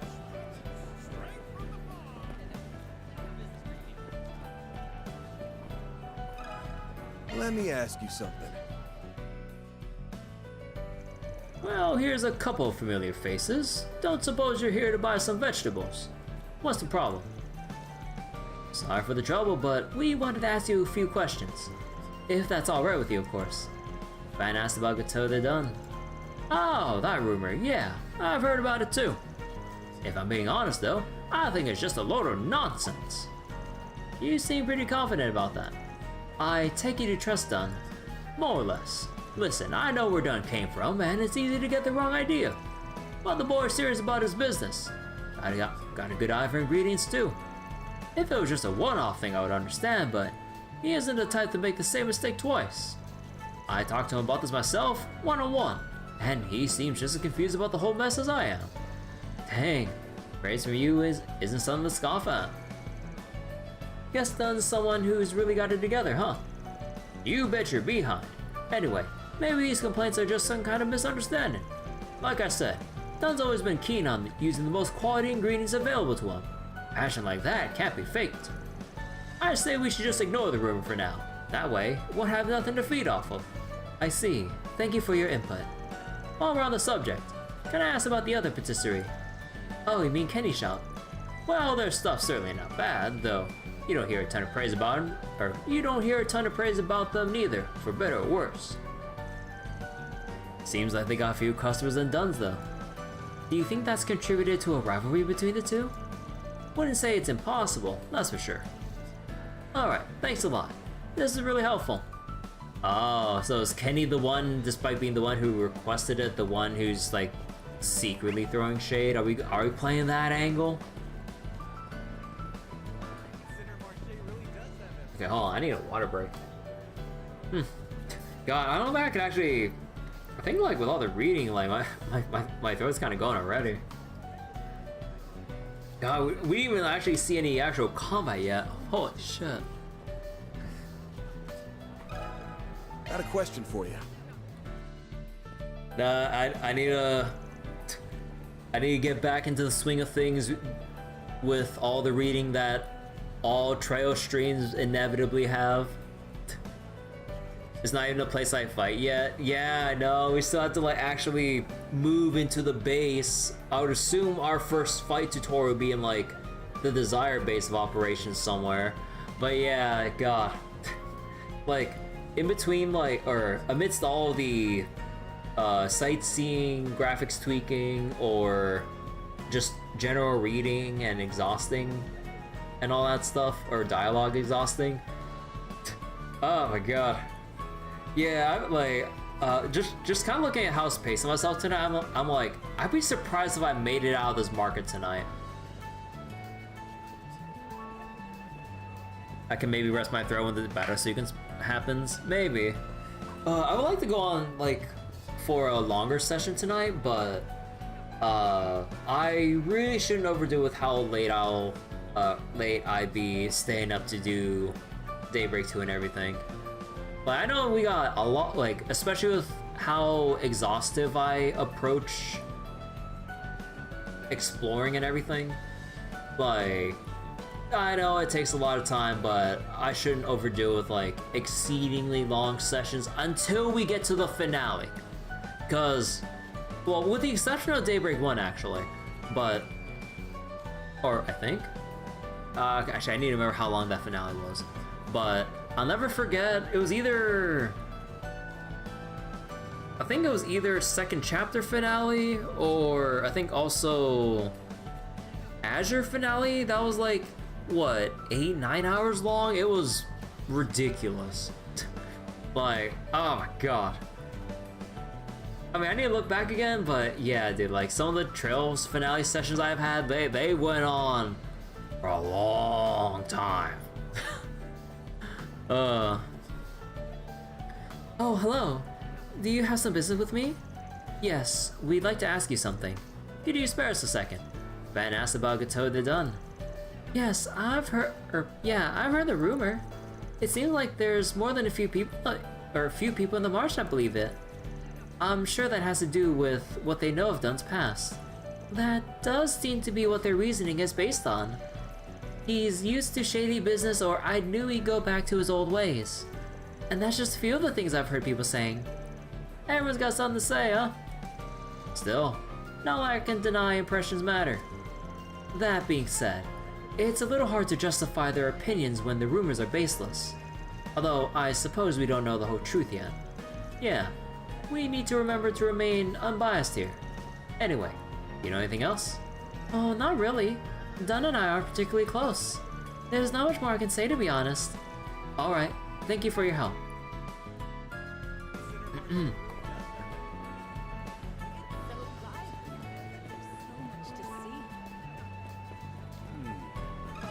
Got a question for you.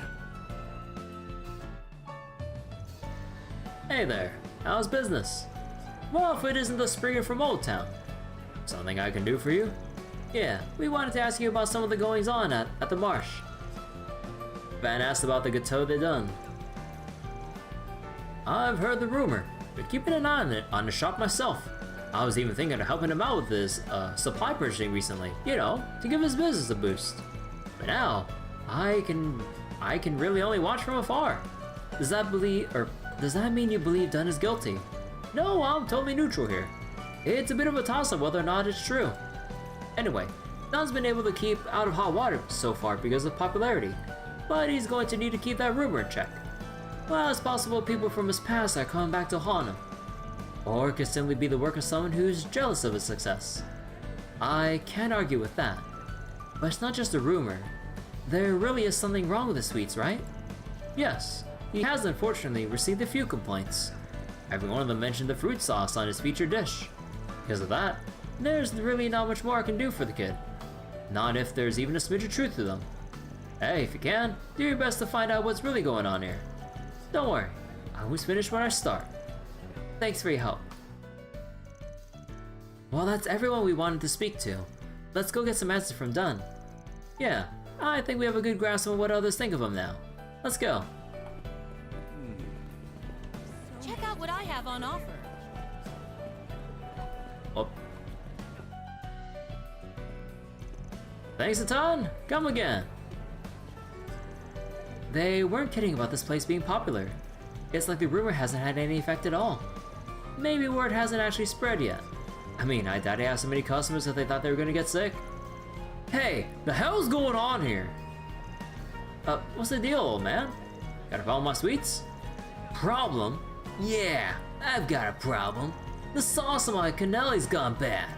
If I eat this and start puking, what are you gonna do about it? The hell are you talking about? Ain't no way that's true. What kind of attitude is that to take with a customer? You clearly have been raised right, boy. I want a refund. Give me back my money. Like hell I will. Ah, sorry about that. Van. Yeah, something's up. Let's ask him what's going on. Hey, can I get a cannoli? Sorry, not right now. I gotta look into something. Can you let us look into it with you? The hell? We might be able to give you a hand here. The cannoli that guy returned. It was definitely one of yours, right? Yeah, I guess so. Berry sauce was mine too. At first I thought he was trying to give me something he bought ages ago. But there's no way that dough wasn't baked this morning. Maybe I really did use some bad sauce. You don't seem convinced. I'd like to believe I didn't, but looking at it now, I'm losing confidence. I mean, this is the 5th time this happened. Man, I never screw up like this. This is pathetic. Huh. Anyway, I'm guessing you two were sending to look into my shop, huh? Well, here it is, rumbling under my inexperience. But I'm gonna get to the bottom of this. I gotta make things right. So I'm begging you, please don't report me to the cops. Look, man, I'm a Spriggan. I never do something like that. This seems like it was a genuine mistake, so we'll just be on our way. Well, after seeing all that, there's a lot that's not adding up here. Yeah, we should go over what we learned. This rumor that Gâteau de Dun is using spoiled ingredients. The market manager said it was bogus, but there have obviously been some complaints. Dun himself said that the cannoli sauce was bad.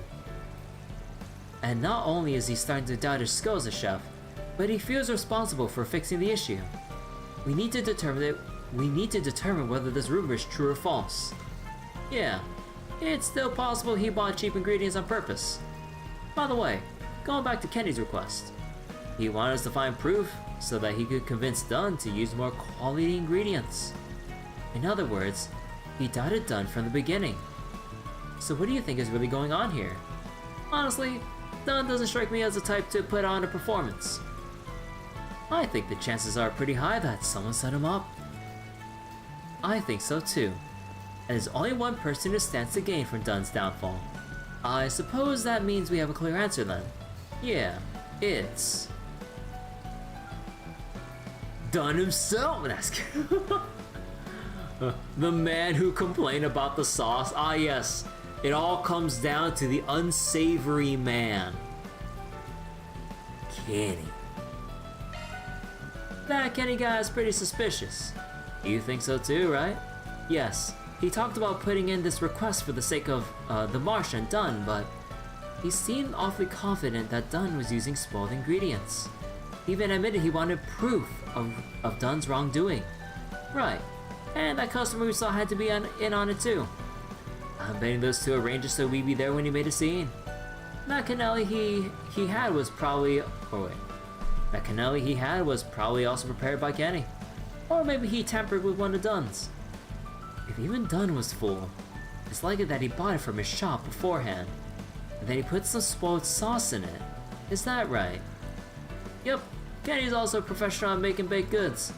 I'm sure he'd have no problem making sauce just like Dun's. You know, having you help out saves me saves you loads of time. No need to explain all the extra bits. Well, thanks to your powers of observation, I haven't had to work all that hard either. So, what do we do now? Good question. I've got an idea. Yeah! So, we weren't able to find any definitive proof, but from what we saw, it does seem like Dun was using spoiled ingredients. Is that so? How could he? By the way, we've already reported this to the market manager. He decided that it would be best to have Gâteau de Dun close shop for 3 months. Meanwhile, he'll be barred from selling food anywhere else. 3 months? That's a bit harsh, but I suppose it's what he deserves. I hope Dun uses this experience to change for the better. This is exactly the outcome I was hoping for. I don't know how I could ever thank you. Bro. Bro. Play like a fiddle. I'm sure it would have all come out eventually. But thanks to you, it was solved before there was any real damage done. Hearing you say that makes me glad I spoke up. Thank you very much. I'll send your payment along shortly. That was no problem. We'll be on our way. Now then.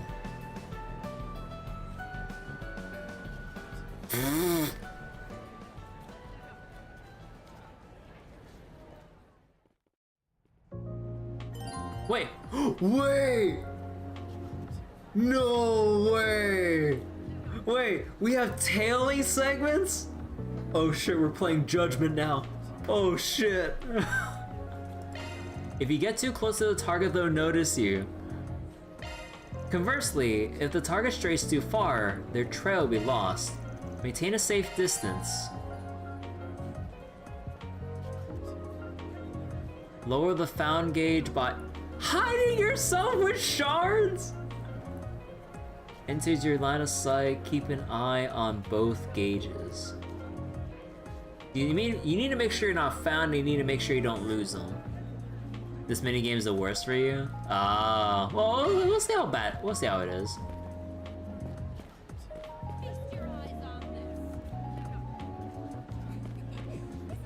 Ooh.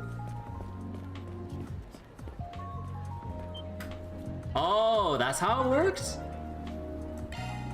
Skip the stealth minigame and continue doing so without carry. Okay, so you can't even like try to like... You can't even try to like walk away. Oh, okay, so then you just have to like...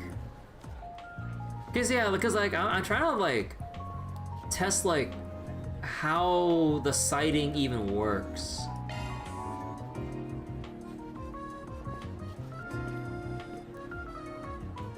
Oh. Oh, so it just builds up passively, even though like... Oh.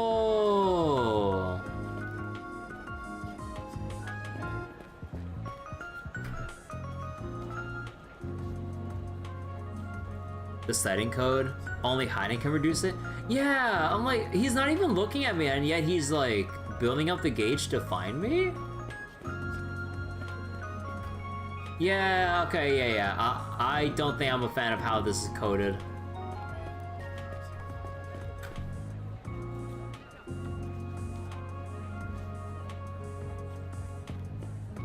It's gimmicky? Well, I mean, yeah, that's kind of like par for the course, honestly.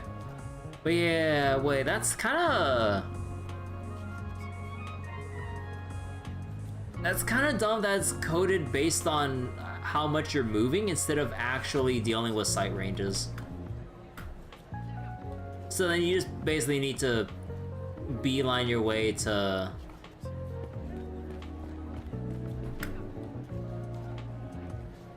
Yeah! Legally distinct detective game? Yeah. And yeah, I can see on the minimap on the top right that...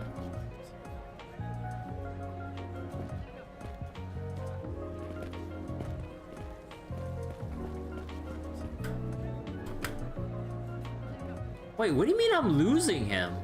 Excuse me? He's like right fucking here.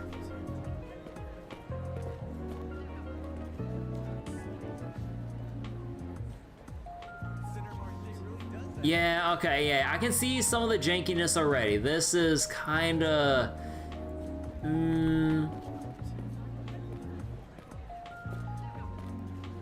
Wait, I have to hide by the staircase?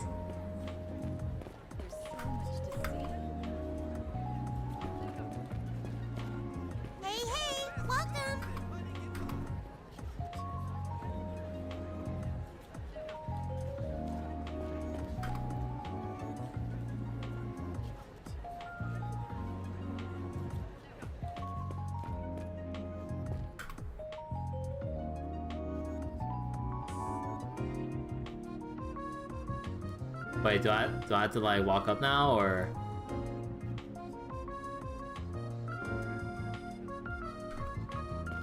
Oh, okay. I was like, wait, it's like, does that automatically trigger once you're there? Okay. It's the man who complained about the sauce.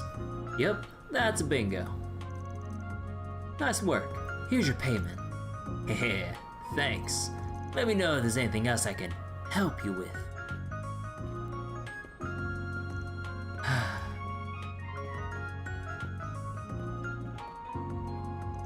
You know, that sprigget ended up being an easier mark than I thought.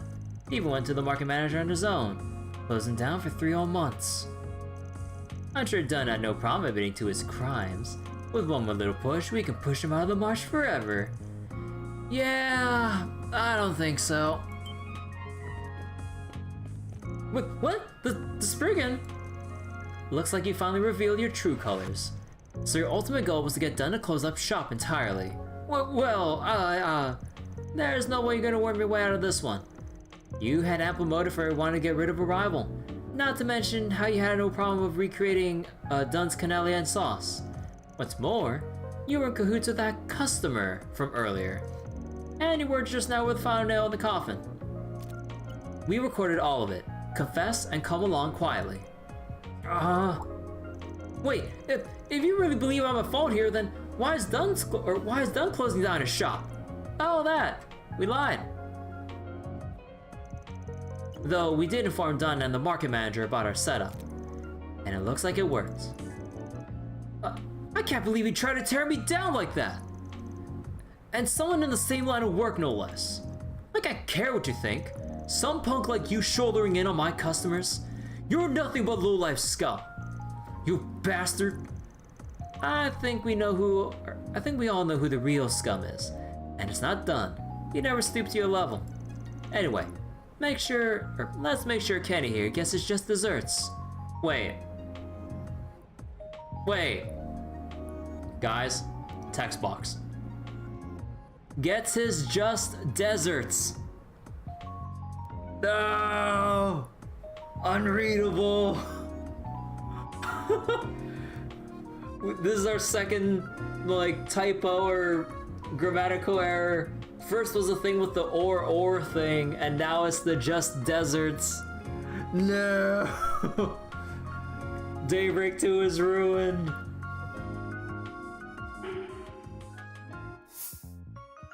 Let's see. Turning him into the police or settling amongst themselves. Ooh. Second typo, sloppy localization. I mean, to be honest, I was surprised when I heard the release date for Daybreak 2. I was like, there's no way Daybreak 2 is coming out this soon. Unless they've just been really working on it alongside, Daybreak 2 for a long while now, but after finishing Daybreak 1, I'm like, wait, Daybreak 2 is that soon? At least by the time I finish the game? Because I thought it'd be at least some months more before Daybreak 2 and everything, right? For the localization. But yeah, I was like, wait, this feels too fast even for Trails. I'm like, wait a second here. Just over there in the translation team, wow. But okay. Now, ooh. Cause last time with the alignment system, I managed to max everything out except for law. Ooh. Cause if it's set up in a way like it was in Daybreak 1, you'd either just have enough points to get everyone to a balanced level, or you'd only have enough to maybe max out 1, maybe 2 alignments by the end of the game. Just like the Chapter 5 sequence and the finale sequence in Daybreak 1, so, Although, do I want to play it by alignment meta, or do I want to play it by personal choice? I mean, obviously, probably personal choice, but I'm like, I do want to see Kenny getting the shit beat out of him, but, So that's interesting. When you play Daybreak 2, it highlights your choice based on alignment reward. Wait, really? When you played it, it color-coded the choices to tell whether or not it's law, gray, or chaos? Oh, you're playing with a fan patch, right? Was it a fan patch thing? Huh. Because, Trails does have the capacity to color code, or you can just change color with text, but... Although, context-wise and everything, it's pretty easy to see whether or not things would be law or chaos, but... also, I think in a way, I think it is probably for the better to maybe leave the colors out of it, because like when you start color coding stuff for alignment purposes, people psychologically would kind of go like, instead of deciding based on what they want to like to play out their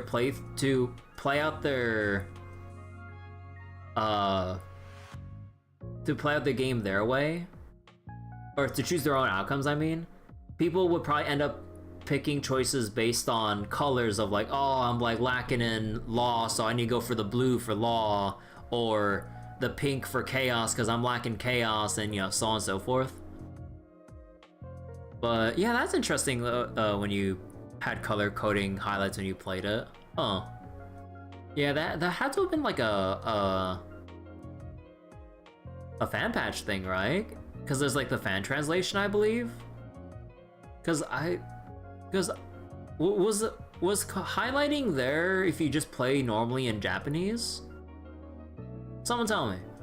But yeah, okay, so do we do the right thing, or do we let him beat the shit out of him?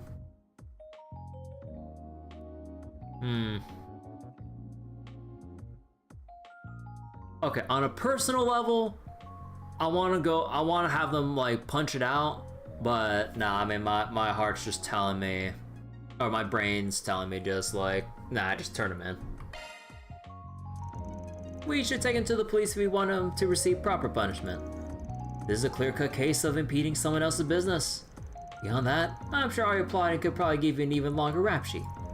And if that happens, you'll be at odds with the Center Marché and its policies. That means you'll have to completely withdraw your shop from the area.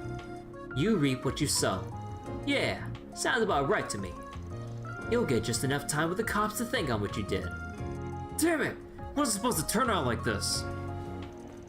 After that, market manager Romine was informed of the crime. Dunn put out a claim to the police via the Bracer Guild. The fact that the rumor about Gateau de Dunn was a lie spread to the shops throughout the marsh. I owe you big time. I can't thank you enough, man. By the way, your reward money is coming from Kenny, right? Well, he's the one who started this mess. Well, it makes sense that he pays. We intend to be greatly compensated for the trouble. Glad to hear it. But I gotta give you guys something too. Wouldn't feel right if I didn't. So here, take a bunch of my Pride and Joy canales.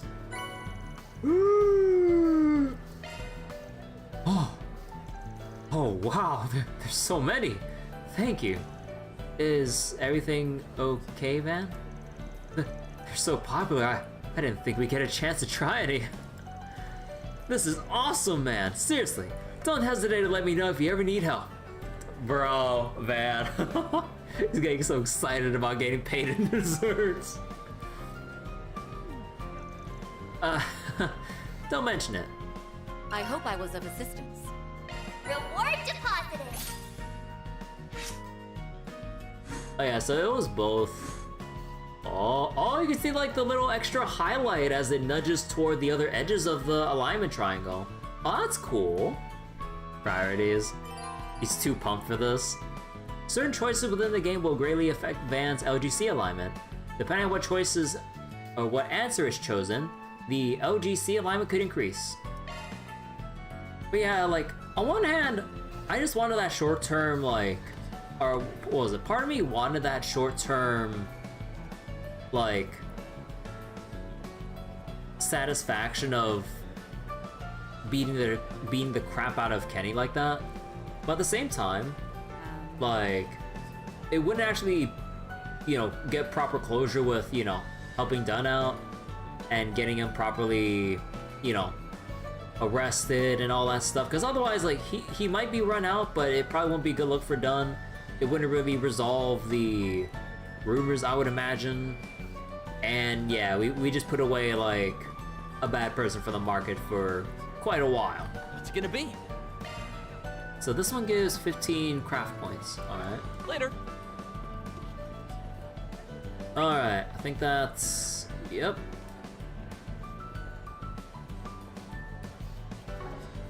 Oh. And we got Sepith Mass too. Alright, I think I'll just have to stop it here for tonight. I know they're still tracking down Desire and actually getting to like the first combat sequence of Daybreak 2, but my voice is already going. I actually kind of feel it, so I shouldn't push it. I shouldn't push it too far. We'll have another. Oh, what is going on with those shadows? What was it? I'll probably just go get ready for another session for another night. But yeah, like, again, I know we haven't had any actual gameplay yet, but so far I'm really liking a lot of the cool stuff so far with like actual new fishing, like the new locations so far in Edith have been a sight to behold, like with the whole marketplace here and everything. On top of like the circuit so far, even though it's just like a small little bit, I would assume. I don't think they'll open it up any further, but yeah. But yeah, it's just nice. Newest in Trails Canon. Hey, Go Drive. Tomorrow's gonna be much easier for you. Don't foresee much dialogue. Oh, you underestimate my power. But yeah, I still can't believe you could just like go fishing in the hecking fountain. It's so silly. I'm like, come on, you don't fish in the fountain. But yeah, this also implies that I need to be on the constant lookout for any water sources. Even something like this. I mean, technically, yeah, there are fish, but you don't catch fish that are in like a fucking public fountain. Come on. All games can. I mean, of course, the Trails games are canon. That's just how they're.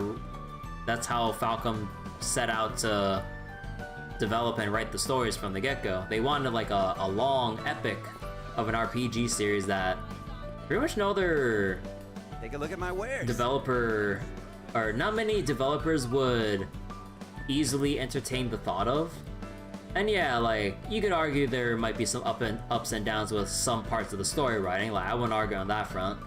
But, like, overall, like, the fact that we're here, like, let me count. 5, 6, oh wait, 5, 4, 5, 9, 10, 11. Yeah, like, we're finally 12 games in. Like, the fact we're 12 games in a long-running RPG series, like, fucking commendable. So, previous games you could fish from sewers was stopping Van. Well, I mean, the thing is, those are the other Trails protagonists we're talking about. Like, Estelle, Lloyd, and Rena are too far gone.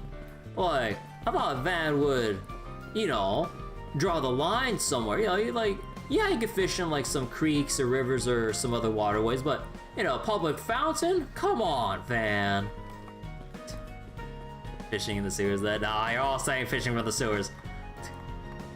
But taking too long to play it all.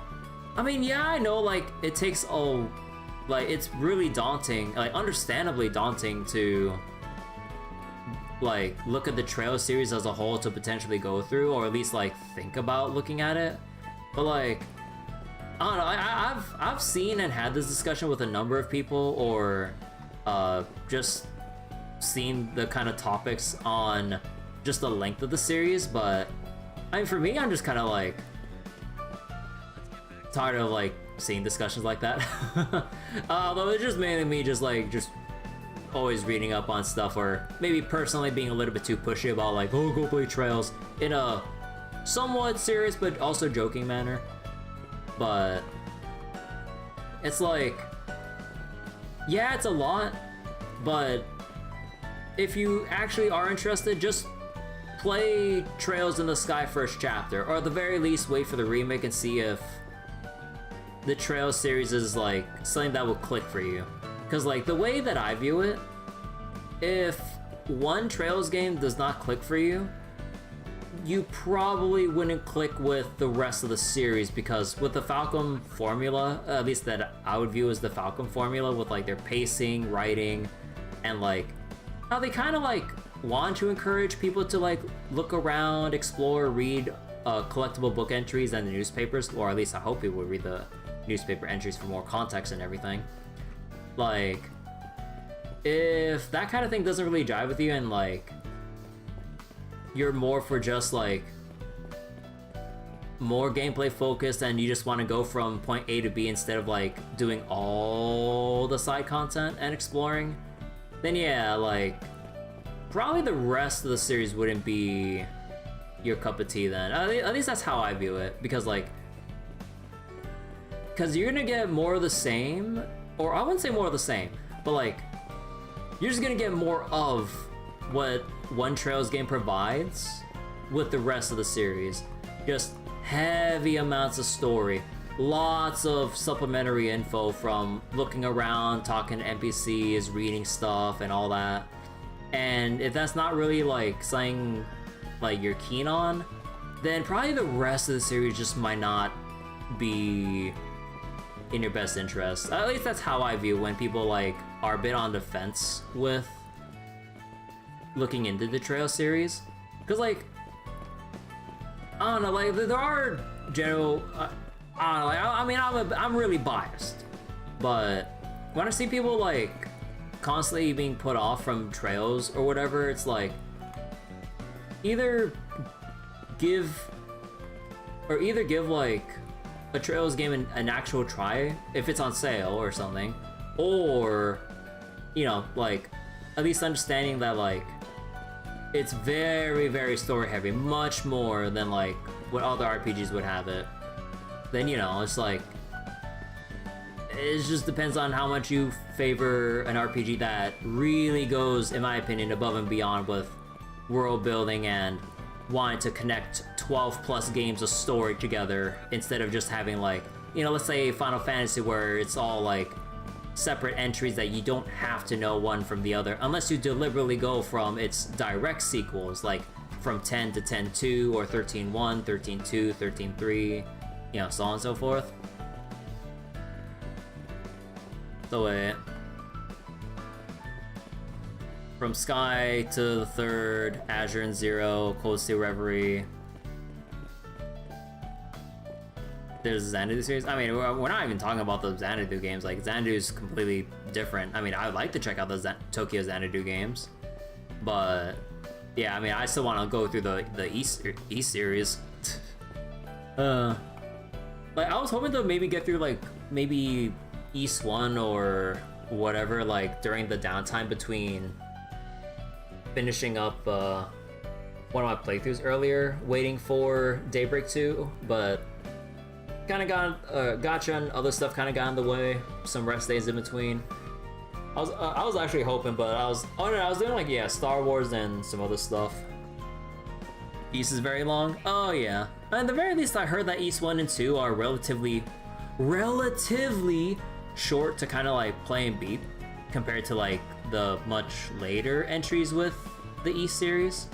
But yeah, I was also wondering whether or not I should like, what was it? Like, I saw the little website that kind of talked all about the East series, about like how you could approach getting into it, whether it's like for gameplay purposes of like, oh, just go with like whichever the more newer modern East games are, if you just are more if you just more prefer gameplay instead of like the older games, which I would assume have more dated or janky feeling combat. Or you can go with like the release order, which would probably make the most sense. Or if you really want to go above and beyond, I would assume chronological order. Because technically there is a chronological order to the East series. I heard that they wasn't necessarily planned to be like all in a certain order, but I think I heard they kind of started connecting them anyway, so you might as well treat them as, or it's not like as interconnected as Trails, but apparently, you know, they do have some kind of chronological order to them. You're playing Tales of Vesperia now? Oh, have fun with that Go Drive. You gonna go to sleep? Alright, Wiz, take care. There isn't like a correct chronological order. If I get, so wait. East one is RNG, pure RNG. If you can get someone with good RNG, I'll beat the boss. If not, I'll be mauling. I think I heard, like, wasn't there a thing with East one that if you play at high frame rates, like, it kind of like affects how the combat speed is with the game? Or I think it was something else. I thought I heard something funny happening if you played East one or maybe some of the other early East games at high frame rate. I don't remember. East one has 3 bosses that's pure RNG. Man, like, I so want to see and play East 1 to see how bad it might be. Like, I'm willing to, like, go in there with a very open mind, because I don't know anything about the East series. Like, the only thing I do know was that I remember borrowing on my friend's Vita, like, his copy of East Memories of Sacelta, I believe, but I never got that far. Like, I've only played for, like, an hour or two before, like, I kind of just ended up playing some other things, like, not because of, like, how I felt about East, but it's just other things just took my interest, like, as I was kind of, like, cycling through games when I was borrowing my friend's Vita to kind of, like, give things a try. But yeah, if it's no playthrough, it's fine. East 2 onwards, do you think are pretty fun? Yeah, I'd imagine East 1, like, I would assume and maybe give it the first Game Pass if it's as jank or annoying as we are probably making it out to be. So wait, connect and show different perspectives, Legend Heroes. East 1 OST is pretty goated. Yeah, I mean, I would imagine, like, you know, with most Falcom soundtracks, they're pretty good with music. Like, I've heard complaints about, you know, people complaining about, like, the, what's it called, sound font that Falcom uses, or kind of takes a while to update from arc to arc or whatever. But I still enjoy the songs for what they are. I'm not too picky about, like, whether or not they update their sound fonts or whatever, like, often, or whatever the heck I hear people complain about sometimes. But anyways, I think I'll make a save here. We'll go stop it here for tonight. And yeah.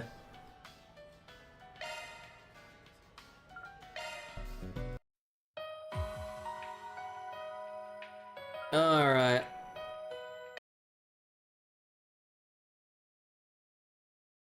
So that'll be it for tonight. Hope you all enjoyed Trails of Daybreak 2. I know we kind of took it real slow, but I mean, that's just the name of the game, baby. But alright. Just gonna go close the stream here. Hope you all enjoyed Daybreak 2. I will be a little bit busy tomorrow, but hopefully I'll try to squeeze in time to, one, set up the next stream on YouTube for, you know, the waiting room for Daybreak 2, and also find time to timestamp tonight's VOD. But given what I know I'll be doing tomorrow, it might be a little bit delayed with timestamping what we done tonight for Trails, because, like, yeah, like, for Trails and Fate Grand Order in particular, I do want to make sure I go out of my way to kind of timestamp the VODs appropriately for what I'm doing from part to part, because it will be a hassle, like, for anyone watching, like, the VODs or whatever, to, like, sift through everything and go, screw this, I ain't looking through 4 or 5 plus hours of stuff. I know that's going to be a big pain point. So I do want to make sure I do set some time aside to timestamp parts where I'm, like, exploring, when I pick up a side quest and finish it, and, you know, all that stuff. Like, I haven't done it with, obviously, every Trails game I've done. I've only thought about doing it at the time during Azure, but I think it was kind of, like, something I thought about doing, like, midway through my playthrough, so I didn't, like, full commit for it. But I think Cold Steel 1 onwards, I think it was, that I started timestamping everything. But yeah. God, I'm not sure if I want to retroactively go back through, like, my Sky VODs and before, or through all my VODs, even going all the way back to, like, the Sky trilogy to timestamp. I'm not sure if I have the drive to do that, 2, have the time to go through all those VODs. Oh my god. that is like a daunting task if I ever like made one out for myself. It's like, go back and timestamp your old like Trails VODs. Oh, God forbid. Oh. But yeah, okay. Thanks for watching, everyone. See you all hopefully tomorrow for more Trails of Daybreak 2. And yeah, hope you enjoyed the session on. Bye-bye. Thanks for watching.